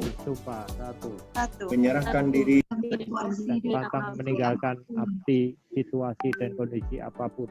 4. Sebagai pengurus pusat dan pengurus wilayah, senantiasa taat dan patuh kepada pimpinan organisasi, bahwa ketidaksetiaan kepada pimpinan organisasi adalah suatu bentuk pengkhianatan kepada organisasi dan pasti dipertanggungjawabkan di hadapan Allah Subhanahu wa taala. Sebagai pengurus pusat dan pengurus wilayah, taat kepada pimpinan organisasi, bahwa ketidaksetiaan pada pimpinan organisasi adalah suatu bentuk pengkhianatan pada organisasi dan Indonesia bagian tengah. Nur, kalau beliau bergabung di sini, Bapak Nasr Abid, kalau hadir bersama-sama dengan kita, Assalamualaikum Pak. Dan yang berbahagia dan kita banggakan Bapak Profesor Dr. M. Zaim M.Kum sebagai Ketua Umum Asosiasi Dosen PKM Indonesia atau ADPI. Beliau adalah guru besar di Universitas Negeri Padang, Ibu moderator, dan tentunya Bapak Ibu pengurus daripada ADPI yang hadir pada kesempatan hari ini. Ada bendahara, saya lihat ada Ketua Dewan Pembina ya Pak Dr. Muhammad Ridwan dari UPI, dan juga seluruh perangkat ataupun seluruh pimpinan daripada ADPI yang berbahagia, dan tentunya kami sapa seluruh peserta seminar yang berada di seluruh Indonesia dari Sabang sampai Merauke. Kami yakin itu karena dosen kita ini dari Sabang sampai Merauke, terutama yang aktif dalam asosiasi dosen pengabdian kepada masyarakat. Pertama tentu kita bersyukur kepada Allah Subhanahu wa taala karena pada pagi hari ini di tengah-tengah kewaspadaan terhindar dari COVID-19, kita alhamdulillah sehat dan bisa beraktivitas seperti yang kita laksanakan pada pagi hari ini. The first seminar nasional webinar ADPI mengabdi untuk negeri dapat kita laksanakan. Mudah-mudahan ini menjadi sebuah amal baik bagi kita semua dan menjadi contoh bagi kawan-kawan lain dalam kondisi apapun kita tetap terus berkinerja sesuai dengan bidang tugas kita. Salawat dan salam juga kita aturkan kepada Nabi besar Muhammad SAW. Dan kemudian tentu setelah kami ucapkan selamat, saya juga berterima kasih kepada pimpinan ADPI ataupun panitia yang telah mengundang kami untuk hadir di sini bersama-sama untuk membuka acara yang kita banggakan ini, seminar pertama webinar ADPI mengabdi untuk negeri. Kami tentu sebagai pembina perguruan tinggi sangat bangga dengan kegiatan ini, apalagi ini adalah asosiasi dosen yang bergerak. Nah, saya melihat bahwa memang dosenlah yang menjadi ujung tombak dari perguruan tinggi ini. Nah, pengalaman saya dalam mengelola perguruan tinggi swasta, kalau dosen itu bergerak, maka bergerak seluruhnya. Tapi kalau dosen tidak bergerak, apapun yang dikatakan oleh pimpinan, apapun dikatakan oleh yayasan, nah tetap dia tidak akan bergerak. Jadi benar-benar dosen adalah orang-orang penggerak di perguruan tinggi dan sekarang digerakkan untuk lebih fokus kepada pengabdian kepada masyarakat. Dan kalau kita lihat memang masing-masing kita ini memiliki passion tersendiri. Jarang orang yang ketiga-tiganya mantap. Maksud saya adalah dia hebat dalam pengajaran, dia hebat dalam penelitian, dan dia juga hebat dalam pengabdian masyarakat. Dalam artian mereka memiliki passion yang ketiga-tiga. Kalaupun ada tentu sangat outstanding orangnya, tapi yang kita perhatikan tetap ada passion kita ataupun majority ataupun kebanyakan aktivitas kita itu adalah bidang tertentu ataupun satu dari tridharma yang kita miliki. Dan memang kalau kita perhatikan secara statistik, kegiatan ataupun aktivitas dosen yang ada di pengabdian masyarakat ini relatif boleh dikatakan kalah dibandingkan dengan yang lain. Dan ini tentu ada sebabnya, barangkali ini sebuah juga bagi kita, bagi tugas kita terutama dari ADPI, bagaimana benar-benar meningkatkan kawan-kawan keaktifannya di bidang pengabdian masyarakat. Ya, saya rasa ucapkan selamat dulu lah kalau memang ada asosiasi, apalagi ini asosiasi dosen ya, pengabdi se-Indonesia, karena sekarang ini kan kita sangat butuh. Di dalam rangka kami katakan di provinsi ini kan butuh tenaga-tenaga yang ahli, yang membantu bisa partisipasi dalam membangun daerah ini. Dan juga kan kalau tenaga ahli dari ini kan orang-orang yang punya pemikiran, yang punya berbagai macam ilmu, disiplin ilmu ya, dan seluruh provinsi itu tentu butuh itu. Kami ucapkan selamat, dan nanti jika seandainya akan ada kerjasama, nggak ada masalah, kita juga dari sini kepala biro kerjasama rantau dan pembangunan. Saya sama mereka nanti bisa dilihat di sektor apa saja pengabdian masyarakat. Saja kami pilihkan supaya Bapak Ibu nantinya dalam hal membeli jamu, dalam menggunakan herbal-herbal yang sekarang banyak di pasaran, itu bagaimana ciri-cirinya? Dan pada pagi hari ini berkaitan dengan pengabdian masyarakat, itu yang saya kira ini adalah bagian yang tidak terpisahkan dari ADPI Pusat, Provinsi, Dewan Pengarah, dan anggota asosiasi di seluruh Indonesia yang hadir pada saat ini.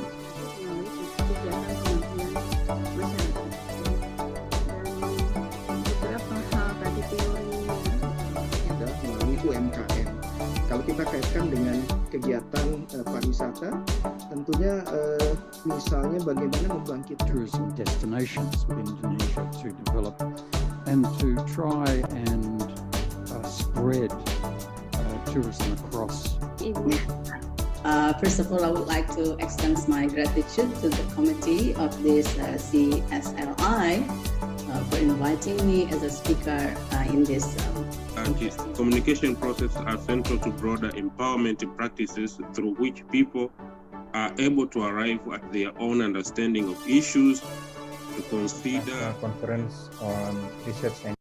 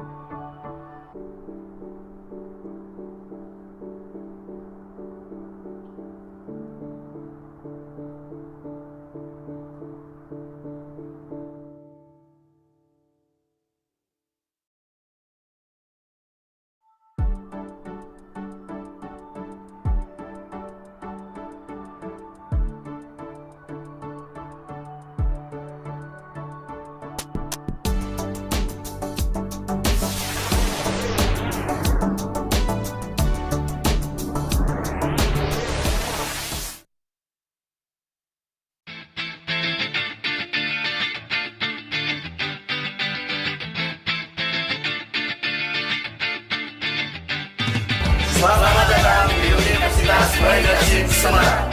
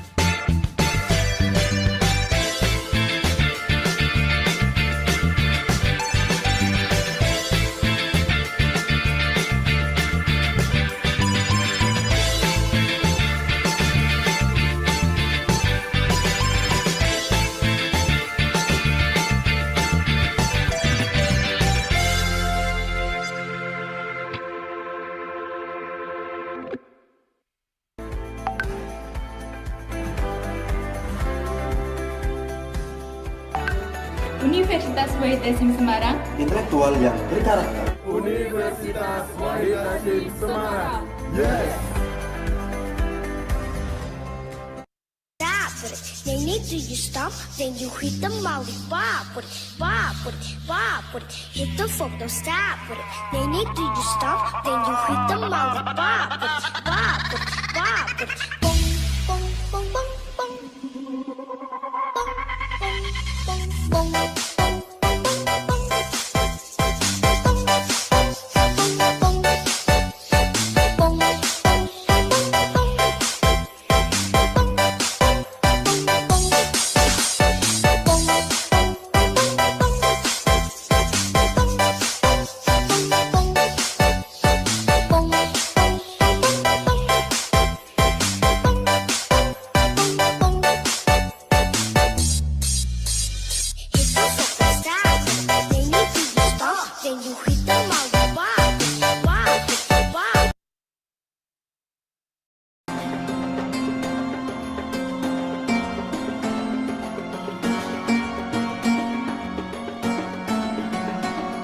Institut Agama Islam Al-Quran Al-Ittifaqiyah IAIKI Indralaya adalah sebuah perguruan tinggi di bawah naungan Yayasan Islam Al-Ittifaqiyah. Perguruan tinggi yang terletak di kota santri ini berdiri pada tahun 2000. Di usianya yang sewajarnya institusi ini memandang jauh ke depan. Oleh karena itu, sejalan dengan azam keluarga besar Yayasan Islam Al-Ittifaqiyah untuk membangun dan mengembangkan fasilitas internasional Smart City di seluruh kampusnya, Sivitas Akademik IAIKI juga bertekad untuk mewujudkan diri menjadi Universitas Islam Internasional Al-Quran Al-Ittifaqiyah UIIKI Indralaya.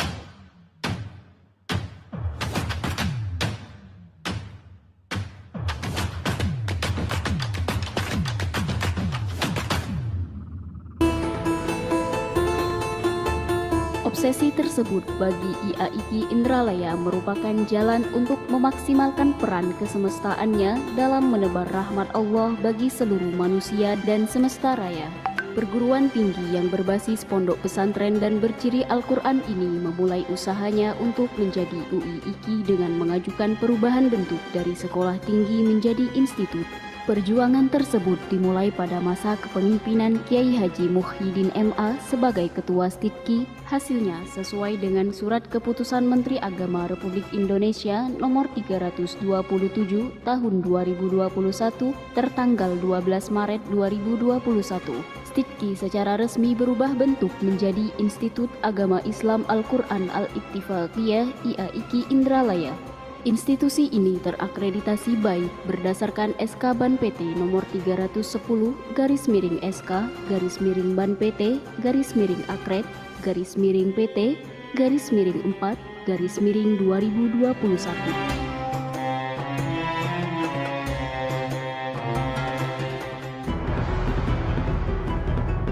Saat ini, IAIKI Indralaya dinahkodai oleh Dr. Haja Muyasaroh MPDI Al-Hafizoh sebagai Rektor, Wakil Rektor 1 Haji Bahrum MED, Wakil Rektor 2 M. Ali Sodikin MPD, dan Wakil Rektor 3 Dr. Zaimuddin. Tenaga pendidiknya berjumlah 70 orang dengan kualifikasi S2 dan S3 yang memiliki jabatan fungsional asisten ahli, lektor, dan lektor kepala.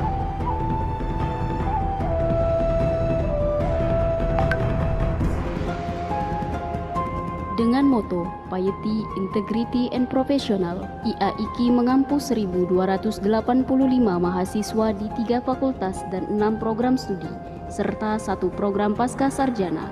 Fakultas Tarbiyah dan Keguruan memiliki program studi Pendidikan Agama Islam, Pendidikan Islam Anak Usia Dini, dan Pendidikan Bahasa Arab. Fakultas Ekonomi dan Bisnis Islam memiliki program studi Ekonomi Islam dan Perbankan Syariah. Fakultas Usuluddin memiliki program studi Ilmu Al-Quran dan Tafsir, dan program Strata 2 memiliki program studi Pendidikan Agama Islam.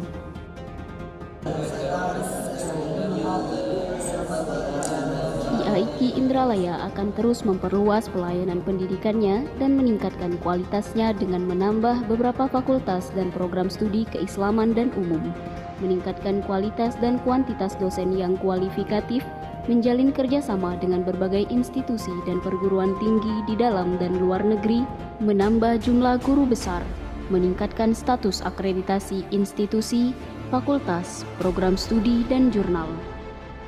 Semua usaha tersebut bertujuan agar IAIKI dapat secepat mungkin beralih bentuk menjadi universitas sebagai jalan menuju Universitas Islam Internasional Al-Quran Al-Ittifaqiyah UIIKI Indralaya.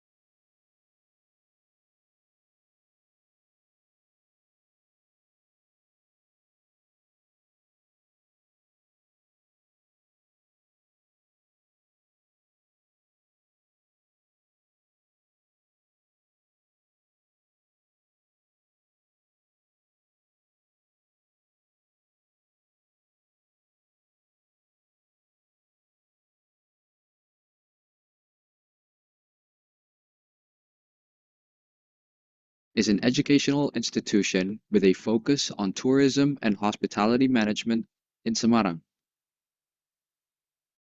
Located on Lamongan Tengah, Sampangan Street, Semarang. The campus is strategically located in an area in the city. Under the auspices of the Triviaka Foundation, Stipari has been a prominent presence in the field of tourism and hospitality education since 1970.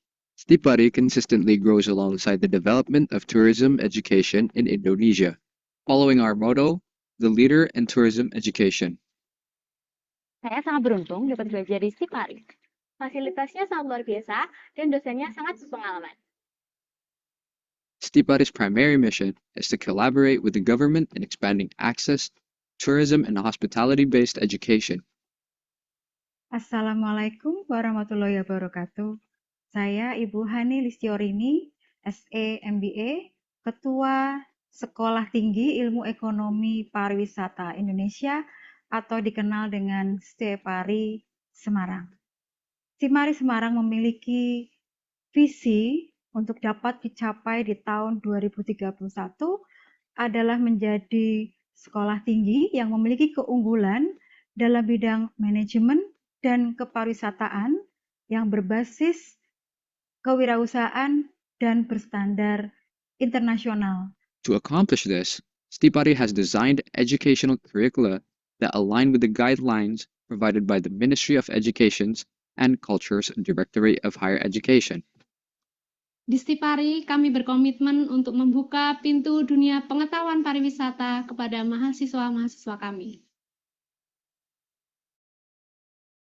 Stipari offers a wide range of study programs, including associate's degree in hotel operations, bachelor's degree in hotel management, marketing management, human resources management, financial management, and tourism, master's degree in tourism management, education management, and human resources management, which focuses on the various tourist destinations in Indonesia in line with the government's efforts to boost tourism as a source of national revenue. At Stipari, student activities encompass practical lessons in areas such as bartending, housekeeping, restaurant service, and kitchen cooking. The main goal of these practical lessons is to provide students with first-hand experience in the tourism and hospitality industry, enhancing their skills and competence. Housekeeping laboratory. Housekeeping practical lessons teach students how to clean and tidy hotel rooms, handle guest complaints, manage schedules, and oversee inventory. These lessons take place in a laboratory that simulates a real hotel room. Restaurant laboratory. Restaurant service practical lessons teach students how to serve guests in hotel restaurants, communicate effectively, exhibit friendliness and professionalism, and resolve any issues that may arise. These lessons are conducted in a restaurant service laboratory equipped with industry standard equipment. Kitchen laboratory. Cooking practical lessons teach students how to prepare a variety of dishes served in hotel restaurants. Students learn to select quality ingredients, process them correctly, use appropriate cooking tools, and maintain food safety and hygiene. These lessons are carried out in a kitchen laboratory equipped with industry standard equipment and ingredients. Bar and lounge laboratory. Bartending practical lessons teach students how to create various drinks served at the bar, including espresso, latte art, 360 coffee, cocktails, and smoothies. Students also learn about the ethics, hygiene, and safety aspects of working in a bar. These lessons take place in a bartending laboratory equipped with industry standard equipment and ingredients. Stipari Semarang offers a wide range of student activities, including research by both faculty and students, international collaborations, entrepreneurship clubs, dance and music clubs, sports clubs. Stipari's achievements both domestically and internationally include receiving research grants for faculty and students. Stipari has established partnerships with several Asian and European countries that support the tourism industry, including South Korea, Malaysia, Germany, Japan, and Thailand. Many Stipari students have the opportunity to study abroad, conducting research and gaining invaluable experience. Stipari continually updates its knowledge to meet international standards in line with our motto of the leader in tourism education. Stipari also conducts internal selections for students to participate in the free program Ausbildung to Germany.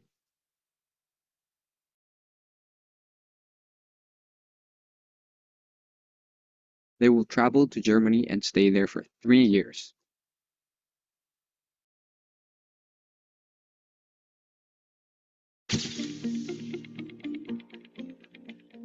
My name is Rindra Honda.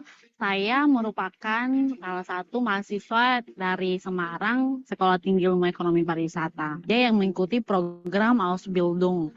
Currently, 20 Stipari students are in Japan, participating in an internship program at several 4- and 5-star hotels. Perkenalkan salah satu beasiswa Pemda yang mengikuti program internship Jepang, salah satu magang di Jepang. Stipari has welcomed visits from various parties interested in tourism and hospitality development. Notably, the visit from the Regent of Nias, who discussed collaboration in developing tourism villages. Another special visit was from the ambassador of Libya to Indonesia, Zakaria El-Moghrab, who expressed appreciation for the bilateral cooperation between Indonesia and Libya. The Libyan ambassador invited Stipari to visit Libya, underscoring Stipari's positive international reputation. Stipari has successfully partnered with the operational director of PT Taman Wisata Candi Borobudur, Prambanan and Ratu Boko for human resource development in the Borobudur region and its surroundings within the tourism sector. They plan to organize training and development programs, promote local tourism, and develop attractive tourism products. This partnership will support regional economic growth and strengthen Stipari's reputation as an institution actively engaged in community and tourism industry development. Stipari is a private higher education institution renowned for its exceptional quality and competence in the field of the tourism industry. Our alumni have achieved success in various professional careers, including positions as general managers in hotels in Semarang and its surroundings, front office roles, tourism officials, and professional teaching positions at respected institutions in Semarang. Saya Daniel Bayu Anggara, saya alumni dari program Pasca Sarjana Stipari Semarang dari jurusan Manajemen Konsentrasi Pariwisata. Saat ini saya sebagai Sekretaris Forum Komunikasi Pokdarwis Jawa Tengah dan juga Ketua Forum Komunikasi Desa Wisata dan Pokdarwis di Kabupaten Semarang. Juga dalam hal ini saya sebagai Ketua Pokdarwis di Rukun Santoso, Desa Wisata Larap. Assalamualaikum warahmatullahi wabarakatuh. Perkenalkan, saya Julius Dilan Julio Mahindra. Saya adalah alumnus dari Stipari Semarang, lulusan tahun 2022, program studi S1 Pariwisata. Saya coba merintis usaha F&B di mana saya juga mendapat pengalaman, mendapatkan pelajaran dari kampus Stipari selama saya berkuliah di sana. Nama saya Herman Nofri Christiansen Paninggiran, SE MM4. Sekarang saya adalah dosen pariwisata di Universitas Semarang, tapi saya juga adalah alumnus dari Sekolah Tinggi Ilmu Ekonomi Pariwisata Indonesia atau Stipari Semarang. Halo, perkenalkan nama saya Roy Andrianto. Saya lulusan dari Stipari Semarang, jurusan S1 Manajemen Perhotelan. Dan saya sekarang bekerja di Awan Sewu Butik Hotel and Suites Semarang di bagian front office, tepatnya sebagai front office supervisor. Saya mendapatkan bahwa apa yang saya peroleh dari pendidikan saya di Stipari sangat membantu dan sangat berarti bagi pekerjaan kami di bidang industri pariwisata umumnya dan perhotelan pada khususnya. Stipari sangat berjasa buat kami, tidak hanya di bangku perkuliahan ketika kami menempuh pendidikan, tetapi juga program pengabdiannya sungguh banyak kami rasakan. Cerita dari teman-teman desa wisata yang sudah mendapatkan pendampingan, rasa-rasanya sungguh senang sekali, di mana Stipari memperlengkapi kami di dalam menyiapkan destinasi yang baik, produk-produk yang baik, hingga promosi yang tepat untuk pasar pariwisata yang mumpuni. Sehingga kami warga desa sebagai SDM pariwisata sangat mumpuni dan juga siap bersaing. Semua ini adalah produk-produk dari Stipari semua, entah di Semarang ataupun Jogja. Ternyata semua alumnus dari Sekolah Tinggi Ilmu Ekonomi Pariwisata Indonesia di Semarang. Sukses terus untuk Stipari Semarang.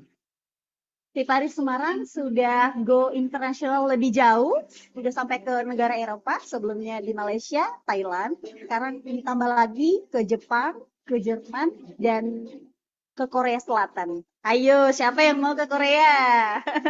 Jadi buat teman-teman semua yang lagi galau, lagi bingung cari tempat untuk kuliah di mana, tepatnya buat kalian yang suka dan mencintai dunia hospitality, Stipari sangatlah tepat untuk berkarir dan menjadi seorang hotelier yang profesional. For more information, please visit our official website on stipari.ac.id. Be a part of Stipari, where we make your future dreams come true.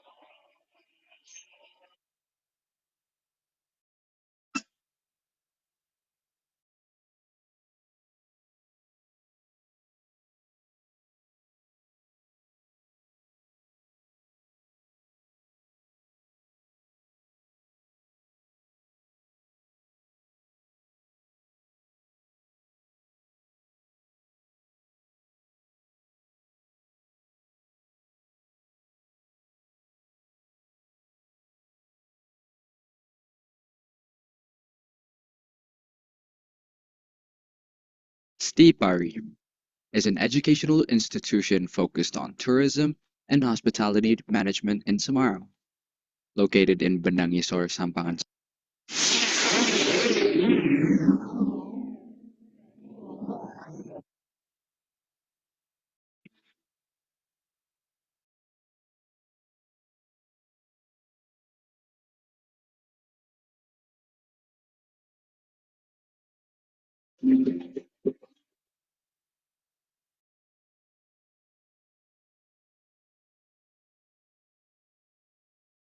Institut Agama Islam Al-Quran Al-Ittifaqiyah IAIKI Indralaya adalah sebuah perguruan tinggi di bawah naungan Yayasan Islam Al-Ittifaqiyah.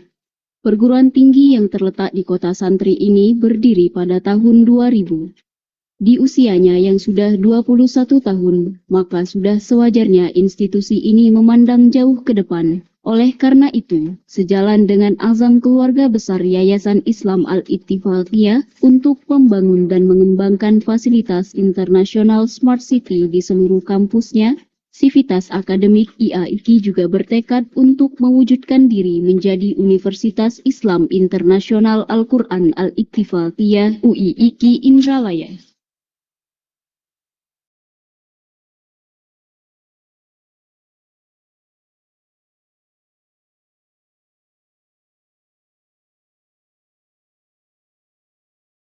Obsesi tersebut bagi IAIKI Indralaya merupakan jalan untuk memaksimalkan peran kesemestaannya dalam menebar rahmat Allah bagi seluruh manusia dan semesta raya.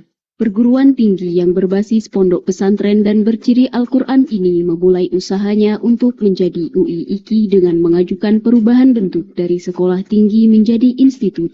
Perjuangan tersebut dimulai pada masa kepemimpinan Kiai Haji Muhyiddin MA sebagai Ketua STIPKI. Hasilnya sesuai dengan Surat Keputusan Menteri Agama Republik Indonesia Nomor 327 Tahun 2021 tertanggal 12 Maret 2021. STIPKI secara resmi berubah bentuk menjadi Institut Agama Islam Al-Quran Al-Ittifaqiyah IAIKI Indralaya. Institusi ini terakreditasi baik berdasarkan SK Ban PT nomor 310/SK/Ban PT /Akred /PT /4/2021.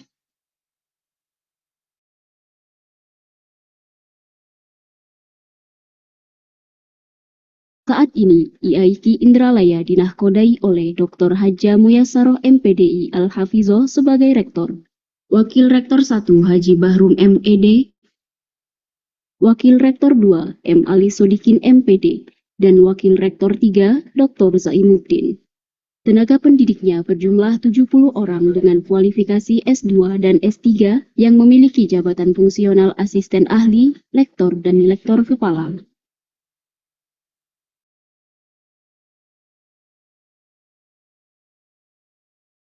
Dengan moto Piety, Integrity, and Professional, IAIKI mengampu 1.285 mahasiswa di 3 fakultas dan 6 program studi, serta 1 program pasca sarjana.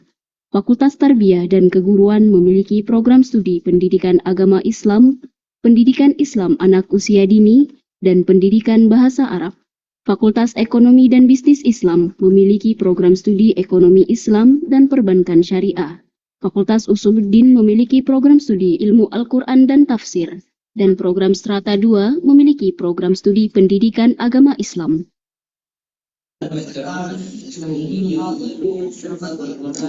IAIKI Indralaya akan terus memperluas pelayanan pendidikannya dan meningkatkan kualitasnya dengan menambah beberapa fakultas dan program studi keislaman dan umum, meningkatkan kualitas dan kuantitas dosen yang kualifikatif, menjalin kerjasama dengan berbagai institusi dan perguruan tinggi di dalam dan luar negeri, menambah jumlah guru besar, meningkatkan status akreditasi institusi, fakultas, program studi, dan jurnal. Semua usaha tersebut bertujuan agar IAIKI dapat secepat mungkin beralih bentuk menjadi universitas sebagai jalan menuju Universitas Islam Internasional Al-Quran Al-Ittifaqiyah UIIKI Indralaya.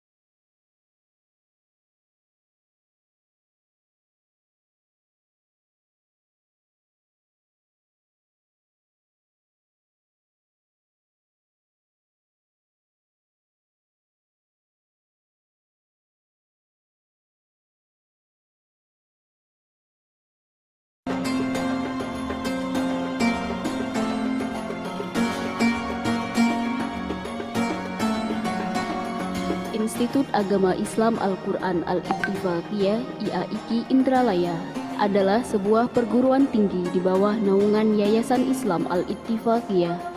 Perguruan tinggi yang terletak di kota santri ini berdiri pada tahun 2000. Di usianya yang sudah 21 tahun, maka sudah sewajarnya institusi ini memandang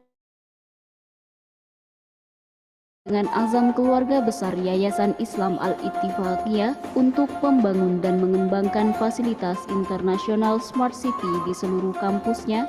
Sivitas akademik IAIKI juga bertekad untuk mewujudkan diri menjadi Universitas Islam Internasional Al-Quran Al-Ittifaqiyah UIIKI Indralaya.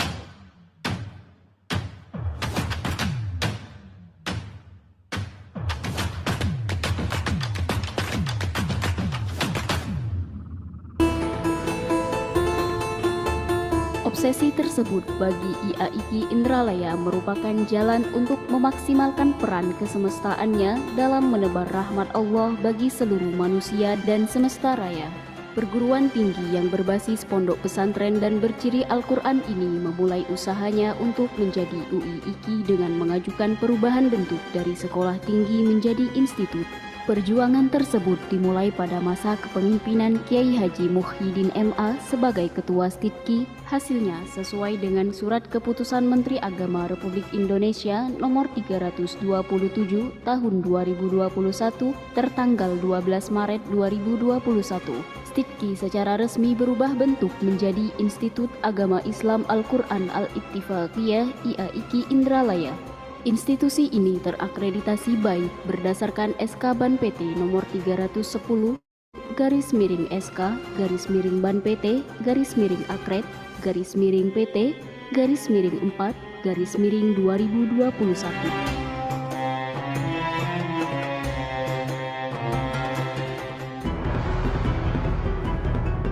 Saat ini, IAIKI Indralaya dinahkodai oleh Dr. Haja Muyasaroh MPDI Al-Hafizoh sebagai Rektor, Wakil Rektor 1 Haji Bahrum MED, Wakil Rektor 2 M. Ali Sodikin MPD, dan Wakil Rektor 3 Dr. Zaimuddin. Tenaga pendidiknya berjumlah 70 orang dengan kualifikasi S2 dan S3 yang memiliki jabatan fungsional asisten ahli, lektor, dan lektor kepala.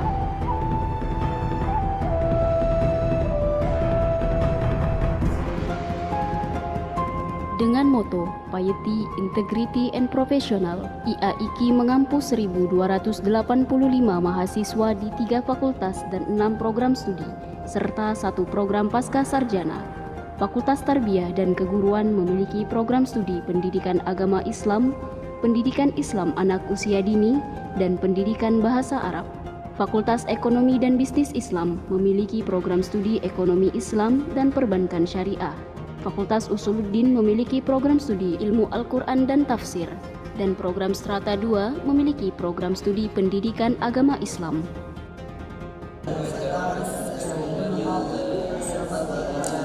IAIKI Indralaya akan terus memperluas pelayanan pendidikannya dan meningkatkan kualitasnya dengan menambah beberapa fakultas dan program studi keislaman dan umum, meningkatkan kualitas dan kuantitas dosen yang kualifikatif, menjalin kerjasama dengan berbagai institusi dan perguruan tinggi di dalam dan luar negeri, menambah jumlah guru besar, meningkatkan status akreditasi institusi, fakultas, program studi, dan jurnal. Semua usaha tersebut bertujuan agar IAIKI dapat secepat mungkin beralih bentuk menjadi universitas sebagai jalan menuju Universitas Islam Internasional Al-Quran Al-Ittifaqiyah UIIKI Indralaya.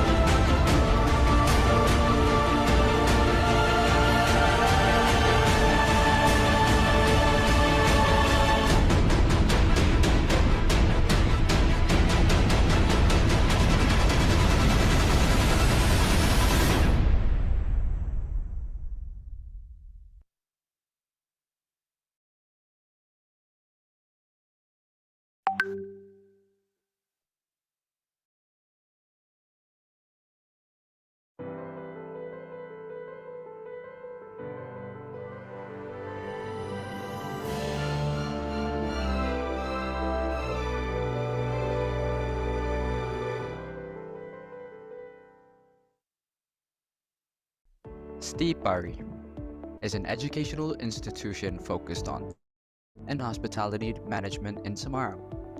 Located in Bendangisor, Sampangan, Semarang, at the campus Perdunan Hijau, STIPARI is a renowned private college known for its exceptional quality and competence driven by the spirit of the leader in tourism education.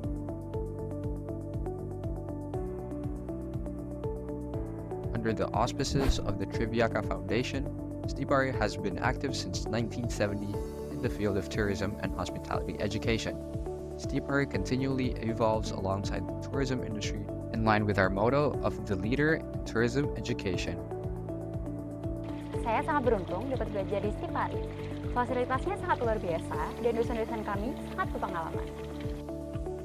STIPARI offers a wide range of study programs, including Associate's Degree in Hotel Operations, Bachelor's Degree in Hotel Management, Marketing Management, Human Resources Management, Financial Management, and Tourism, Master's Degree in Tourism Management, Education Management, and Human Resources Management.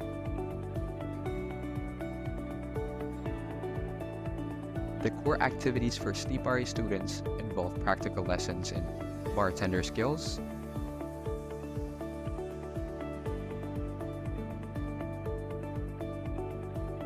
housekeeping,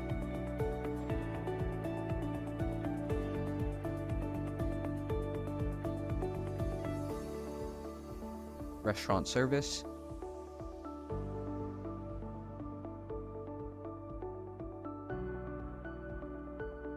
and cooking processes in the kitchen. The primary goal of these practical lessons is to provide students with direct experience in the world of work within the tourism and hospitality industry, enhancing their skills and competencies.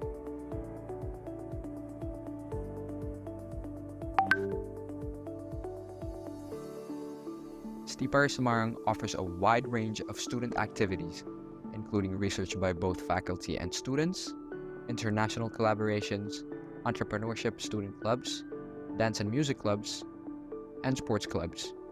Stipari's achievements, both domestically and internationally, include receiving research grants for faculty and students. Stipari alumnus have excelled in various sectors of the tourism and hospitality industry. Their achievements are a testament to the future-oriented quality education at Stipari. Assalamualaikum warahmatullahi wabarakatuh. Saya Muhammad Nurholis. Saat ini saya adalah General Manager Hotel Norman Semarang dan juga sebagai Ketua Indonesian Hotel General Manager IHGM DPD Jawa Tengah.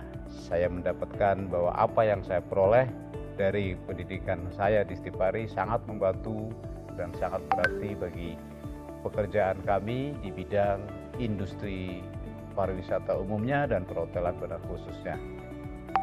For more information, please visit .id. Be a part of Stipari, where we make your future dreams come true.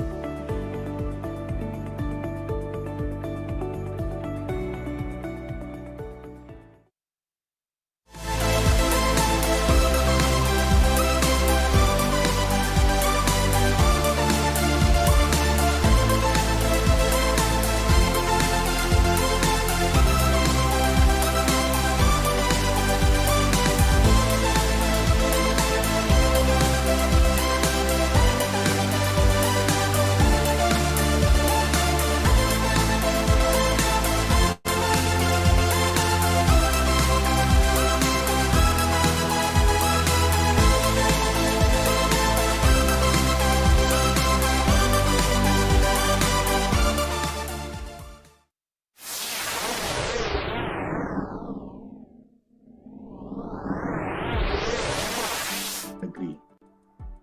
Pada hari ini, saya akan mengukuhkan kepengurusan yang telah dibentuk pada bulan Desember yang lalu, sehingga dengan demikian roda organisasi kita bisa berjalan dengan lancar. Baiklah Bapak Ibu sekalian, izinkan saya untuk mengukuhkan kepengurusan periode 2019-2023 ini.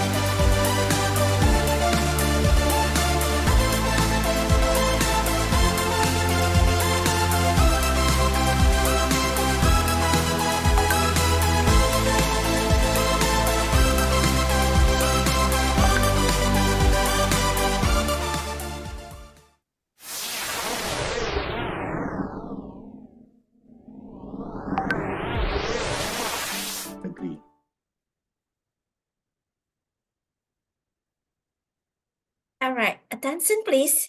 The agenda will begin. Assalamualaikum warahmatullahi wabarakatuh. Salam sejahtera bagi kita semua. Om Swastiastu, Namo Buddhaya, Salam Kebajikan, Rahayu. Ladies and gentlemen, welcome back to the third International Conference on Research and Development, ICORAD 2023, with the theme, The Roles of Research and Innovation to the Improvement of SDGs in the Eras of Industrial Revolution 5.0. This international conference is held by Associations of Community Service Lecturers of Indonesia in collaboration with Stipari Semarang, IAI Al-Quran Al-Ittifaqiyah Indralaya, FEB Universitas Wahid Hasim, Awal Bros University, Universitas Nusa Bangsa, Universitas Andalas, Jurnal Hayati IPB University, University Putra Malaysia, National Universities of Singapore, Indonesian Education Share to Care Volunteers, and Cipta Talenta Exponential Corporation. Ladies and gentlemen, without any further ado, let's open this agenda by reciting Basmalah together. Bismillahirrahmanirrahim. Allow me to deliver pantun to start this parallel paper presentation. Buah kedongdong dikupas kulitnya, dimakan bersama teman tercintanya. Ayo dong, kita ikuti acara selanjutnya. Tetap semangat ya presentasinya. And now, we continue our international conference with the parallel paper presentation session. And to lead this session, I would like to invite the session chair paper presentation, Ibu Supriyani MPD from STKIP Al-Amin Indramayu. The time is yours. Thank you very much, Ms. Santiana. Excuse me, is my voice audible well? Pretty clear, Ibu. Yes, thank you.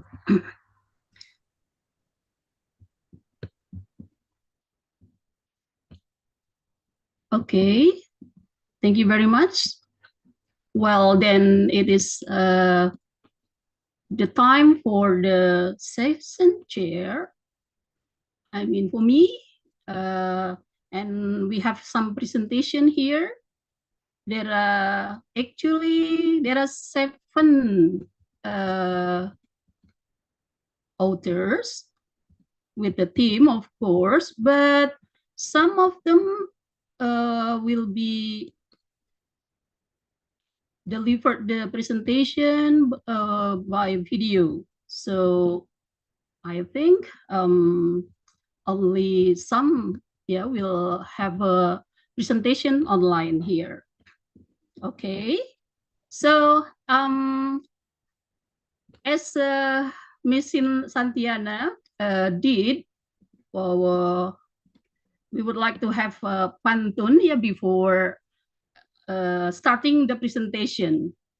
Well, ada ikan di dalam kolam, pergi fashion show biar bergaya.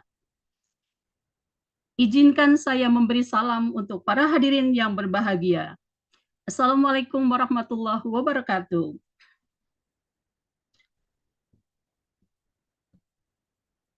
Well, good afternoon. A very warm greeting to all presenters in room 1 and participants who have been in the Zoom meeting. I am Supriyani, the session chair for the third ICORAD plenary session speaker.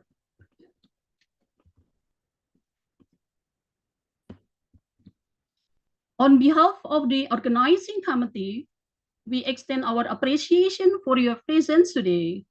Well, before starting the program, let's pray according to our respective belief. Let's start praying. Bismillahirrahmanirrahim. And we will provide the following information. Okay, well, for this time, the total presentation time is about 90 minutes, while the number of presenters are 7 in room 1. So it will have around 12 to 15 minutes. For the question session will be held at the end of the session after all presenters have finished presenting their papers.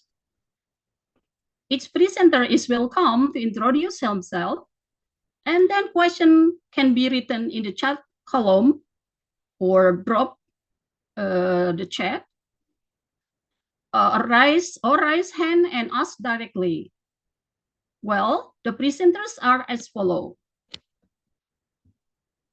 For the first, Ms. Indri Guslina, SAMM, and Ms. Rita Mardiana, SAMM, from Sekolah Tinggi Ilmu Manajemen Budi Bakti. And the title of the paper is Strengthening Awareness and Knowledge Assessment Sustainable Development Goals Among Students, STIM Budi Bakti Indonesia.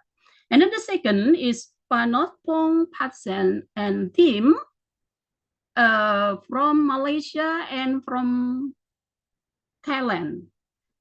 The paper is Influencing Factors of Burnout and Intention to Live Among Medical Personnel in Public Health Service in the Southern Region of Thailand. The third author will be Ms. Dasak Puturiski and team from Universitas Bali International. The paper entitled Examination of Soil Transmitted Helminths or STH in the fingernails and toenails of scavenger at Suwung landfill. Okay, the fourth author, Mr. Natakorn Turner and team from Malaysia and Thailand. The paper is entitled Influencing Factors to Attract Thai Generation Z to Work Effectively in an Organization. The fifth is Dr. Putri Anggraini, SAMPD from Mahendra Data University. The paper is entitled The Role of Lectures in the Era of Industrial Revolution 5.0.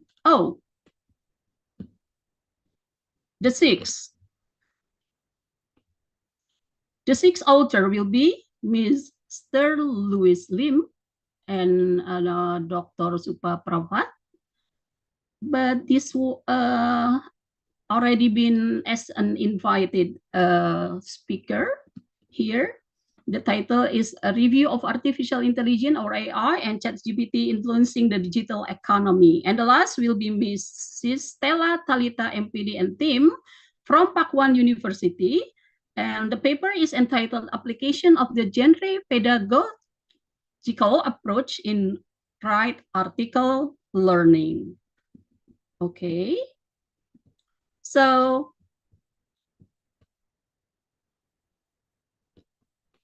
yep. Not without further ado, let's welcome the first presenter. Excuse me, Mrs. Indri, are you there already? Yes, I'm here. Okay, well, please, time for you to have a presentation. Is for me the presentation or from the? Oh, would you like me to share the screen? Oh, okay, from me. Okay. Oh, okay. Thank you.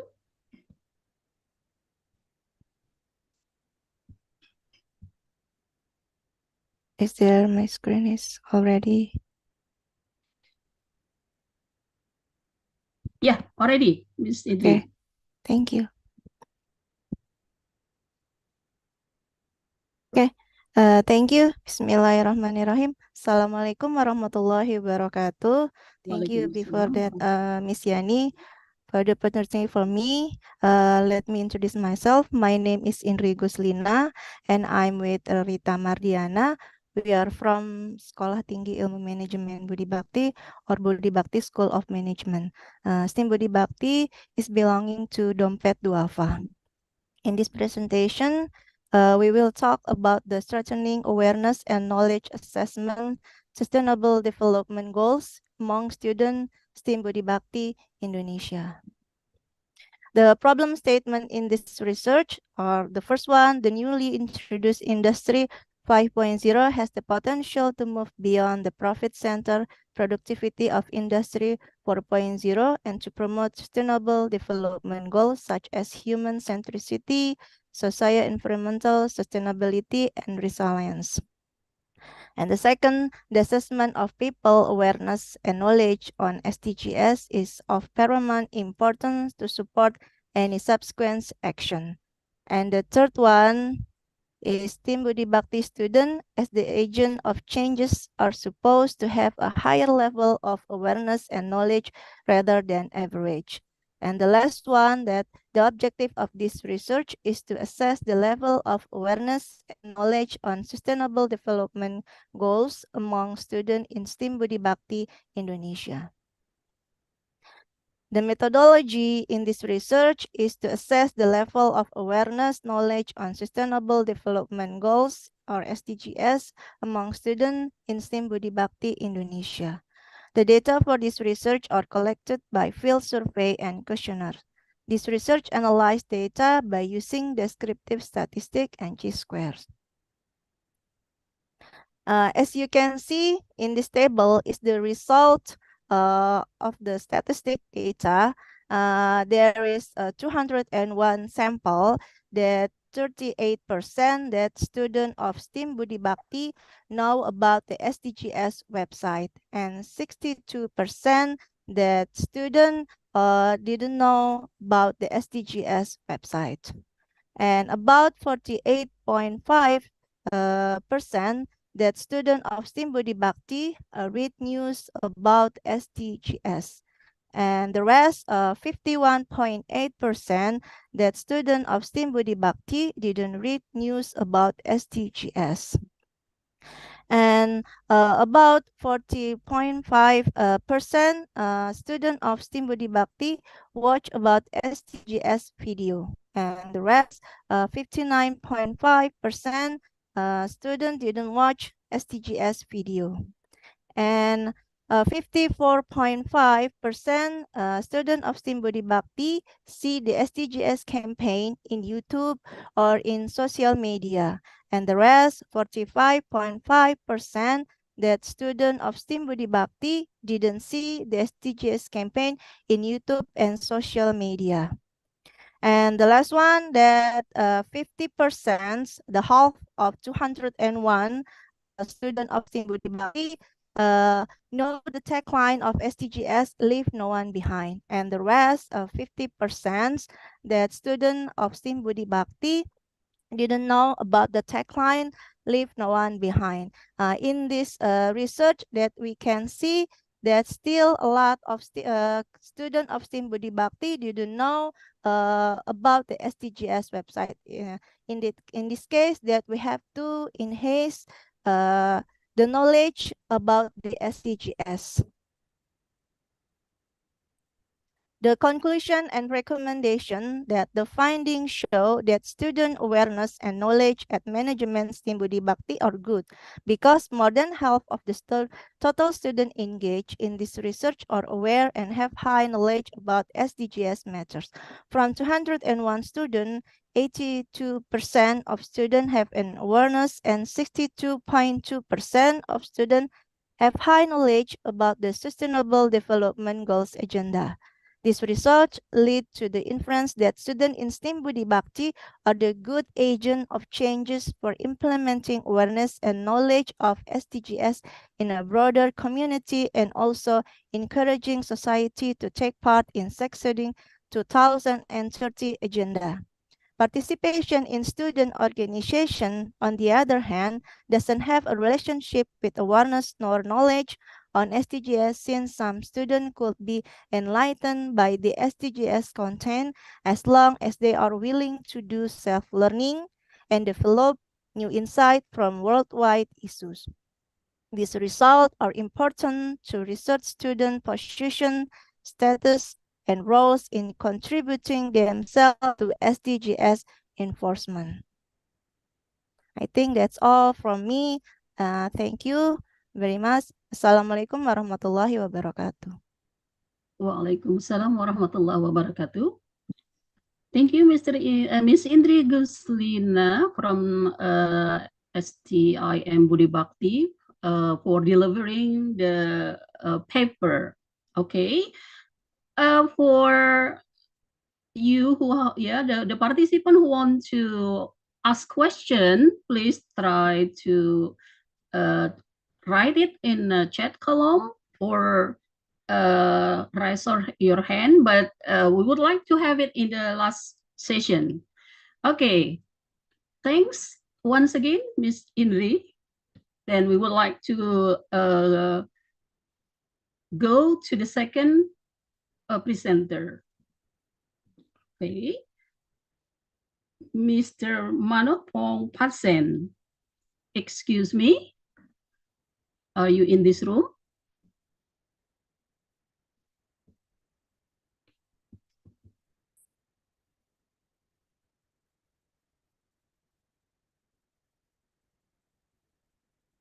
Excuse me.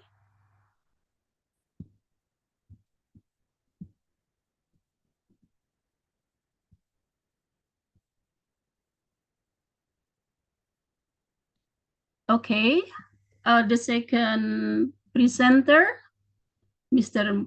Patopong Patsen or Mrs. here, and then Chakrit Tafron, Warasak Longtong, Wardin Payaprom, and Dr. Supa Pravat. Okay, is one of you ready to present?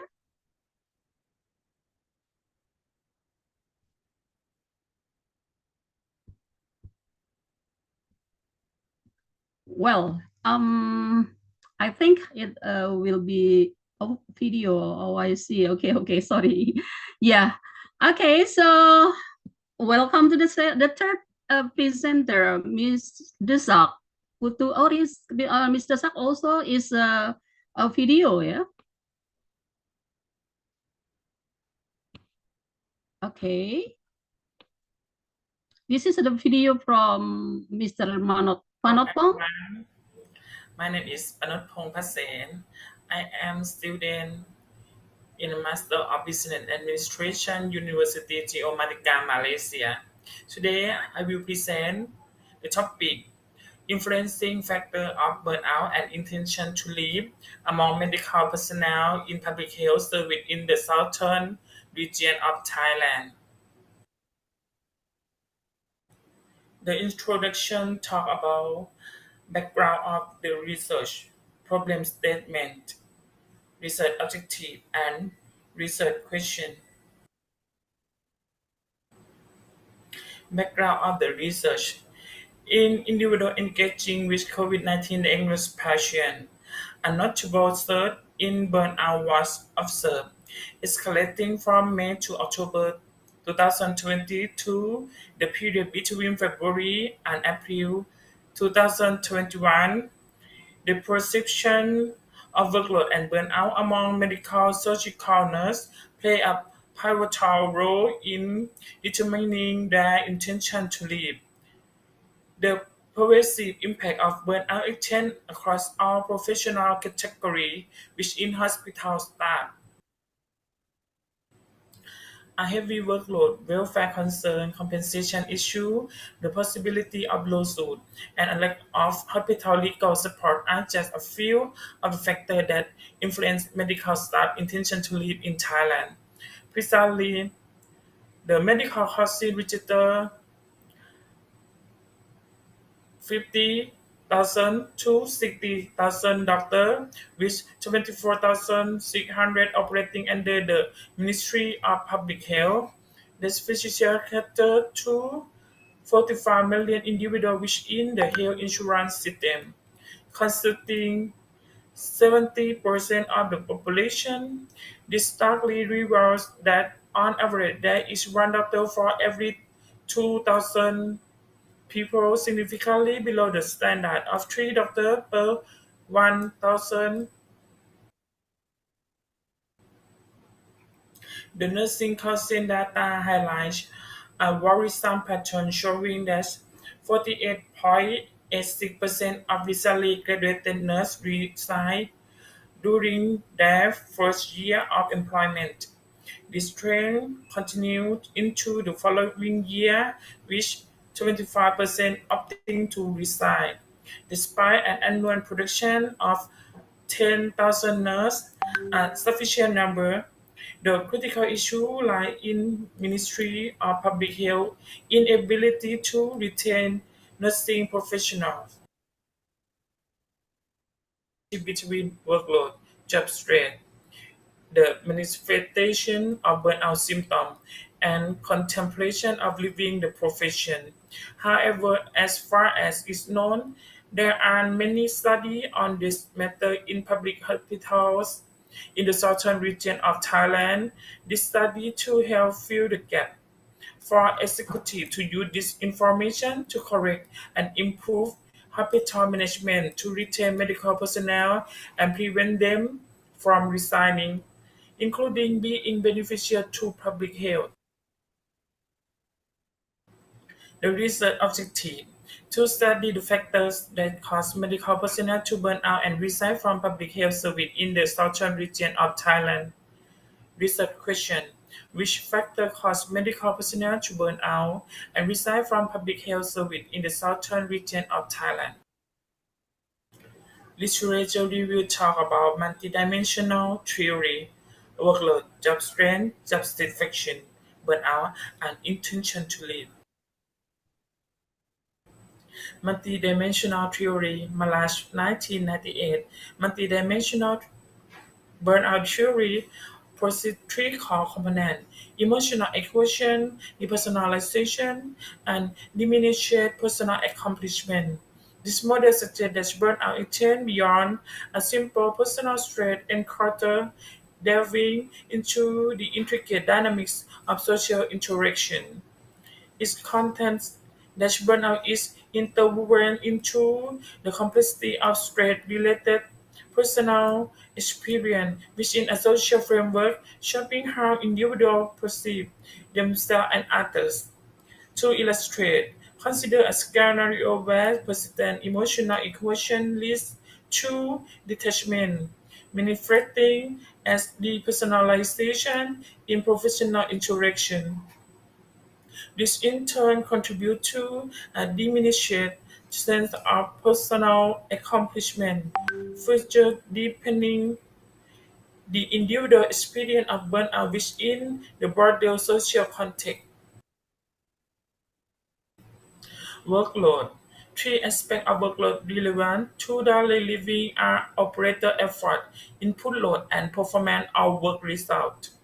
Operator effort encompasses the internal action of a human operator, while factor or occurrence external to the human operator are encompassed in the input load. The conventional definition of performance involves intentional data output produced by the human operator, serving, serving as input for other parts of the man-machine environment system, and providing insight into the expanded effort. Workload emerges as a predictor of burnout and poor mental health. Additionally, burnout significantly predicts the intention to leave. The hypothesis one is workload has a significant positive influence on burnout. Job strain is essentially about striking a balance between the mental challenge of a job and the authority or decision-making power that comes with it. The psychological demands encompass various factors such as time constraints, heavy workloads, and conflicting requirements. Control synonymous with decision-making power represent the ability to choose how to execute duties and have a voice in the workplace affairs. Research indicates a positive correlation between job strain and the manifestation of burnout symptoms and contemplation of leaving the profession. The hypothesis two is job strain has a significant positive influence on burnout. Job satisfaction. Several behaviors, both individually and organizationally significant, such as task performance, organizational citizenship behaviors, absenteeism, counterproductive work behavior, Turnover and organizational profitability have been identified as being associated with job satisfaction. Moreover, emotional equation notably predicts job satisfaction. The hypothesis 3 is job satisfaction has a significant negative influence burnout. Burnout. Chronic interpersonal stressor at work can lead to job burnout, characterized by a prolonged response. Burnout clearly situates each person's experience of stress within a broader organizational framework that reflects how individuals relate to their job. Burnout impairs both social and personal functioning. The decline in work quality and the employee's physical and mental well-being can lead to significant repercussions for everyone affected, extending beyond the individual worker. While hardiness seems to positively impact reduced burnout, it does not prevent elevated job stress, which contribute to high burnout. The hypothesis for burnout has a significant positive influence on the intention to leave. When employees intend to leave their company, it is referred to as having an intention to leave. The link between emotional equation, depersonalization among employees, psychosomatic complaints, professional commitment, and desire to leave the job is evident. There is an increase in burnout among health professionals and their frequent intention to leave. This figure shows the conceptual framework of this study.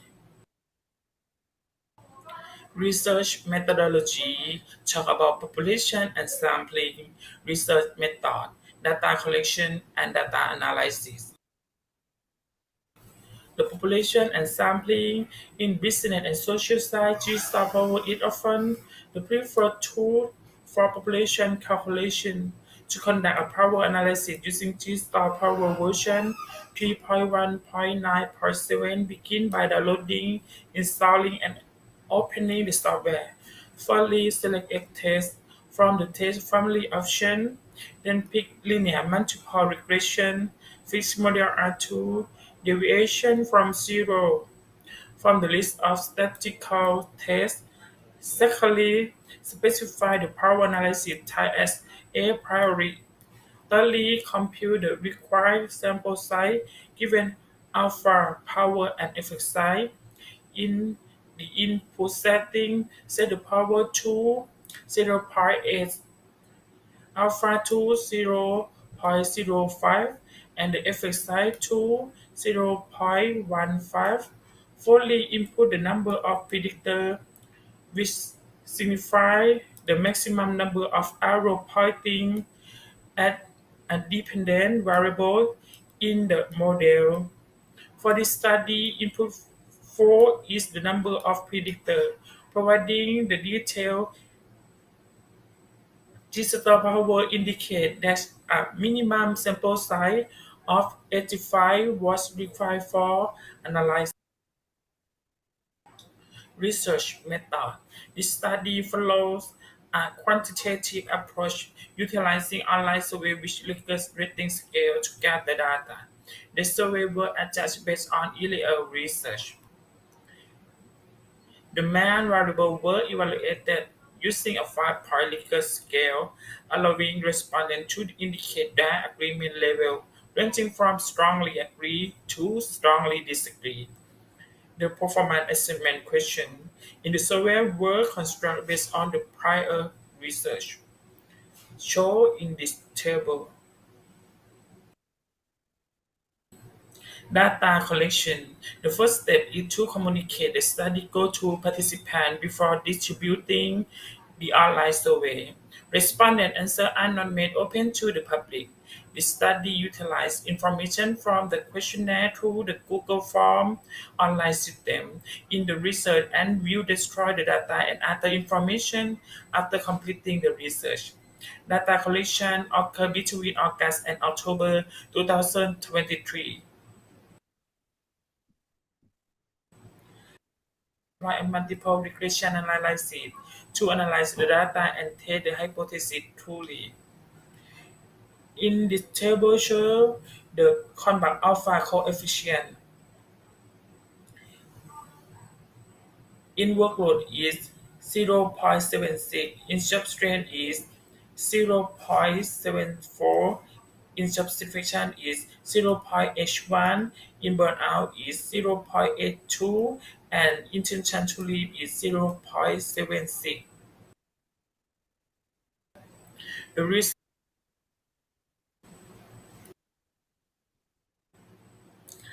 descriptive analysis. 131 respondents were medical personnel from public health service in the southern region of Thailand.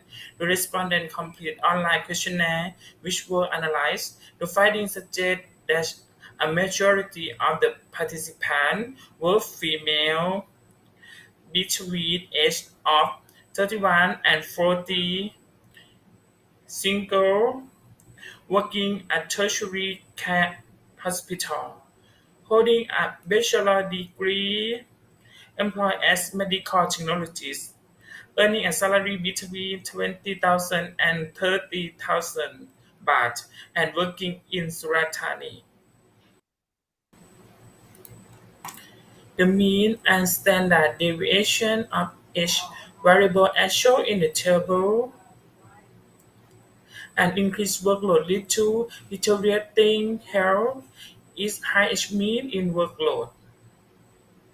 And work disturbs your emotion and mind is highest mean in job strain.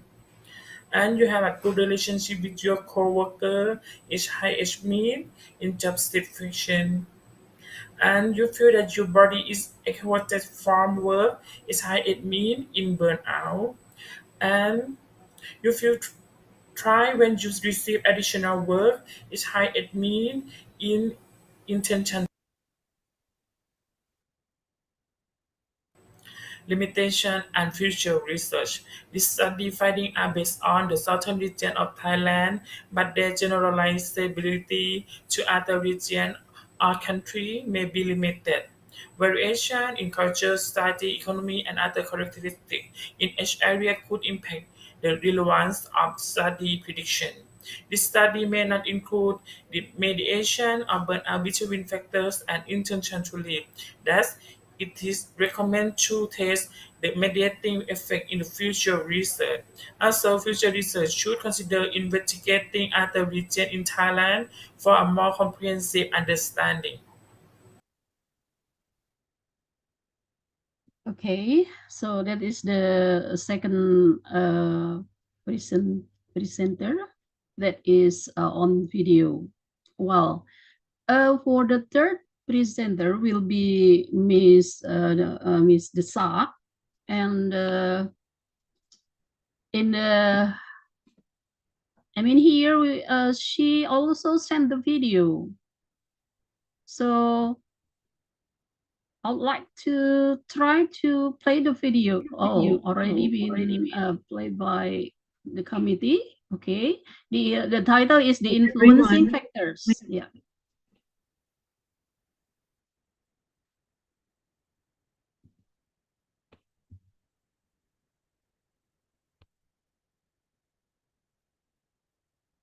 Okay, the committee will it be shown up to? Akankah ditayangkan juga sekarang?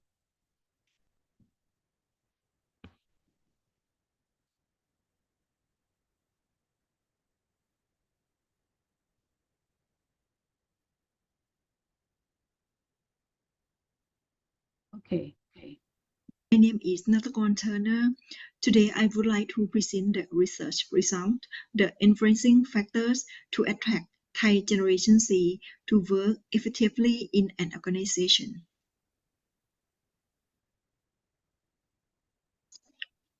For the content today, I will talk about the introduction of the research, literature review, research methodology, results of the research, and discussion. Hello everyone, my name is Natakon Turner.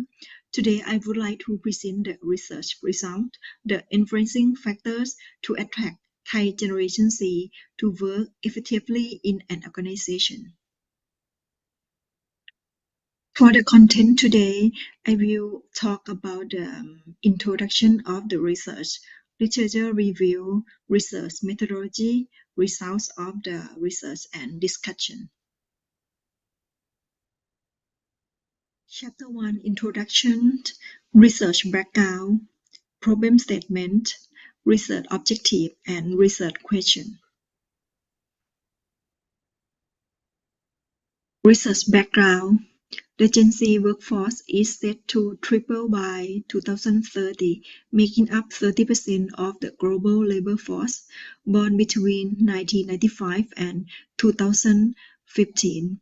They are seen as digital natives, adept at technology and social media. In Thailand, Gen Z, constituting 20% of the population, is characterized by a strong digital presence and relies on varied information sources due to their upbringing in the social media era. This generation exhibits clear articulation of their thoughts and convictions. Notably, a significant portion of Gen Z individuals in Thailand show a keen interest in entrepreneurship, fueled by ambition, creativity, and a quest for personal growth and independence. As a result, they are declining towards entrepreneurial pursuit or thriving in innovative settings. Generation Z, raised in the era of digital technology, excels in digital tools and favor communication through instant messaging and social media.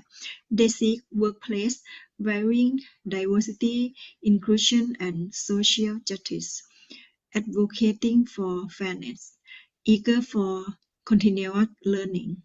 They prioritize workplace with training, mentorship, and growth opportunities. Research aims to explore factors influencing the attraction, recruitment, and retention of Thai Generation Z in workplace due to their substantial presence in the workforce. With 20% of Thailand's population being Gen Z, their propensity to change jobs within 6 to 12 months stand at 46%, citing unmet demand from current employers. This demographic race in the digital era face a competitive job market, necessitating a focus on turnover, recruitment, and retention strategy. Data collection. The researcher collect data online via questionnaire from a sample of 307 individuals living in Bangkok, aged between 20 and 28 years old, employed in private companies and holding diploma, bachelor degree, and higher. This study used information from the questionnaire via the Google Form online system for research purposes. Data collection took place between September and October 2023. Following data collection, the researcher analyzed the information using the SPSS program. For the data analysis, after gathering information from questionnaire, the researcher analyzed the data using SPSS program. The analysis involved descriptive statistics to calculate percentage, frequency, mean standard deviation, and the Pearson correlation coefficient to determine relationship among independent and dependent variables. The compared data underwent multiple regression analysis to test the hypothesis. For the conduct alpha, First variable, income package score 0.86, leadership culture 0.88, company culture 0.82, work-life balance 0.77, work environment 0.89, attraction, recruitment, and retention 0.89, and for all variable score contact alpha higher 0.7. The research result: descriptive analysis, the Pearson correlation, and multiple linear regression. The results of descriptive analysis. According to the table, 307 respondents from the Thai Generation C.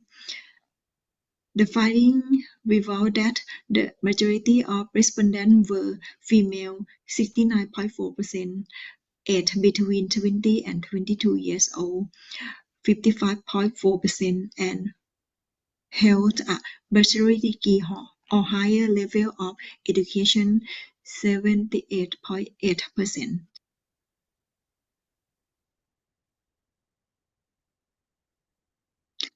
The result of mean and standard deviation from the questionnaire. For the first one, income package, average 6.79 and standard deviation 0.36.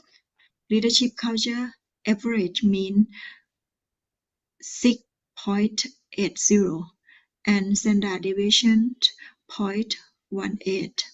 Company culture, mean 6.69, standard deviation 0.42. Work-life balance, mean 6.70 and standard deviation 0.42.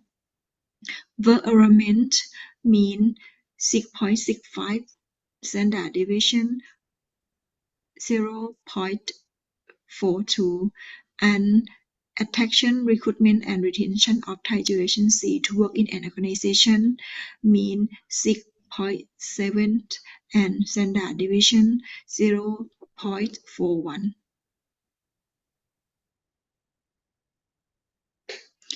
The coefficient value of Pearson correlation, the income package relate to the attract, recruitment, and retention of Thai Generation C in moderate positive. Leadership culture relate to the attraction, recruitment, and retention of Thai Generation C, weak positive. Company culture relate to the attraction, recruitment, and retention of Thai Generation C, strong positive. Work-life balance relate to the attraction, recruitment, and retention of Thai Generation C, moderate positive. Work environment relate to the attraction, recruitment, and retention of Thai Generation C, strong positive.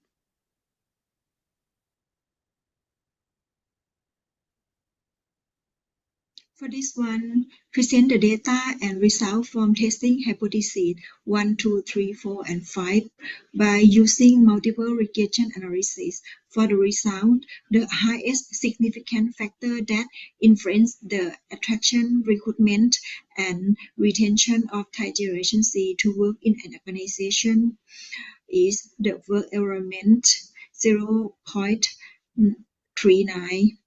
Followed by income package 0.24, work-life balance 0.19, leadership culture 0.15, and company culture 0.13.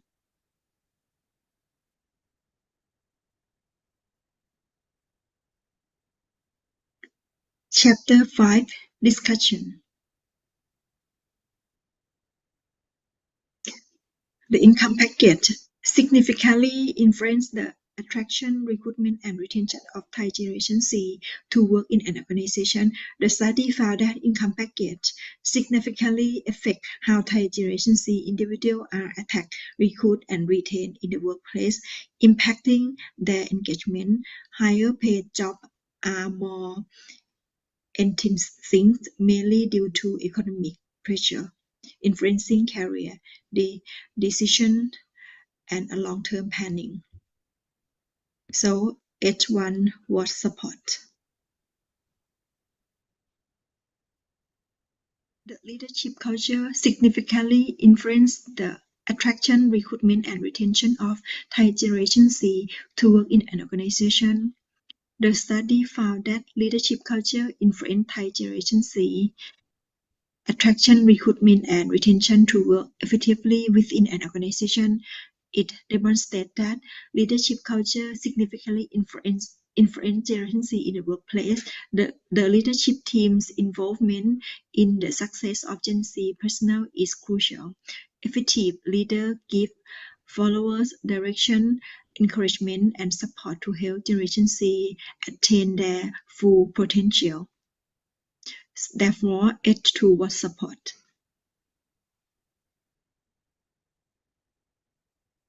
Company culture significantly influenced the attraction, recruitment, and retention of Thai Generation C to work in an organization. The finding confirmed that company culture influenced the attraction, recruitment, and retention of Thai Generation C, enabling them to work effectively within an organization.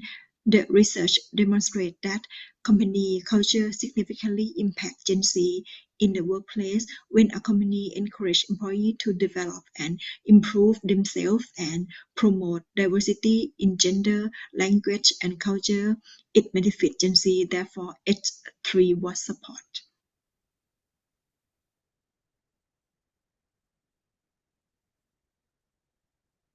The conclusion of the research.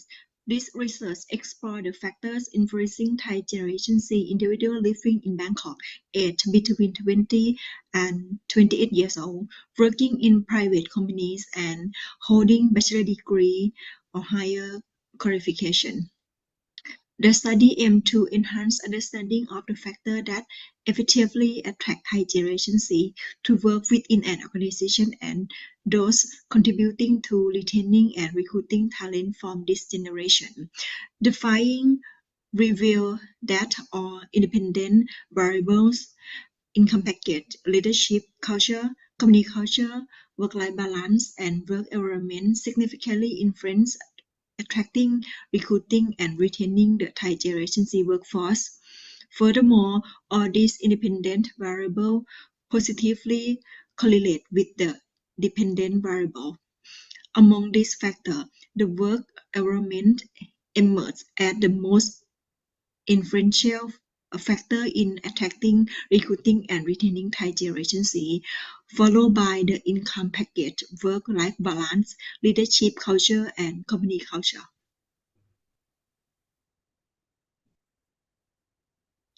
Limitations and future research. This study could be well explained in Bangkok but may not be applicable for predicting how Generation Z living in rural area in Thailand. Additional factors not mentioned in the research influence Generation Z choice to work in a company. Therefore, expanding the scope to include different areas and factors should be considered for the further investigation. Reference. Okay, that was the fourth author. And for this time, I would like to call the one who is in this room.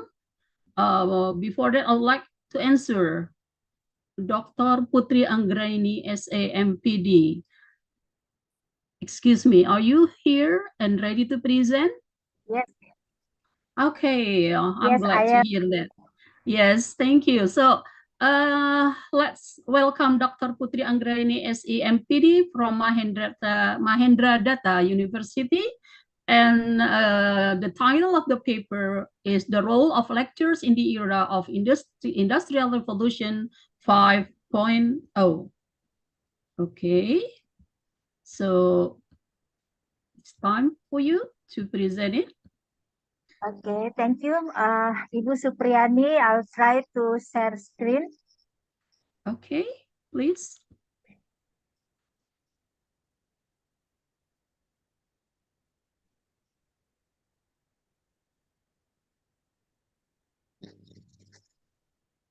Okay.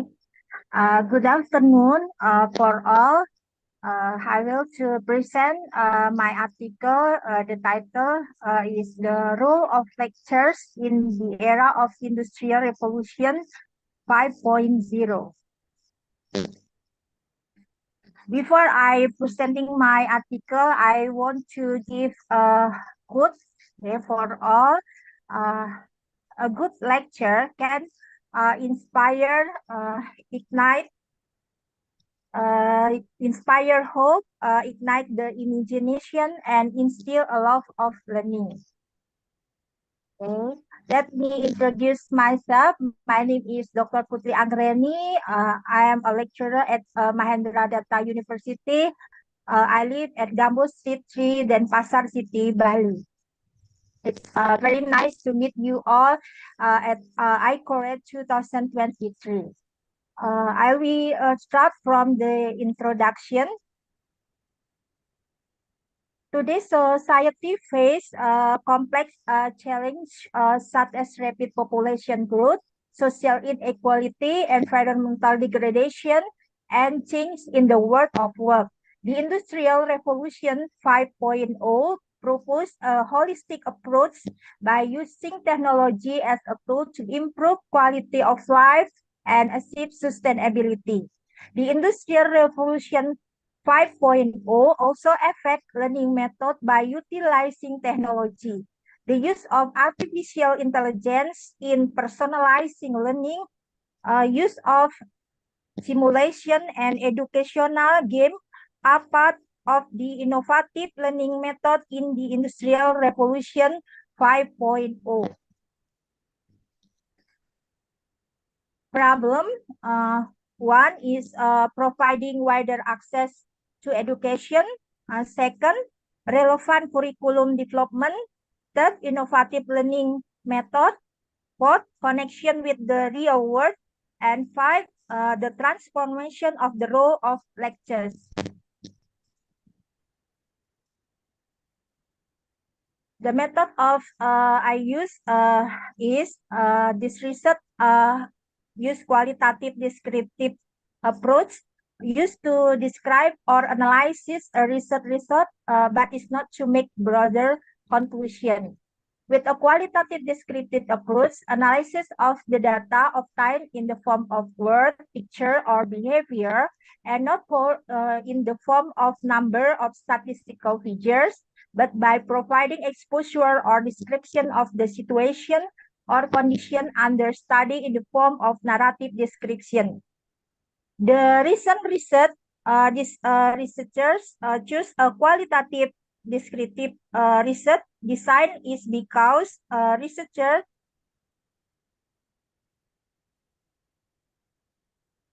want to describe the condition with the overview, the field more specifically, transformatively, and in-depth observation. Excuse me, Dr. Putri. Untuk Yes, slide-nya, the slide is still the first slide.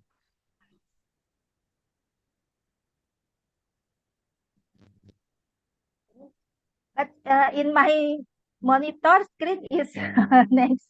Okay. Oh, okay, I'm yeah. sorry. Yes. Okay, the next is result and discussion. Okay, I will type. Yeah. Okay. Okay. Already changed. Yes. Yes. Not to zoom. Okay. Okay. It's That's okay. Result and discussion is number one is the role of lectures in the era of Industrial Revolution 5.0. Second, challenge for the lecture in the era of Industrial Revolution 5.0. Third, opportunities for lectures in the era of Industrial Revolution 5.0. And the last, strategies and competencies of lectures in facing the era of Industrial Revolution 5.0. The role of lectures in the era of Industrial Revolution 5.0 take a role as a learning facilitator, as a motivator, and become agent of change. The challenge for the lectures in the era of Industrial Revolution 5.0 are changing role and skill, the technology and accessibility gap, change in curriculum and learning, digital security and ethics, and change in evaluation and assessment. Opportunities are lecture can be utilized digital tool, online learning platform, educational application, and other digital resource to create engaging, interactive, and relevant learning experience for students. Lecture have the opportunity to be leaders in developing their own digital skill and helping students develop digital literacy, technological understanding, and expertise in using digital tool wisely. Lectures have the opportunity to adopt project-based learning approach that challenge students to work collaborative, develop team skill, critical thinking, and creativity. Strategies to competency of the lecturer. The lecture are number one, mastery of technology. Second, project-based learning. Third, collaboration and communication skill. Fourth, digital literacy and ethics. 5, 21st century skill development. 6, professionalism enhancement. 7, classroom management skill. And 8, adaptability and flexibility. Conclusion. Being a lecturer in the era of Industrial Revolution 5.0 is not an easy thing. There are various challenges of changing role and skill, technology and accessibility gaps, change in curriculum and learning, digital security and ethics, change in evaluation and assessment. The Industrial Revolution 5.0 era provides opportunities and convenience for lectures in conducting the learning process, integrating technology in learning. Lectures can also apply project-based learning model and collaboration, and lectures can develop digital skill. Okay, thank you for all attention in my presentation. I'll back to Mrs. Supriyani. Thank you. Okay, thank you very much for the nice presentation, Dr. Putri. Well, because in room 1 there are only 2 presenters who are in this room, so be ready for Miss Indri and Miss Putri to have a question and answer session at the last session. Okay, Dr. Putri? Yeah. So, well, we still have 2 more presenters here, but we would like to have it by video. So for the next will be from Ms. Desak Putu. Okay. Assalamualaikum warahmatullahi wabarakatuh. Shalom Nama Budaya. Om Swastiastu. I would like to say thank you for coming to see my presentation. It's an honor to me to meet you guys here. First of all, I want to introduce myself. My name is Desa Puturiski Vidika Aprianti.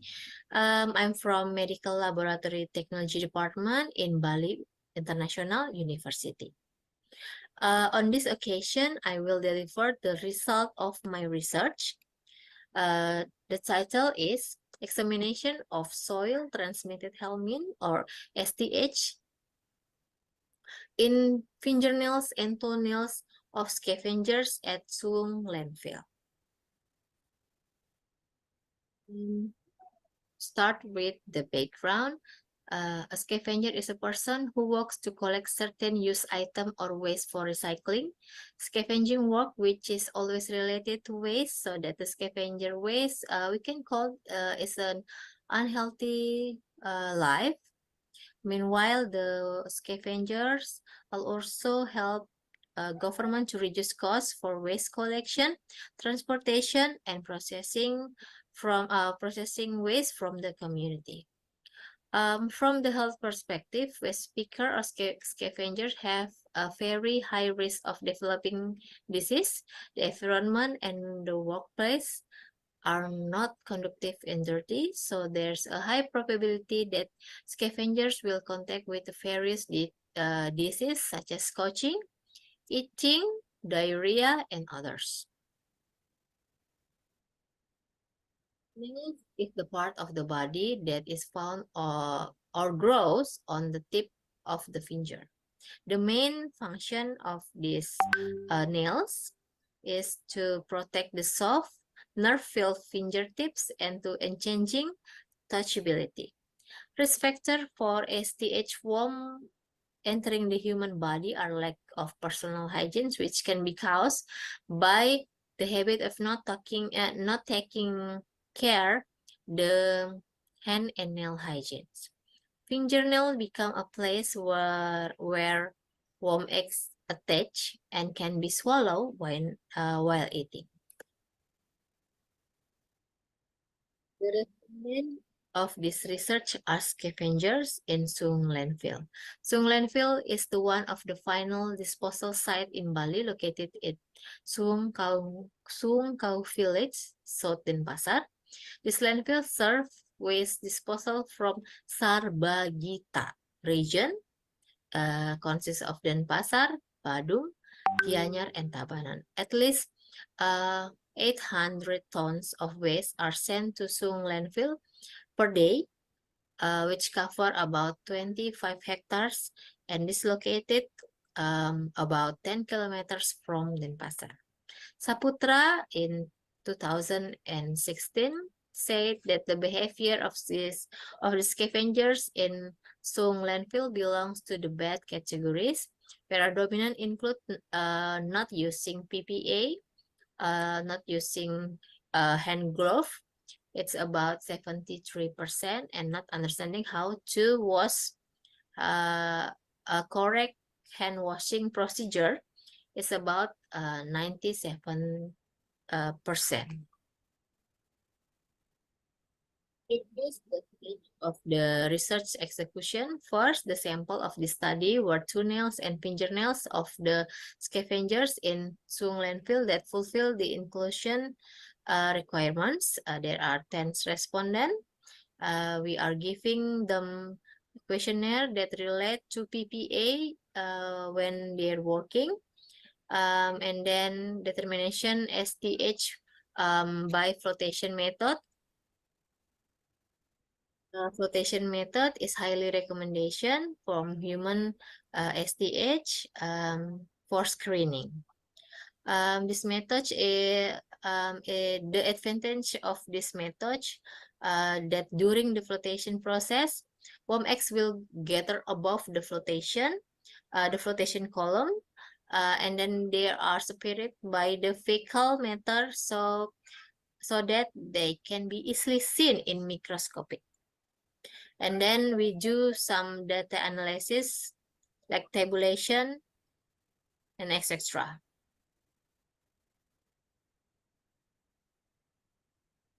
Some picture of the samples. In this picture there are toenails and fingernails of the scavengers. This is laboratory preparation for flotation method.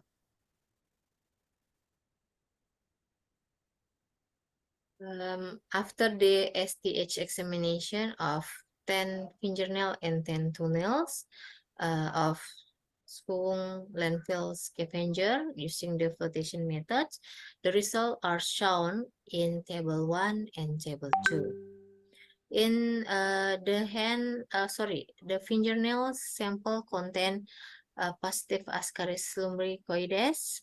In sample KT3 and KT4, and then for the toenails, it's positive Trichuris trichuria in sample number 6.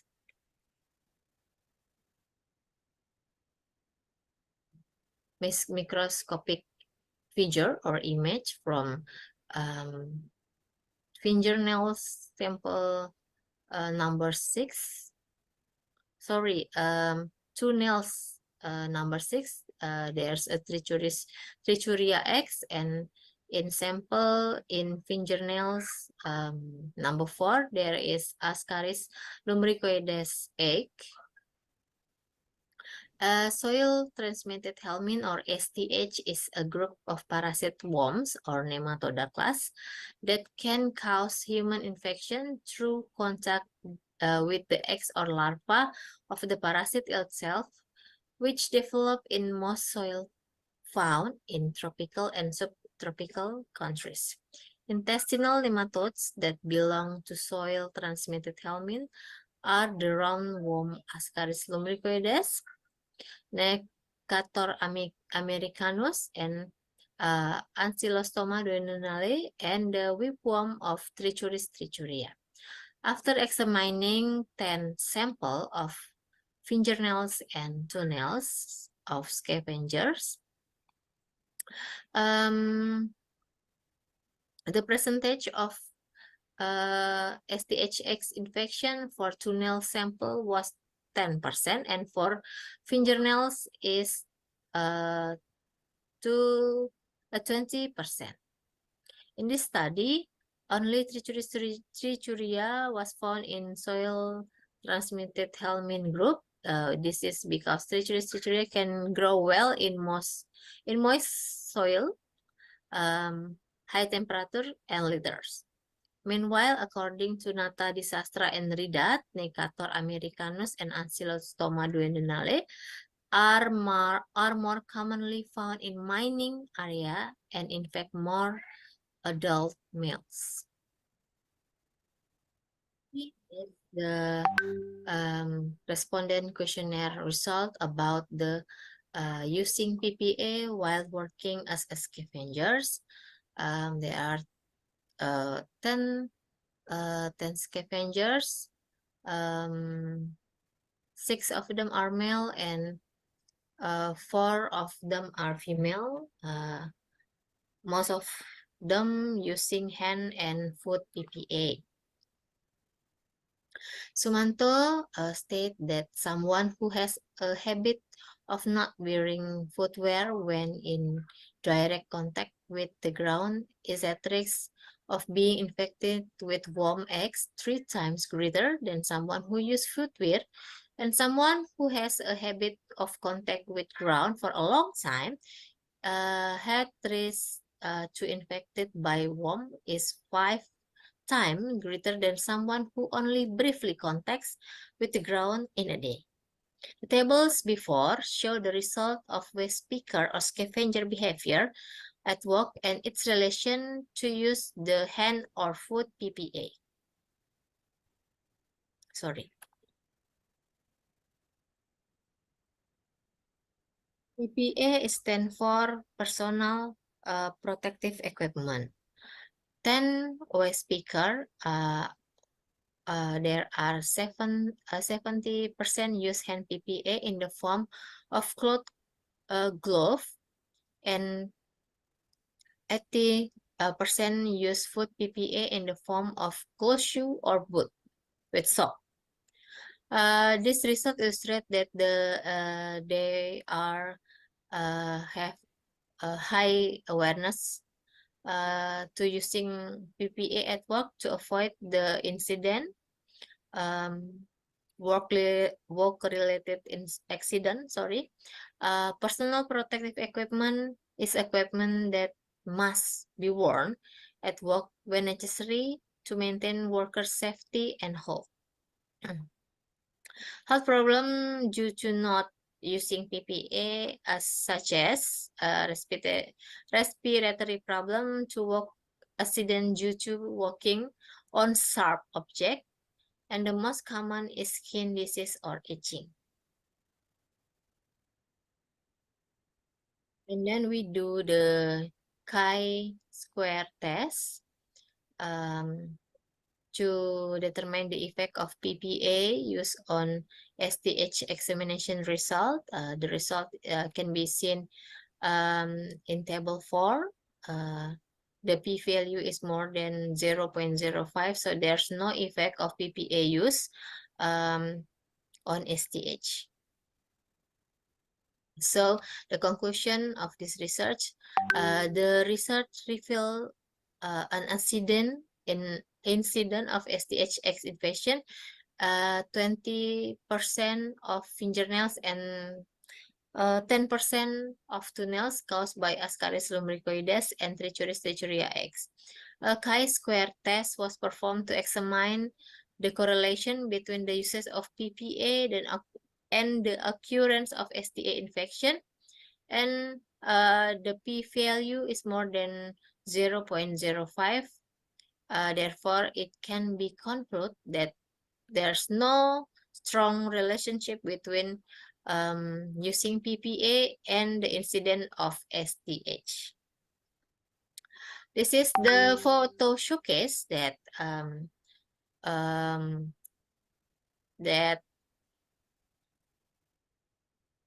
when we sampling the scavengers of toenails and fingernails. It happened when the scavengers are walking in Suwon landfill. Okay, the last but not least, I want to say scavengers are environmental heroes. Appreciate their hard work and let's work together to create a more just and inclusive environment for everyone. Thank you so much. Okay. Yeah. So we would like to have one more video that will be presented by Ms. Stella Talita.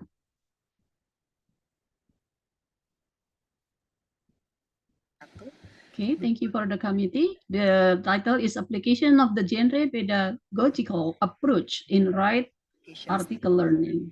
Pakuan University. I will represent my team to present our research application of the genre pedagogical approach in right article learning. Problem in learning to write faced by students can be seen in their difficulty in developing ideas and the tendency to repeat what has been written before. The phenomenon is clearly reflected in the result of student writing, both in the context of exercises and exam in the writing skill course. The inability to develop ideas creatively is often the main obstacle for students in creating original and interesting papers. Some students may get stuck in an overly routine mindset, resulting in ideas expressed in their writing becoming monotone and less innovative. Not only that, but the tendency to repeat what has been written before may reflect a lack of ability to involve in the process of constructive revision. This research aims to provide a detailed overview of the application of genre pedagogical approaches in the learning process of writing articles for students of the Indonesian Language and Literature Education Study Program at the Faculty of Teacher Training and Education, or FKIP, Pakuan University.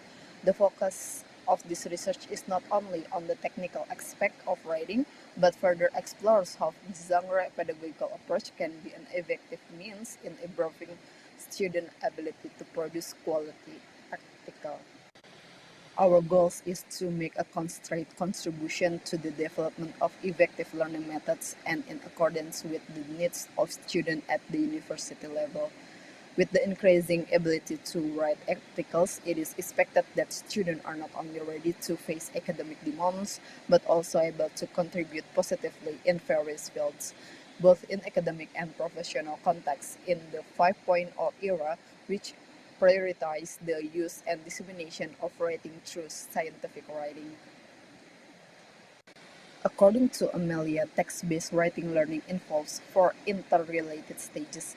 First, it builds context, where students are empowered to build knowledge about a particular area that is the focus of writing. Second, the modeling stages involve a practical approach to guide students in understanding the structure and distinctive elements of a text genre. Furthermore, the phase of compiling text together or joint instruction refers to collaboration between students to practice their writing skills with the guidance lecturers. Finally, students are given full responsibility for compiling text independently, applying the knowledge and skills they gain through the learning process. The subject of this study is a third semester student. The method used in the study is quasi-experimental. There is three stages of this research. First, researchers carry out the pretest in experimental classes and control classes, where students were asked to compile articles without receiving material first about writing articles. Second, research applied the treatment in experimental classes and in the experimental classes, the genre pedagogical approach is used as the treatment, while the control classes, the scientific approach is applied. And in the final phase, researchers conducted post-tests in experimental classes and control classes. Students are asked to compile articles based on the treatment they have received. After being given treatment, student article writing skills improve. In the post-test in the experimental class, the percentage of students who in the good category is 45%, the less category is 40%, and the very good category is 15%. This shows that after being given treatment, students' ability to write articles has increased. Based on the effect size test using mean and standard deviation, the genre pedagogical approach has a big effect or big influence on students' article writing skills in experimental classes. Results of genre pedagogical approach are: first, context building. In this first stage, students are actively involved in the introduction and understanding of article concept. Second is modeling text. This stage opens doors for students to deepen their understanding by introducing existing article models. Third is joint construction of text.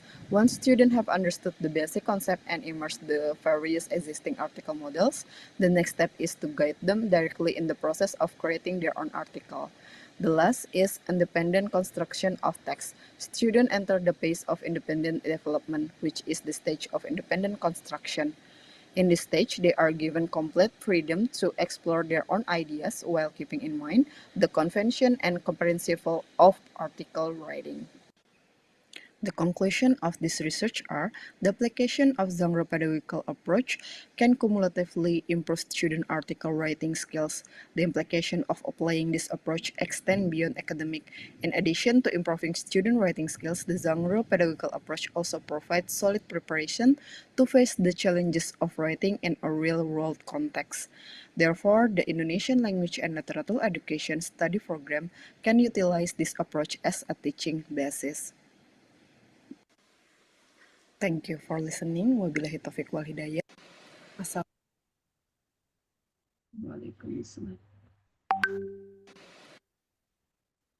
Assalamualaikum. Okay, so Good all morning. the presenters. Let me introduce myself. My name is Stella Talita. I'm from Indonesian Language and Literature. Yeah, already presented either live or by video. Okay, so there are two live presenters here. That is Miss Indri Guslina and Miss Dr. Putri. For the audience or the participant, do you have any question that would like to be given to Miss Indri and Dr. Putri?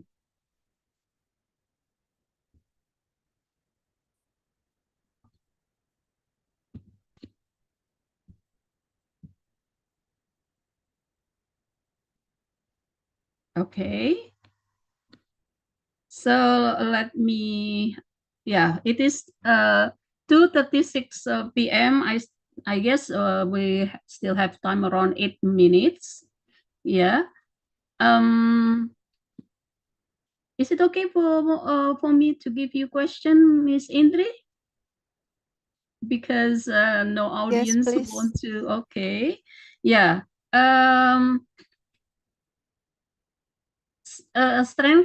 Strengthening awareness and knowledge assessment, sustainable development goals among students in STIM Budi Bakti Indonesia. Yeah, if I'm not mistaken, you show the slide. Okay, the data. Could you please? So how how good are the students' awareness in developing goals here in STIM Budi Bakti Indonesia? Can I answer now? All right. Thank you for the question. I'll answer it.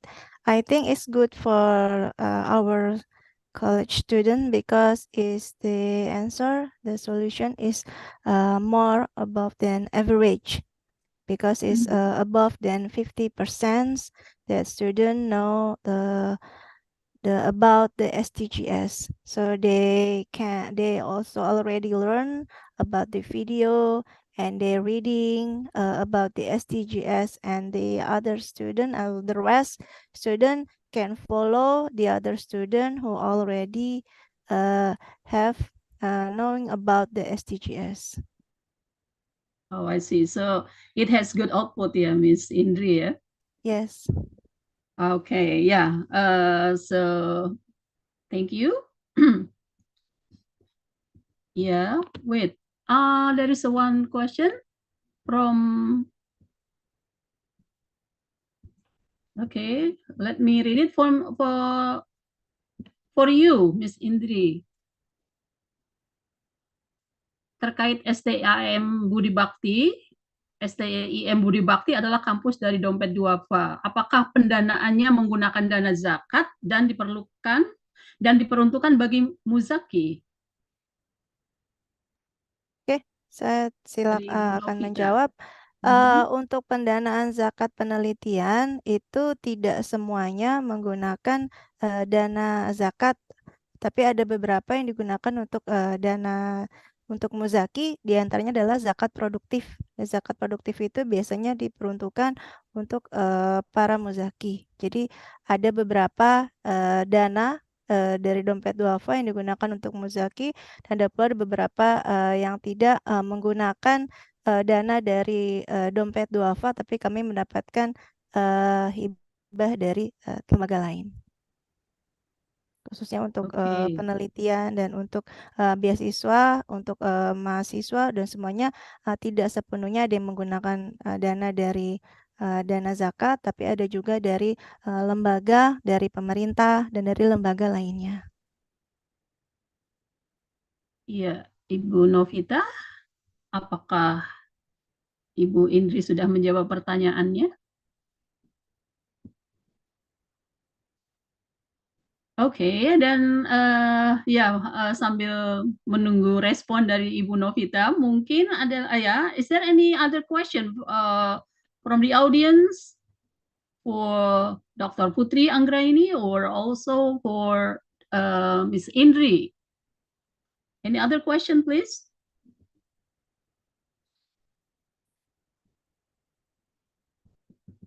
Okay, izin Ibu Novita. Did Miss Indri answer your question? Yes, I guess I already answered the question. She already answered. Oh yeah. Oh, I see. Okay. Yeah. Okay.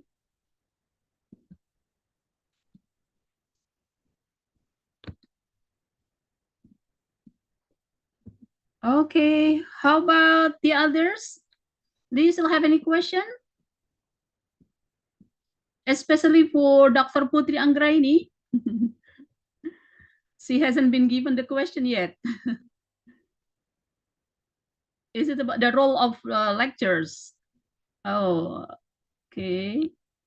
The role of lectures in the era of Industrial Revolution.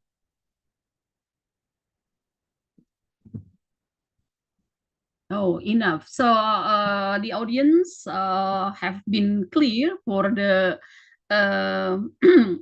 the topic that you have already presented, yeah, Dr. Putri Anggraini. And we, as teachers, have we already followed the rules of the Industrial Revolution 5.0? What do you think? Yes, pardon me, Miss. Have we, as lecturers, already done the role the role of lectures in the era of Industrial Revolution 5.0? Yes, What do you think? especially for the lectures. I hope. Oh, I see. Yeah, I hope so too. Yeah, okay. So, actually, yeah, I really a bit unhappy because most of the presenters couldn't be here in this room. Yeah, so I think yeah, it's been 2:43, so we would like to close this session. Yeah. So before closing, I would like to say something here. Yeah, thank you very much, especially for you, Miss Indri and Miss Putri, who have been here in this room. Thank you very much. Hopefully, we can learn from you as speakers, and hopefully, your insight could benefit and inspire us. And to all the participants, I would like to say thank you very much. But before that, yeah. As the previous presenter, maybe the what is it? The MC ya have a pantun. We would like to have it di sini. Mentari senja telah tenggelam. Hujan turun mulai terjatuh. Kami tutup acara ini dengan salam. Wassalamualaikum warahmatullahi wabarakatuh. Waalaikumsalam Waalaikumsalam warahmatullahi Okay, warahmatullahi yeah. Well, for this time, I would like to give this session the time to Mrs. Suchi. Okay, Mrs. Suchi has been here. Yeah, Hello. Dr. Suciana Wijirahayu. Time is yours. So, okay, please. Thank you very much, Ibu Supriyani. Anytime. We have already moderate paper presentation in room 1 completely well, and now it's time for us to have a paper presentation in room 3. And now it's time for me to be the session chair, isn't it, Ibu Supriyani? Okay, good luck, Dr. Suci. Thank you very much, Ibu Supriyani. Ladies and Anytime. gentlemen, Assalamualaikum warahmatullahi wabarakatuh. Waalaikumsalam warahmatullahi wabarakatuh. We are now still in the 3rd International Conference on Research and Development, ICORAD 3, that will be held in 2 days, the 2nd and the 3rd December 2023.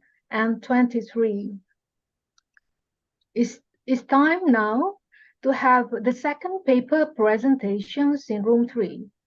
Yeah, the theme is Science, Technology, and Communication, Education, Social Sciences, and Humanities, Law and Homiletic Studies, and Health.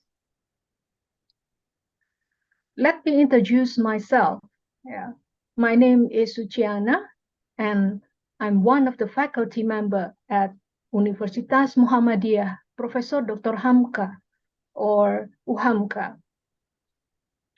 In today's session in room 3, there will be 7 speakers, starting from Bapak Lajeti, MPD, and team, and then Ibu Nia Kurniati, MPD, and team, Ibu Aulia Nurshifa, MPD, and team, and then Ibu Niputu Widayanti, SSE, MSE, and team, Ibu Ayu Saka Laksmita, W, SSE, MSE, and then Dr. Tuti Ernawati, MGZ, SPGK, and team. And then the last speaker is Ibu Indah Purbasari, SHLLM, and team. Ladies and gentlemen, the first speaker, Bapak Lajeti, SPD MPD has already sent a video. So, Bapak Lajeti, are you here? Do you want to change the presentation from the video to direct presentation? Bapak Lajeti? We have no response from Bapak Lajeti. So, the second speaker later will be Ibu Nia Kurniawati MPD. Ibu Nia Kurniawati, are you here already with the team? Yes, I am. Okay, so if you don't mind, I will play the video from Pak Lajeti first, and then you may continue your presentation. Is that all right, Ibu Nia? Yes, all right. Okay, so let me try to play the video first. Okay, let me to share screen. No, Right Bu. now. Ibu Nia, I will play the video from Pak Lajeti first. That's the first speaker, and he has already sent the video, and you are the second speaker. Okay, so after the video is ended, then you can have your presentation. Is that all right for you, Ibu? Ibu Nia Kurniati? Ibu Nia Kurniati is my team, the second Yes, all right. speaker. Okay, the second. So Ibu Diajeng Sekar will present, yeah, for the team. But allow me to play the video from Bapak Lajeti first because he is the first speaker in our session. All right? Is it all right? Okay. So let me try to share the screen.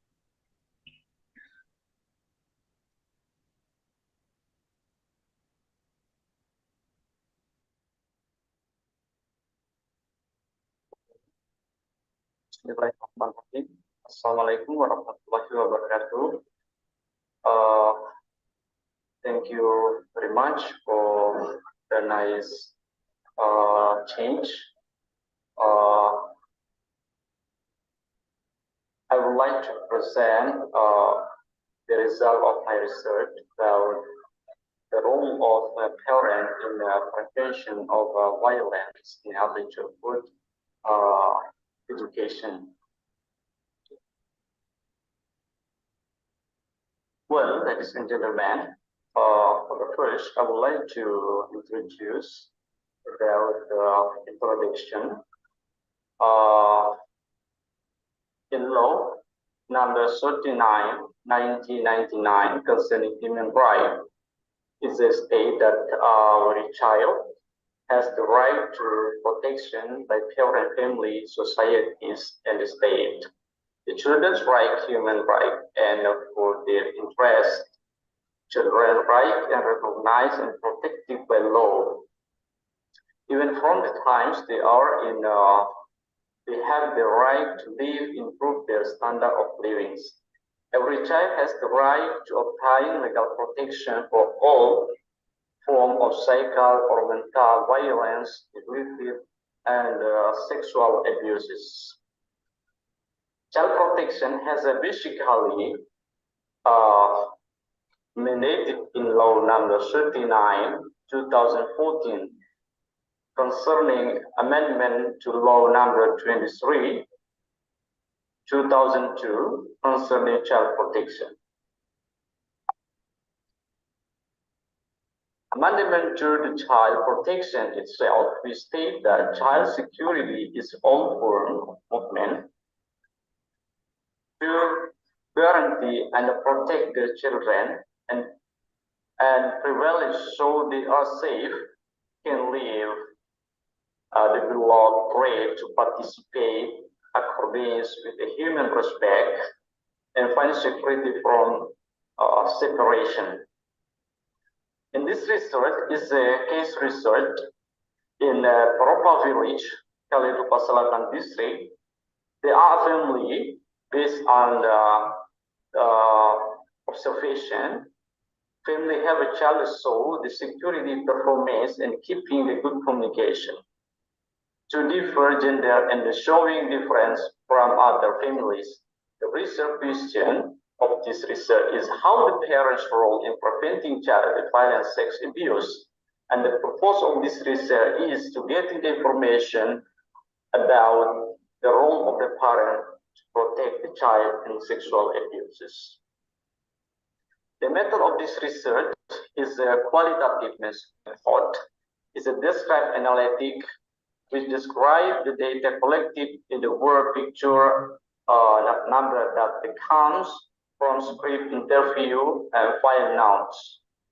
This is a design research is the first is data collection, data reduction and display data and the conclusion of application. The result of this research is first, the role of the parents is a modeling in the children. In this research, show that the parents in that village is a model to the child. For example, is how to dressing and then how to give the sexual abuses education to the child. And then based on the result, what has been done is obtained that the parent roles are related to modelings is giving sex education from early age from parent to models. For the first example, children provide example for procedure, dress properly, dressing, the cover, genitals, and then how to use dress for boys and for the child girls. That this is modeling from the parents, so the child understand from the model of the parents at home, and is one of the strategy how to protect the child or to prevent the child from the sexual abuses. The first, and the second is parent as mentoring and the child is a mentoring of the child. How is the parents to be a mentor of the child? Based on the research, what has been done is obtain and parents' role a relative mentoring, giving early sex education. Shown by the parents provide process mentor relationship or interaction, make interaction between the child to the parents, how to mentoring them when while the child playing with the friends or the classmate or the peers and the opposite sex. For example, man, boy and the girl. So the parents should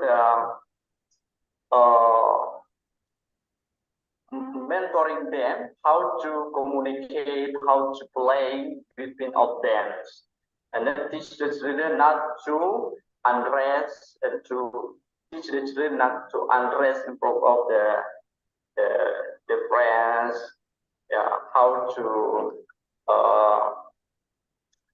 how to use their dress in front of their friends. So the parents should be to for the child and make communication is the second. Okay, so that's the presentation, video presentation from Bapak Lajeti, SPD, MPD, and the team is Edison, SPD, MPD, Bapak Edison, SPD, MPD, and Bapak Manan, SPD, MPD.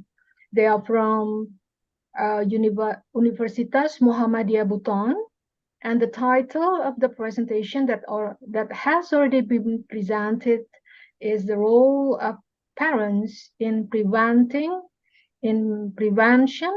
of violence in early children.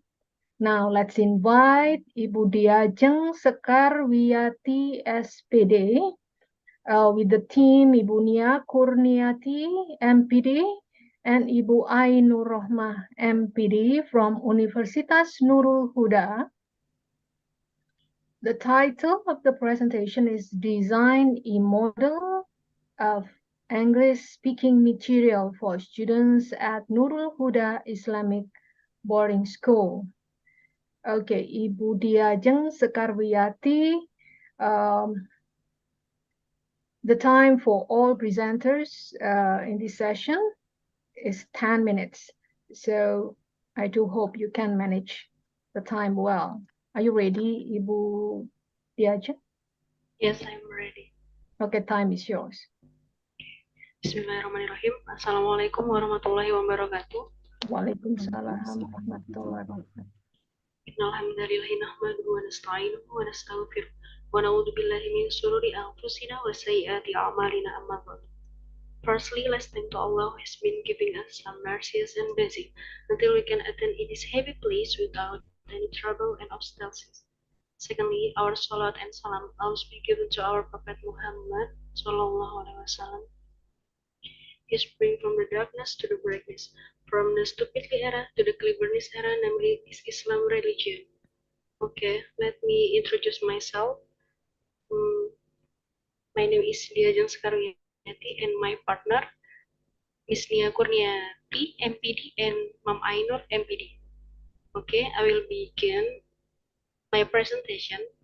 The first slide is design a module of English speaking material for students at Nurul Huda Islamic Boarding School.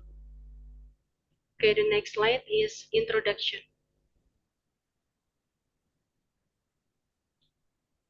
Introduction is the background of the researcher. The English was the most widely spoken language in the world, but English was the official language used in the world. English also very important because nowadays was not only talking about cross-country communication, but English was also very much needed in the business world because border business communication was not often done in English, and many international companies expect the employees to be fluent, especially the problem of speaking in Indonesia. This problem of speaking skill in academia was the same in the school, especially in Islamic boarding school, where the compulsory English language boarding program them to do so while they have no provision at all speak of foreign language. The third point, the design of e-module English speaking learning media with an introduction stage which include information about the problem that arise during the process of learning to speak English. The last point, researchers have been to be able to design e-module as teaching learning that are used for tutor handbooks and student achievement books to improve students speaking English in order to find solution from the result described previously. Okay, the next slide is methodology of the research. Researchers use the R&D method with the flowchart method by Brock and Gall. The data obtained were both quantitative and qualitative. Quantitative data in the form of number obtained from the assessment of product development assessment arranged using a Likert scale, and the data analyzed by using SPSS 25 to know the effectiveness of e-module in speaking material at the student in Central Girl Dormitory Nurul Huda Islamic Boarding School. Quantitative collected data by obtained questionnaire. And qualitative data in the form of responses and suggestions as outlined in perspective and interview with student and tutor. The result data relate to the feasibility or suitability of the development product being met and collecting data obtained by interview. Okay, the next slide is flowchart Bob and Gall level 3. In the level 3, there are two steps. The first is analyze, and the second is developing the material. Expert validation with the validator media or validator material. Okay, the next is revision, try out, revision again and the final product. Okay, the next is result of discussion. Result of the questionnaire. The first is the result expert validation on material, average 82%, and the second is the result expert validation on media, validator media, average 91%. The third is the result practically by tutor, average 89%, and the student responses average 86%. And all the results show the e-module as a teaching learning is good criteria. Okay, the next slide is final product of Speak Up e-module. Just simple to show in the PPT. The first is front cover, and there are 3 topics in a module. The first is topic about new student, the second is about in the school, and the third is about in dormitory. And the first page of the view e-module, there are speaking material, all the material speaking.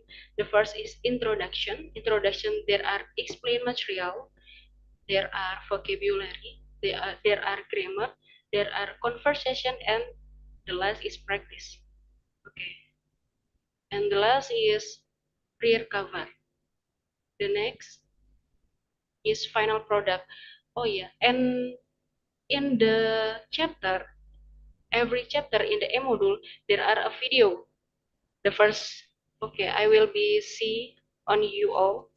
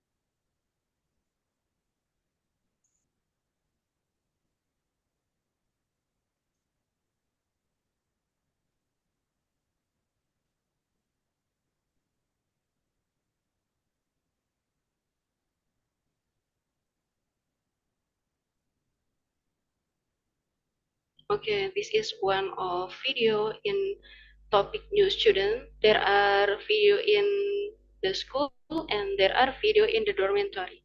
Okay, the next slide is discussion. Discussion. The result of the preliminary research are used as guidelines for developing the concept of learning media for English subject that has been further developed later.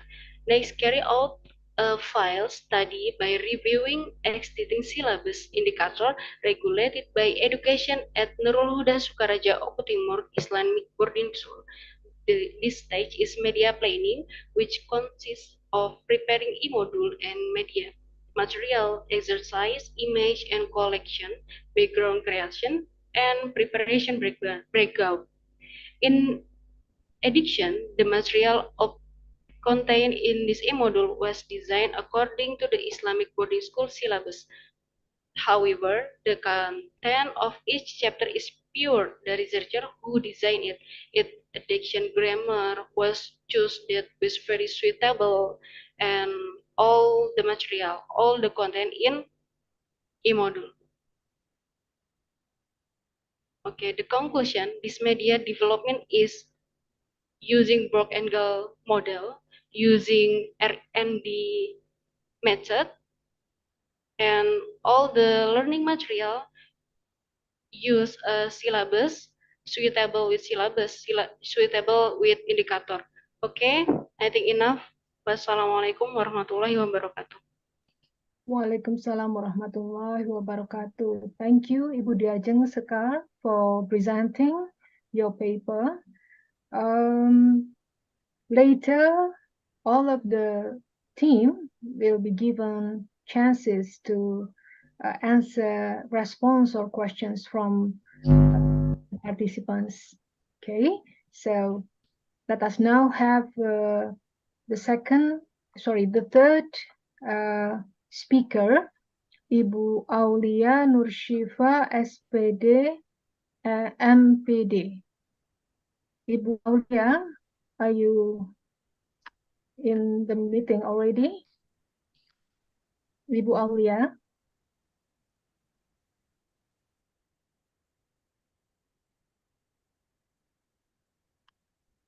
Ibu Aulia Nurshifa, SPD, MPD, will have is in one team with Professor Dr. Derzos Gumilar Rusliwa Somantri and Prof. Francisia Saveria Sika Eri Seda, PhD from Universitas Indonesia. The title of the paper is The Dilemma Between Challenges and Obstacle in the Prevention and Handling of Sexual Violence in Higher Education.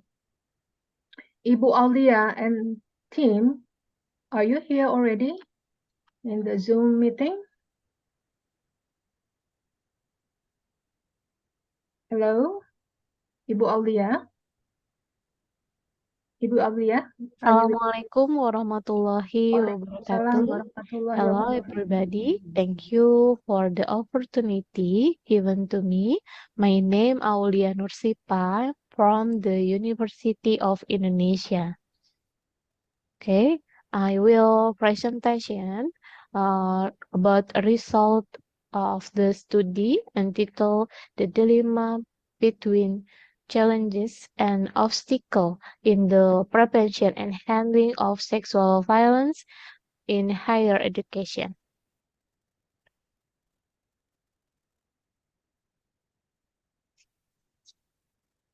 Background: this research is part of the main research entitled Mitigation Sexual Violence in Higher Education. Sexual violence in higher education is an important issue to be researched both in the world and even in Indonesia. Although the Indonesian government has made Permendikbud number 30 of 2021 concerning the prevention and handling of sexual violence in higher education. However, the problem of sexual violence in the educational environment remains a dilemma because cases and victims of sexual violence remains. The problem is that there are still obstacles and challenges in the prevention and handling of sexual violence in higher education. Purpose: know the barriers and challenges in the prevention and handling of sexual violence in higher education. Novelty of research: there has been no research related to sexual violence mitigation in universities, especially regarding challenges and obstacles in the prevention and handling of sexual violence in higher education. Novelty policy on the prevention and handling of sexual violence in higher education. Research methodology. The research method is qualitative method with case studies in 3 higher education in Indonesia. The research participant amount to 27 people. Data collection is carried out by observation, interview, SGD, and documentation. Data processing is done by NVivo 12 Plus, publish or pares and post viewer. Data analysis using Mills Haberman by means of data reduction, presenting data, and conclusion. Research results. These obstacles and challenges include 1. Facilitating the reporting of sexual violence cases. 2. Strengthen central government regulation in higher education. 3. Strengthen the response of higher education in the implementation of the rules. 4. Prevention and handling of sexual violence in higher education is supported by the allocation of funds, facilities, and human research. 5. Socialization. The academic community intensively is carried out to build a culture of anti-sexual violence. 6. Solving complex sexual violence cases, providing justice to victims and sanction to perpetration. 7. Collaboration of all parties, such as campus, hospitals, psychologists, legal institutions, communities, etc. 8. Cases of sexual violence in higher education through digitalization. Conclusion. Research output. Research output, international journal, research on sexual violence mitigation in higher education has also submitted to the International Journal of Public Health Science under review. And international proceeding, the International Conference of Research and Development. Conclusion.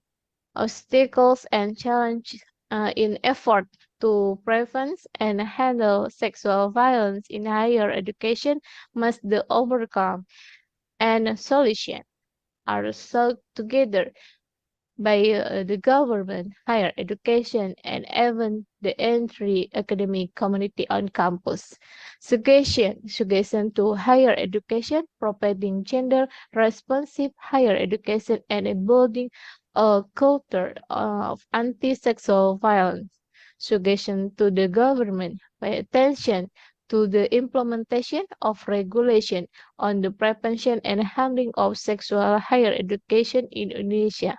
Recommendation. The recommendation from this study show that government, higher education, and relevant institutions come together to build strong systems that eliminate sexual violence in Indonesia.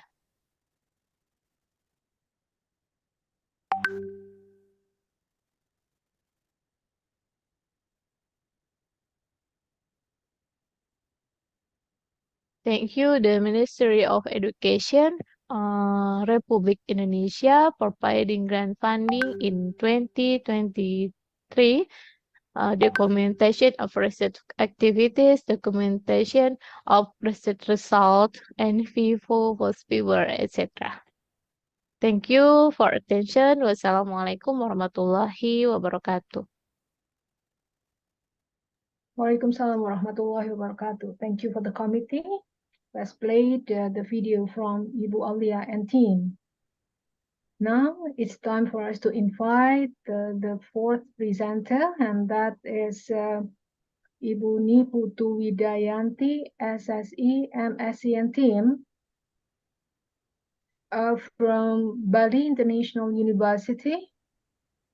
The article is entitled Phytochemical Screening and Evaluation of Antifungal Activity of Peperomia pellucida L. Con extract against Candida albicans.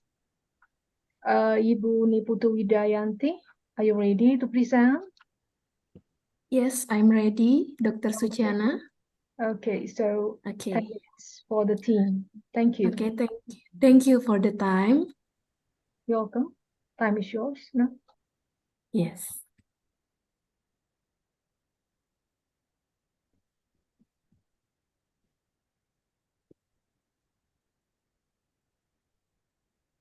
Oke, Assalamualaikum warahmatullahi wabarakatuh. Shalom Namo Buddhaya. Om Swastiastu. Good afternoon, ladies and gentlemen. Before we begin, let me introduce myself. My name is Niputu Widayanti, SSI MSI. I'm from Bali International University. In this occasion, I will present it about phytochemical screening and evaluation of antifungal activity of Peperomia pellucida L. extract against Candida albicans. The background to my research is, in Indonesia, prevalency of candidiasis around 20 until 25% and is a common infection problem encountered every day. Candidiasis is caused by Candida albicans that is the most common causative agent in skin, genital, and oral mucosal infection. The use of antifungal agent like drugs and antibiotic for the treatment is now increasing, which can lead to clinical consequences such as antifungal resistance. Considering that the cost of treatment cannot be afforded by everyone, medical plans are an affordable alternative for the community. One of them is Peperomia pellucida L. plan has traditionally been used for health. Until now, the use of an ethanol extract of Peperomia pellucida L. has been limited in the antifungal field, so the research are interested in knowing the effect on the growth of fungi. The problem in this research is, number one, what group of secondary metabolite compound are found in the ethanol extract of Peperomia pellucida L. And the number two, what is the antifungal activity of the extract of Peperomia pellucida L. Against Candida albicans. The aim of this research to determine the activity of Peperomia pellucida L. ethanol extract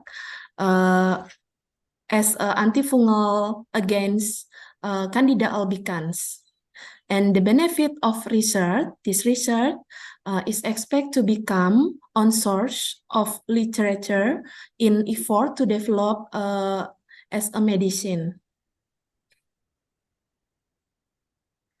And next, the method. Kalau kayak gini, Ibu ngisinya di ini mana nih ya? Kalau bentuknya Excel. The method, the design in this research is descriptive, exploratory, and quasi-experimental by providing a treatment to the sample.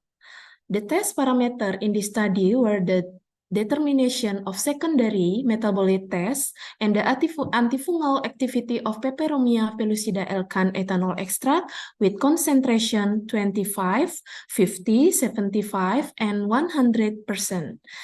This research used a positive control of nystatin and a negative control of the MSO. The next, the procedure.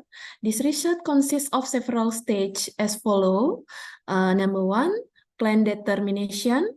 We will determine the plan in Brin, Kebun Raya, Bedugul, Eka Karya, Bali.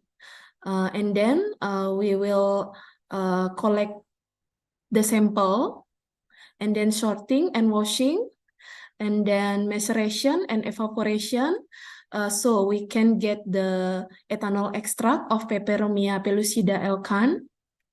And the next, we will do phytochemical screening to know the group of secondary metabolite like flavonoid, phenolic, tannin, saponin, and alkaloid. And then preparation extract, we will make a PDA media and control, and then antifungal inhibition test by this diffusion method, and we will collect the data and do data analysis. The next, measurement of clear zone. The first, PDA media was poured into a sterile Petri dish till solidified, and then a 50 microliter of the fungal suspension was added and spread over the surface of medium. A 6 millimeter sterile paper disc was dipped in each concentration of the extract and control. Petri discs were incubated at 37 Celsius for 24 hours. And then measurement of the inhibition zone and interpretation of the result. And we can see the treatment group consists of 6. Number 1, negative control, we use DMSO. And number 2, positive control, we use nystatin. Number 3 until number 6, we use extract from 25 until 25, 50, 70 until 100%. And we make a media and then do a clear zone from the Petri. We can see the picture like this. And until we get the data, we can do measurement by the formula T equals D1 plus D2, D3, D4, divide 4 minus X. You can see the information about the symbol below. And the next result and discussion from the research, we get the data antifungal inhibition. Antifungal inhibition, we can see the treatment here. There are 6 treatments. We do the repetition 4 times to get the data, and the data we collect, we do measurement standard deviation, so we can see the data from the table with inhibition category.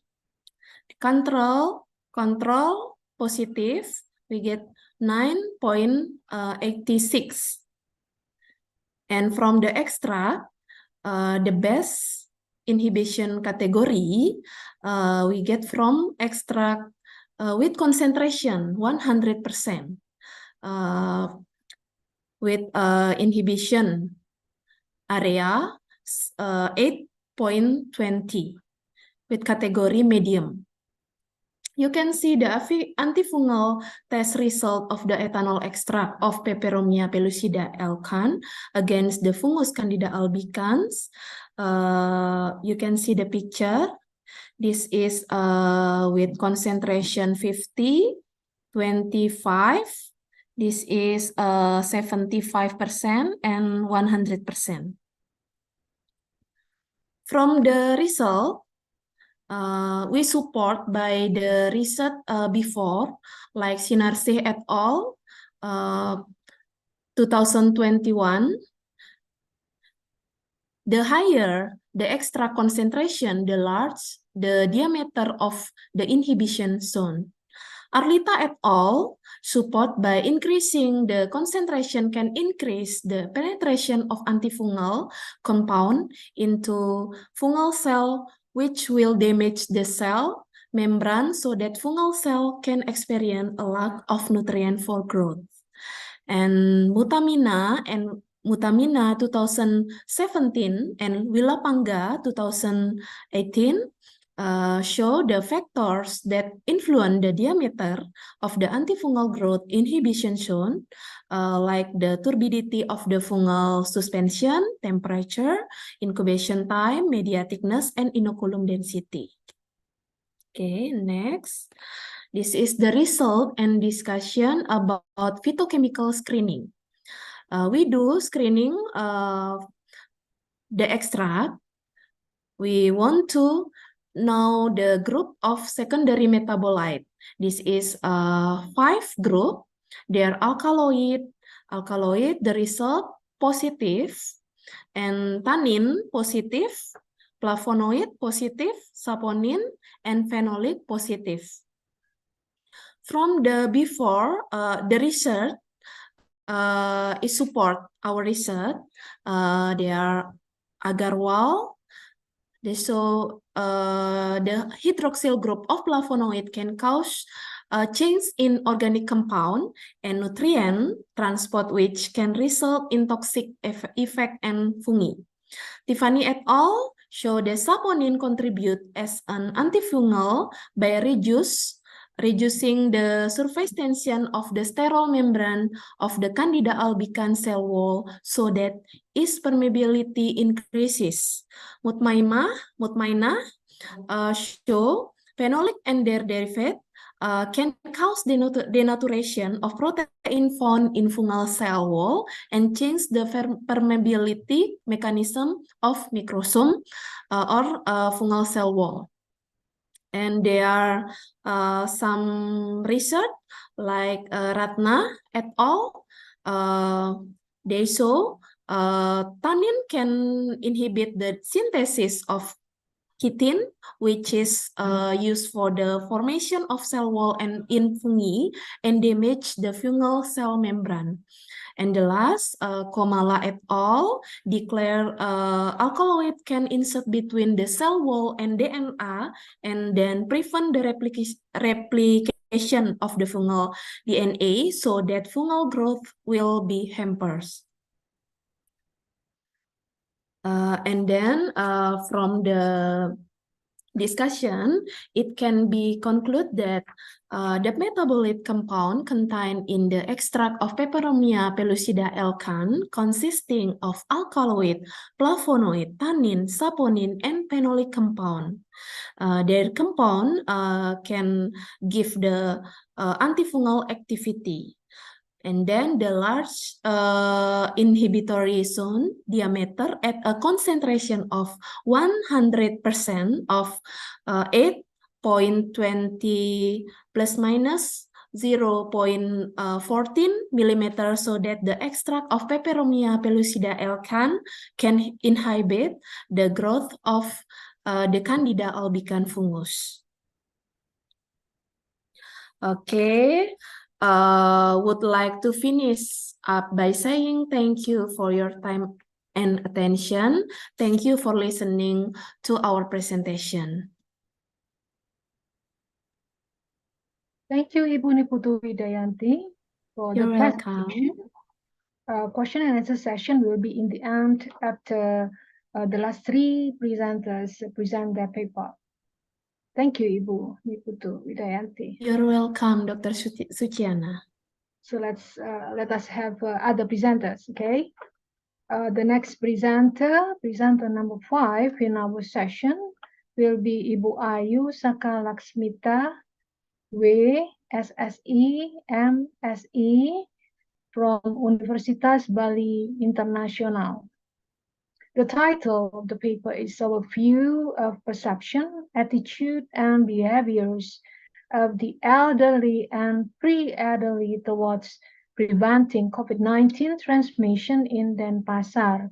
Ibu Ayu Sakalaksmita, time is yours. Are you ready? Yes, I'm ready. Thank you, Mr. Dr. Suciana. 10 minutes, please. Okay. Okay.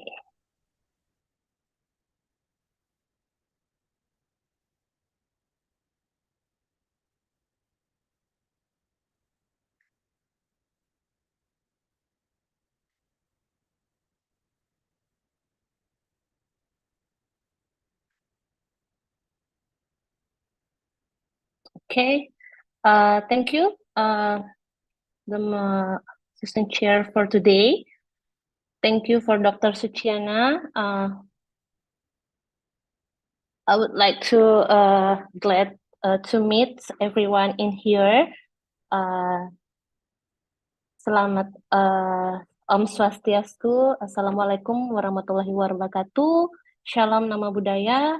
And then let me introduce myself. Hi everyone, my name is Ayu Sakalaksmitawe. I was born on March 1991 at Badung, Bali, and Master of Biology. Now I'm a lecturer in Universitas Bali Internasional and also I'm a coordinator of ADPI Bali since 2020. Okay, let me know about my research. It's about an overview of perception, attitude, and behavior of elderly and pre-elderly toward preventing COVID-19 transmission in Denpasar. Okay, right now I'm going to what's the background about COVID can be affect people all of age, like a picture. The elderly are the most vulnerable group affected by COVID-19. The data from the World Health Organization 2020 show that the elderly experience more coronavirus infection, that the result in a self-infection and death than children under 5. And also COVID-19 death mainly occur in the elderly, especially among those with comorbidities such as cardiovascular disease, respiratory disease, or diabetes. Unfortunately, there is not much focused care that health of elderly during the COVID-19 pandemic. The large number of elderly people in Indonesia in the future has about positive and negative impacts. Why is positive impacts if elderly population in healthy, active, and productive states? On the other hand, the large number of elderly people become a burden if elderly have a health problem, that the risk increase, how the care costs, decreased income, increased disability, lack of social support, and environment that not friendly to elderly population. And now, data from the CDC has information for the older adult, the higher risk. 8 out of the 10 COVID-19 that reported in the US have been adults and older adults. You can see more information at cdc.go/coronavirus. And then, based on the collection of analysis data from all countries, like the New York Health, like the Asian, like China and Indonesians, you can see the percentage, most of the percentage of age is very large. In the general, recently large cases were seen elderly. Okay, and right now the concern of being infected COVID-19, especially of the elderly, as a vulnerable group with a comorbidity is the greatest effect of physiological condition. Understanding how the elderly and pre-elderly perceive, think, and act preventing COVID-19 transmission is crucial. This study focused especially on Denpasar, providing verbally inside the public health intervention. It can be seen that the current state of COVID-19 pandemic has an impact all age group, especially that they have a high risk due to the decreased immune system along the aging process. What the material and method? This study was conducted using a quantitative survey design across sectional approach, and the sample in the study elderly more than 60 years, elderly between 58 until 49 years in the Denpasar area with 170 respondents. The sampling technique use of pervasive sampling. The data collect use a questionnaire made a form Google form and giving through a media social network. Okay, the rest and discussion like that table number 1, this distribution of elderly and pre-elderly characteristic. You can see characteristic, gender, profession, and education. Okay, the elderly and pre-elderly population, habit and distance, characteristic in the term age distribution, health and social and economic factor. Understanding this aspect is crucial from addressing to challenge the face and implement effect government policy and programs. And then the table number 2, the data is a very perception of the elderly. Like the most elderly is a positive respondent, like 161 with a percentage the most.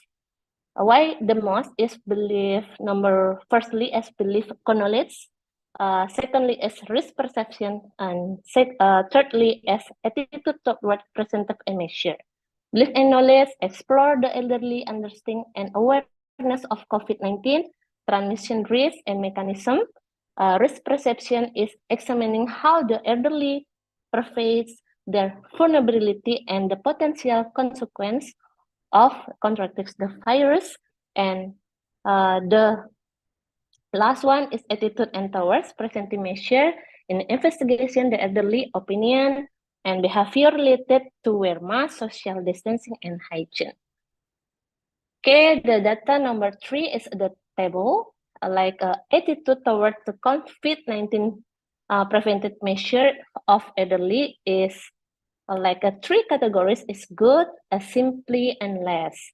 And the most is a very good with a total 4 for the total, and the presentation is the most. Because number 1 is resistant to change. Some elderly and pre-elderly may habit resistant to adopt new preventive measure due existing habit and routines. Number 2 is adhering to guidelines. Others display a strong commitment to following public health guidelines to protect themselves and their community. Number 3 is need for empathy. Understanding the concern and fear of the elderly and pre-elderly is crucial in the promoting positive attitude toward preventive measure.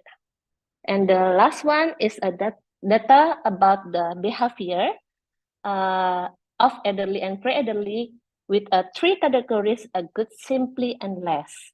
Okay, the good and simply is the most total and percentage with a complaint with a present measure evaluating the instance to which about of elderly and pre-elderly adhere to recommended research and strategies. And then barrier of challenge, identifying of ethical phase by individual in adapting and managing COVID-19 presented behavior. And the last one is a factor influence behavior change, like investigation in the external and internal factor that the shape individual decision to change their behavior. Furthermore, is the behavior like use mask, social distancing, and hand hygiene, like a picture. And then what the future public health campaigns, like a target missions, recommended effective communication strategies to end and educate the elderly and pre-elderly population. And then community involvement, right now highlight to the importance of community engagements and collaboration of promoting COVID-19 prevention. And then the last one is wellness programs about propose the implement of wellness program to support the physical and mental well-being of elderly and pre-elderly. Okay, and the last challenge, the implementation preventive measure. Number 1 is access to information. Number 2 is physical limitation, and number 3 is community support. The important is a community support because the creation of support community can be provide valuable assistance in addressing challenge faced by the elderly and pre-elderly. Okay, the conclusion is the description of pre-elderly and elderly perception of COVID-19 is the majority have a positive perception, and then the attitude pre-elderly and elderly people in the prevention transmission of COVID-19, more than half of the respondents have a good attitude, followed by a savage attitude, and only a few respondents have a pure attitude, and then the behavior pre-elderly and elderly people in the transmission of COVID-19, almost half of the respondents have a good and savage behavior, and only a few have a poor behavior. Okay, thank you for the attention. It was a pleasure being here today and sharing my knowledge with you all. And then I have a pantun, like siang hari makan roti, di bawah teriknya sinar matahari. Sekian presentasi hari ini. Terima kasih ICORAD IDPI. Okay, thank you, Mr. Dr. Korat. Okay. Thank you, Ibu Ayu Saka Lasmita. The question and answer session will be later. We still have time after all presenters in this session present their paper. Thank you, Ibu Ayu Saka. Okay, now it's time for us to invite the next presenter. The next presenter will be Dr. Tuti Ernawati, MGizi, SPGK, and team. Dr. Tuti and team are from Lampung University, and the paper entitled Factors Related to Compliance with Medical Nutrition Therapy in Diabetes mellitus Patient. Dr. Tuti, are you ready? Dr. Tuti? And Dr. Dian Isti Anggraini, MPH, SP, KKLP. And Dr. Harmaina, SP, KKLP. Are you here with us? Dr. Tuti? Dr. Tuti sent a PPT format, so we do not have the video from her team. Dr. Tuti, are you here already?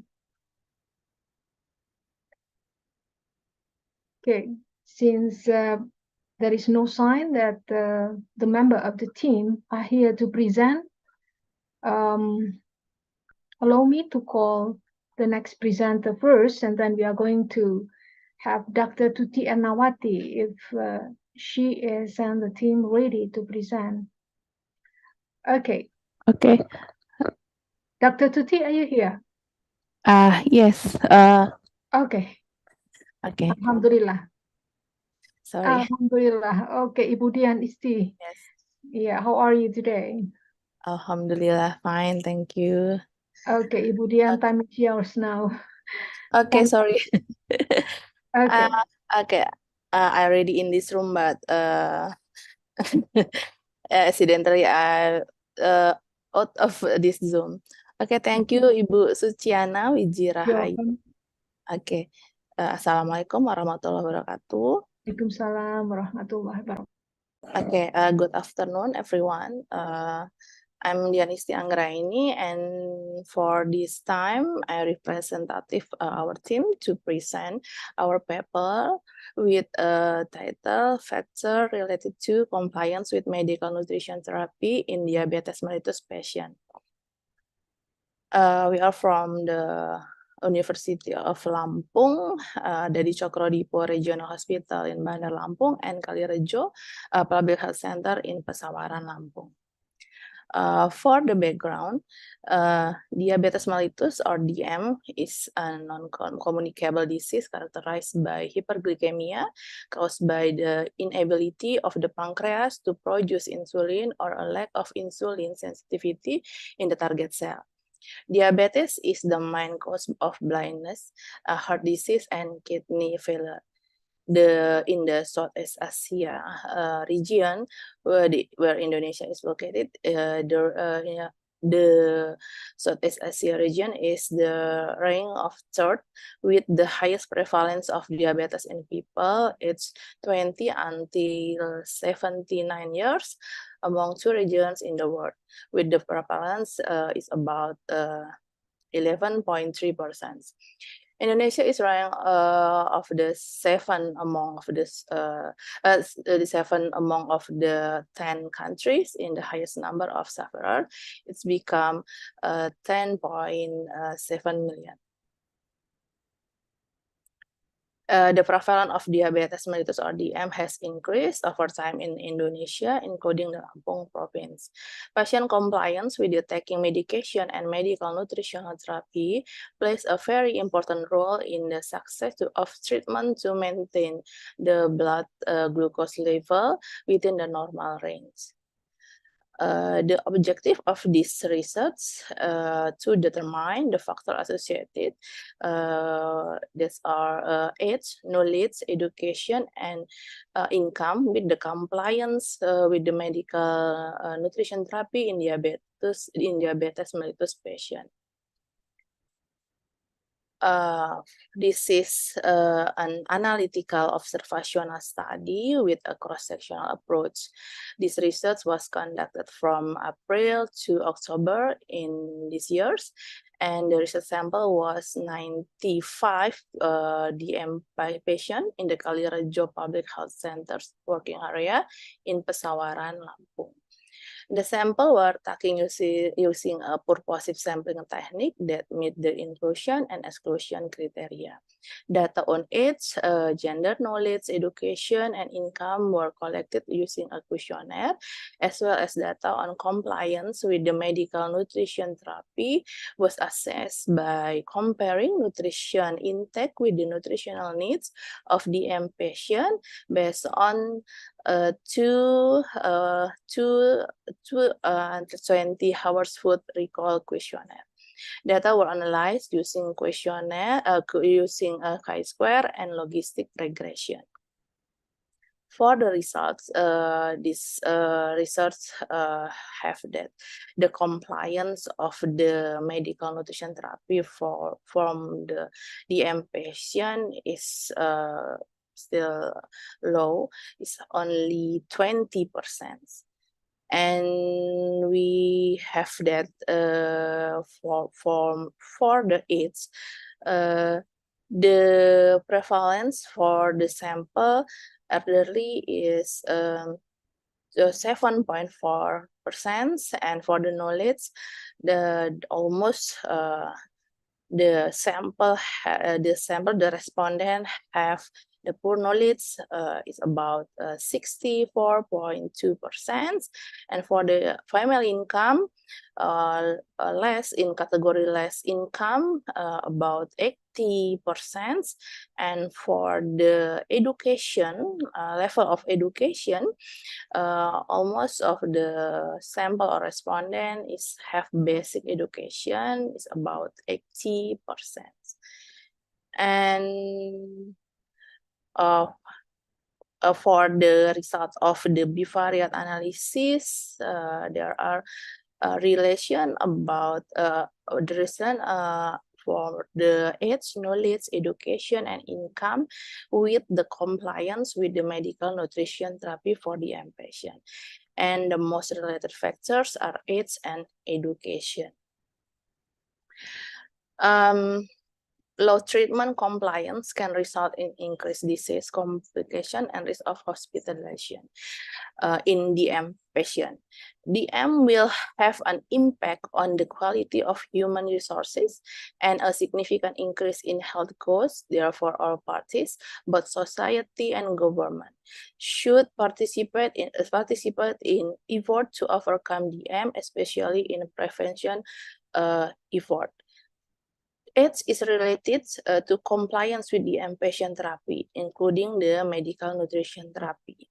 The older the patient gets, the more memory, hearing, and vision will decrease in function, causing the patient to be disobedient in taking medication and nutrition therapy.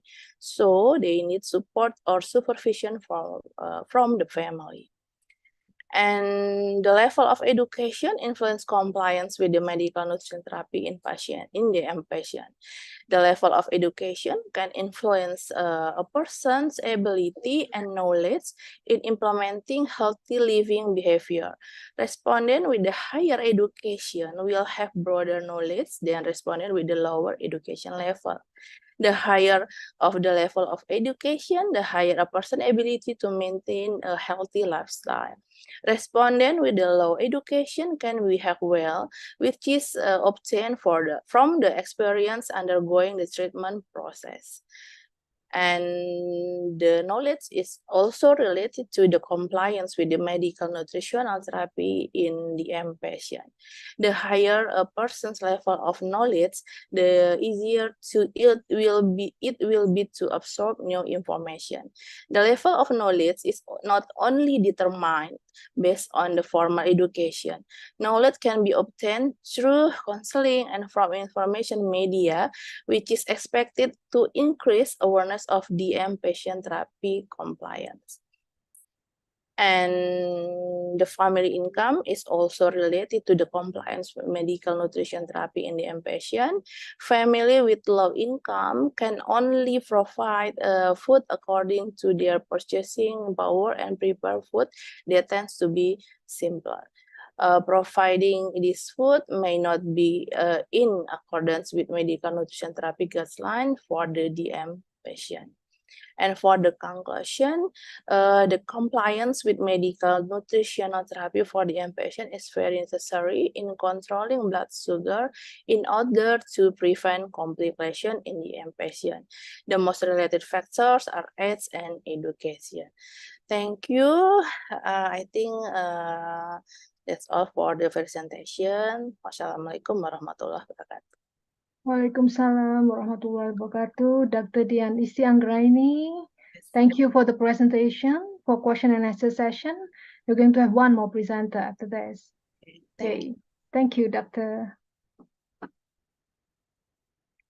Okay, ladies and gentlemen, we are going to invite the last presenter in this session.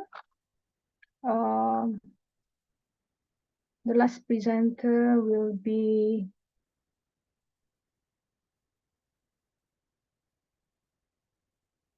Ibu Indah Purbasari, SHLLM,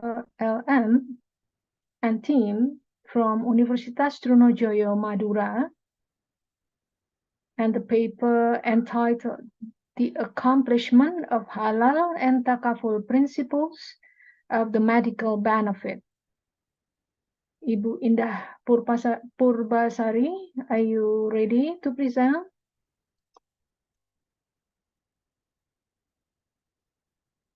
Ibu Indah Purbasari and team, Dr. Murni, SHMM, Dr. Faris Hamidi, SSE, MSE, and then Muhammad Ilyas and Muhammad Rizal Muhaimin from Universitas Trunojoyo, Madura. Are you ready to present?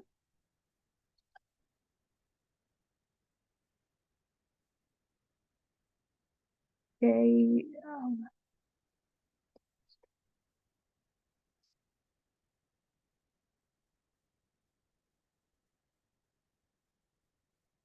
From the PowerPoint in the link drive, I cannot find any video from Ibu Indah and team, and the PowerPoint is not also in the drive. Ibu Indah, are you here?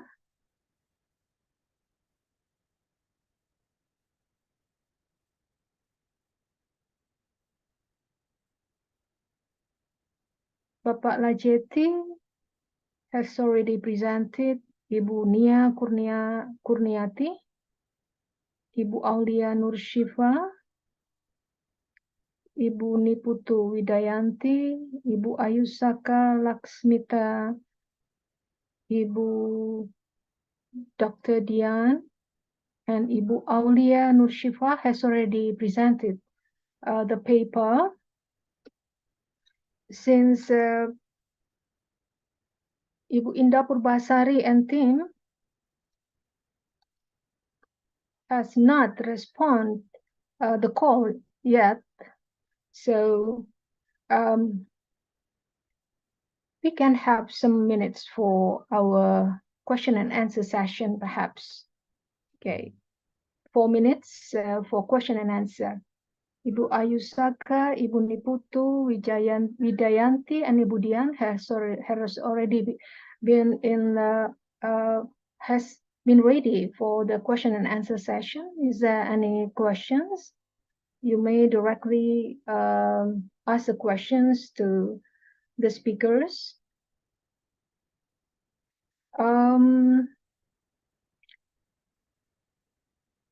Ibu Sekar, are you here? Are you ready to have question and answer session? So she's not here yet, but if there is a question, perhaps we can deliver to her directly. Okay. Let me check the chat if there is a questions. The chat, there is no question in the chat yet. So if the speakers here would like to raise a question to another presenter, I do not mind to have it. Is there any questions? There is no question yet. Perhaps I have one question first for Ibu Ayu Saka. Ibu Ayu Saka, in your PowerPoint and your presentation, you show that you show some picture of elderly people in Bali, representing the elderly people in Bali. You do that in your PowerPoint, but I could not see yet that the picture there is Balinese. Sorry Okay. for that questions. Okay, it's okay. Is that Thank on you. purposely? Yeah, you're welcome. Okay, thank you, Dr. Sutyana. Yes, because it's my method about is about the Google Form. Okay, so Through the the Google picture, Form. the Yeah. picture is not representing Balinese. Yeah, I'm sorry. Are they all people Yeah. from overseas? Are they all? Maybe next time I should the next time I shoot the picture in Balinese elderly and Okay. pre-elderly, So and because then I'm everyone wondering, know. yeah, because I'm wondering if all participants are people from overseas. Yeah. 170 people. Are they from overseas or all of them are Balinese? Are they from No, overseas? all No, of the Balinese in I Denpasar. see. I see. Okay, so that's Okay. opening questions. Perhaps you have other response for the other presenter.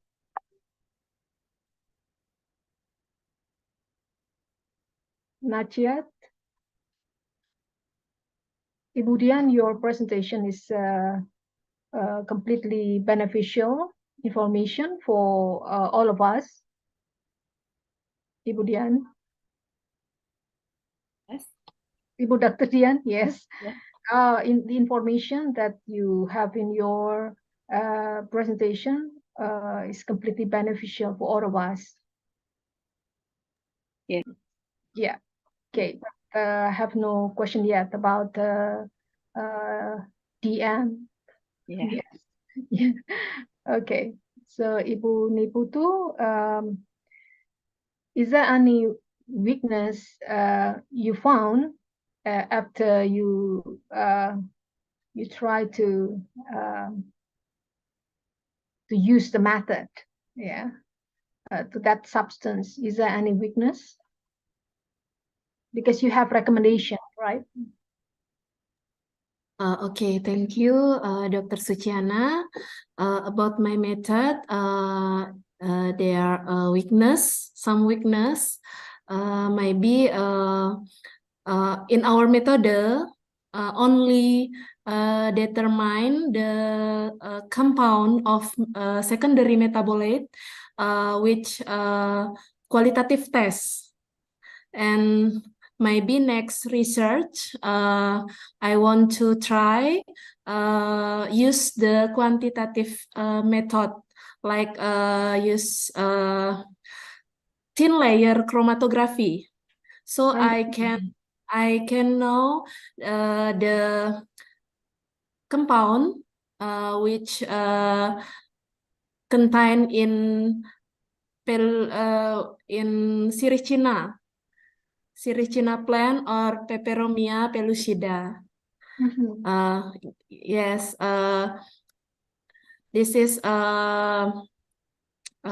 this research will continue next, Dr. Suci, and I can do quantitative method in this research. Okay, Ibu Dr. Dian, you have any plan for further research based on the result of your paper? Yes, we have do the quantitative and we have the results. The compliance is still always only 20% of the DM patient, and we plan to have the qualitative study to explanation what the opportunity, the challenge, or the obstacle for the DM patient, especially in the rural area, how to maintain their blood sugar. So I think it can be continued by the qualitative study to have the data to explain more for the DM patient. I think like that. Thank you, Ibu Dr. Dian. Okay, Ibu Indah, we are calling you again. Are you here? No response. So if you do not mind, okay, committee, I think it's better for us to end our presentation session in room 3. Okay, thank you, Ibu Ayu, Ibu Niputu, Widayanti, and Ibu Dr. Dian, and Ibu Sekar presenting your paper. Okay, applause. Let's give big hand to all 7 presenters. Okay, let's give big hand. Okay, so ladies and gentlemen, this is the end of the second paper presentation in room 3, the third International Conference on Research and Development, ICORAD 3. And as session chair, I will close this session by having pantun.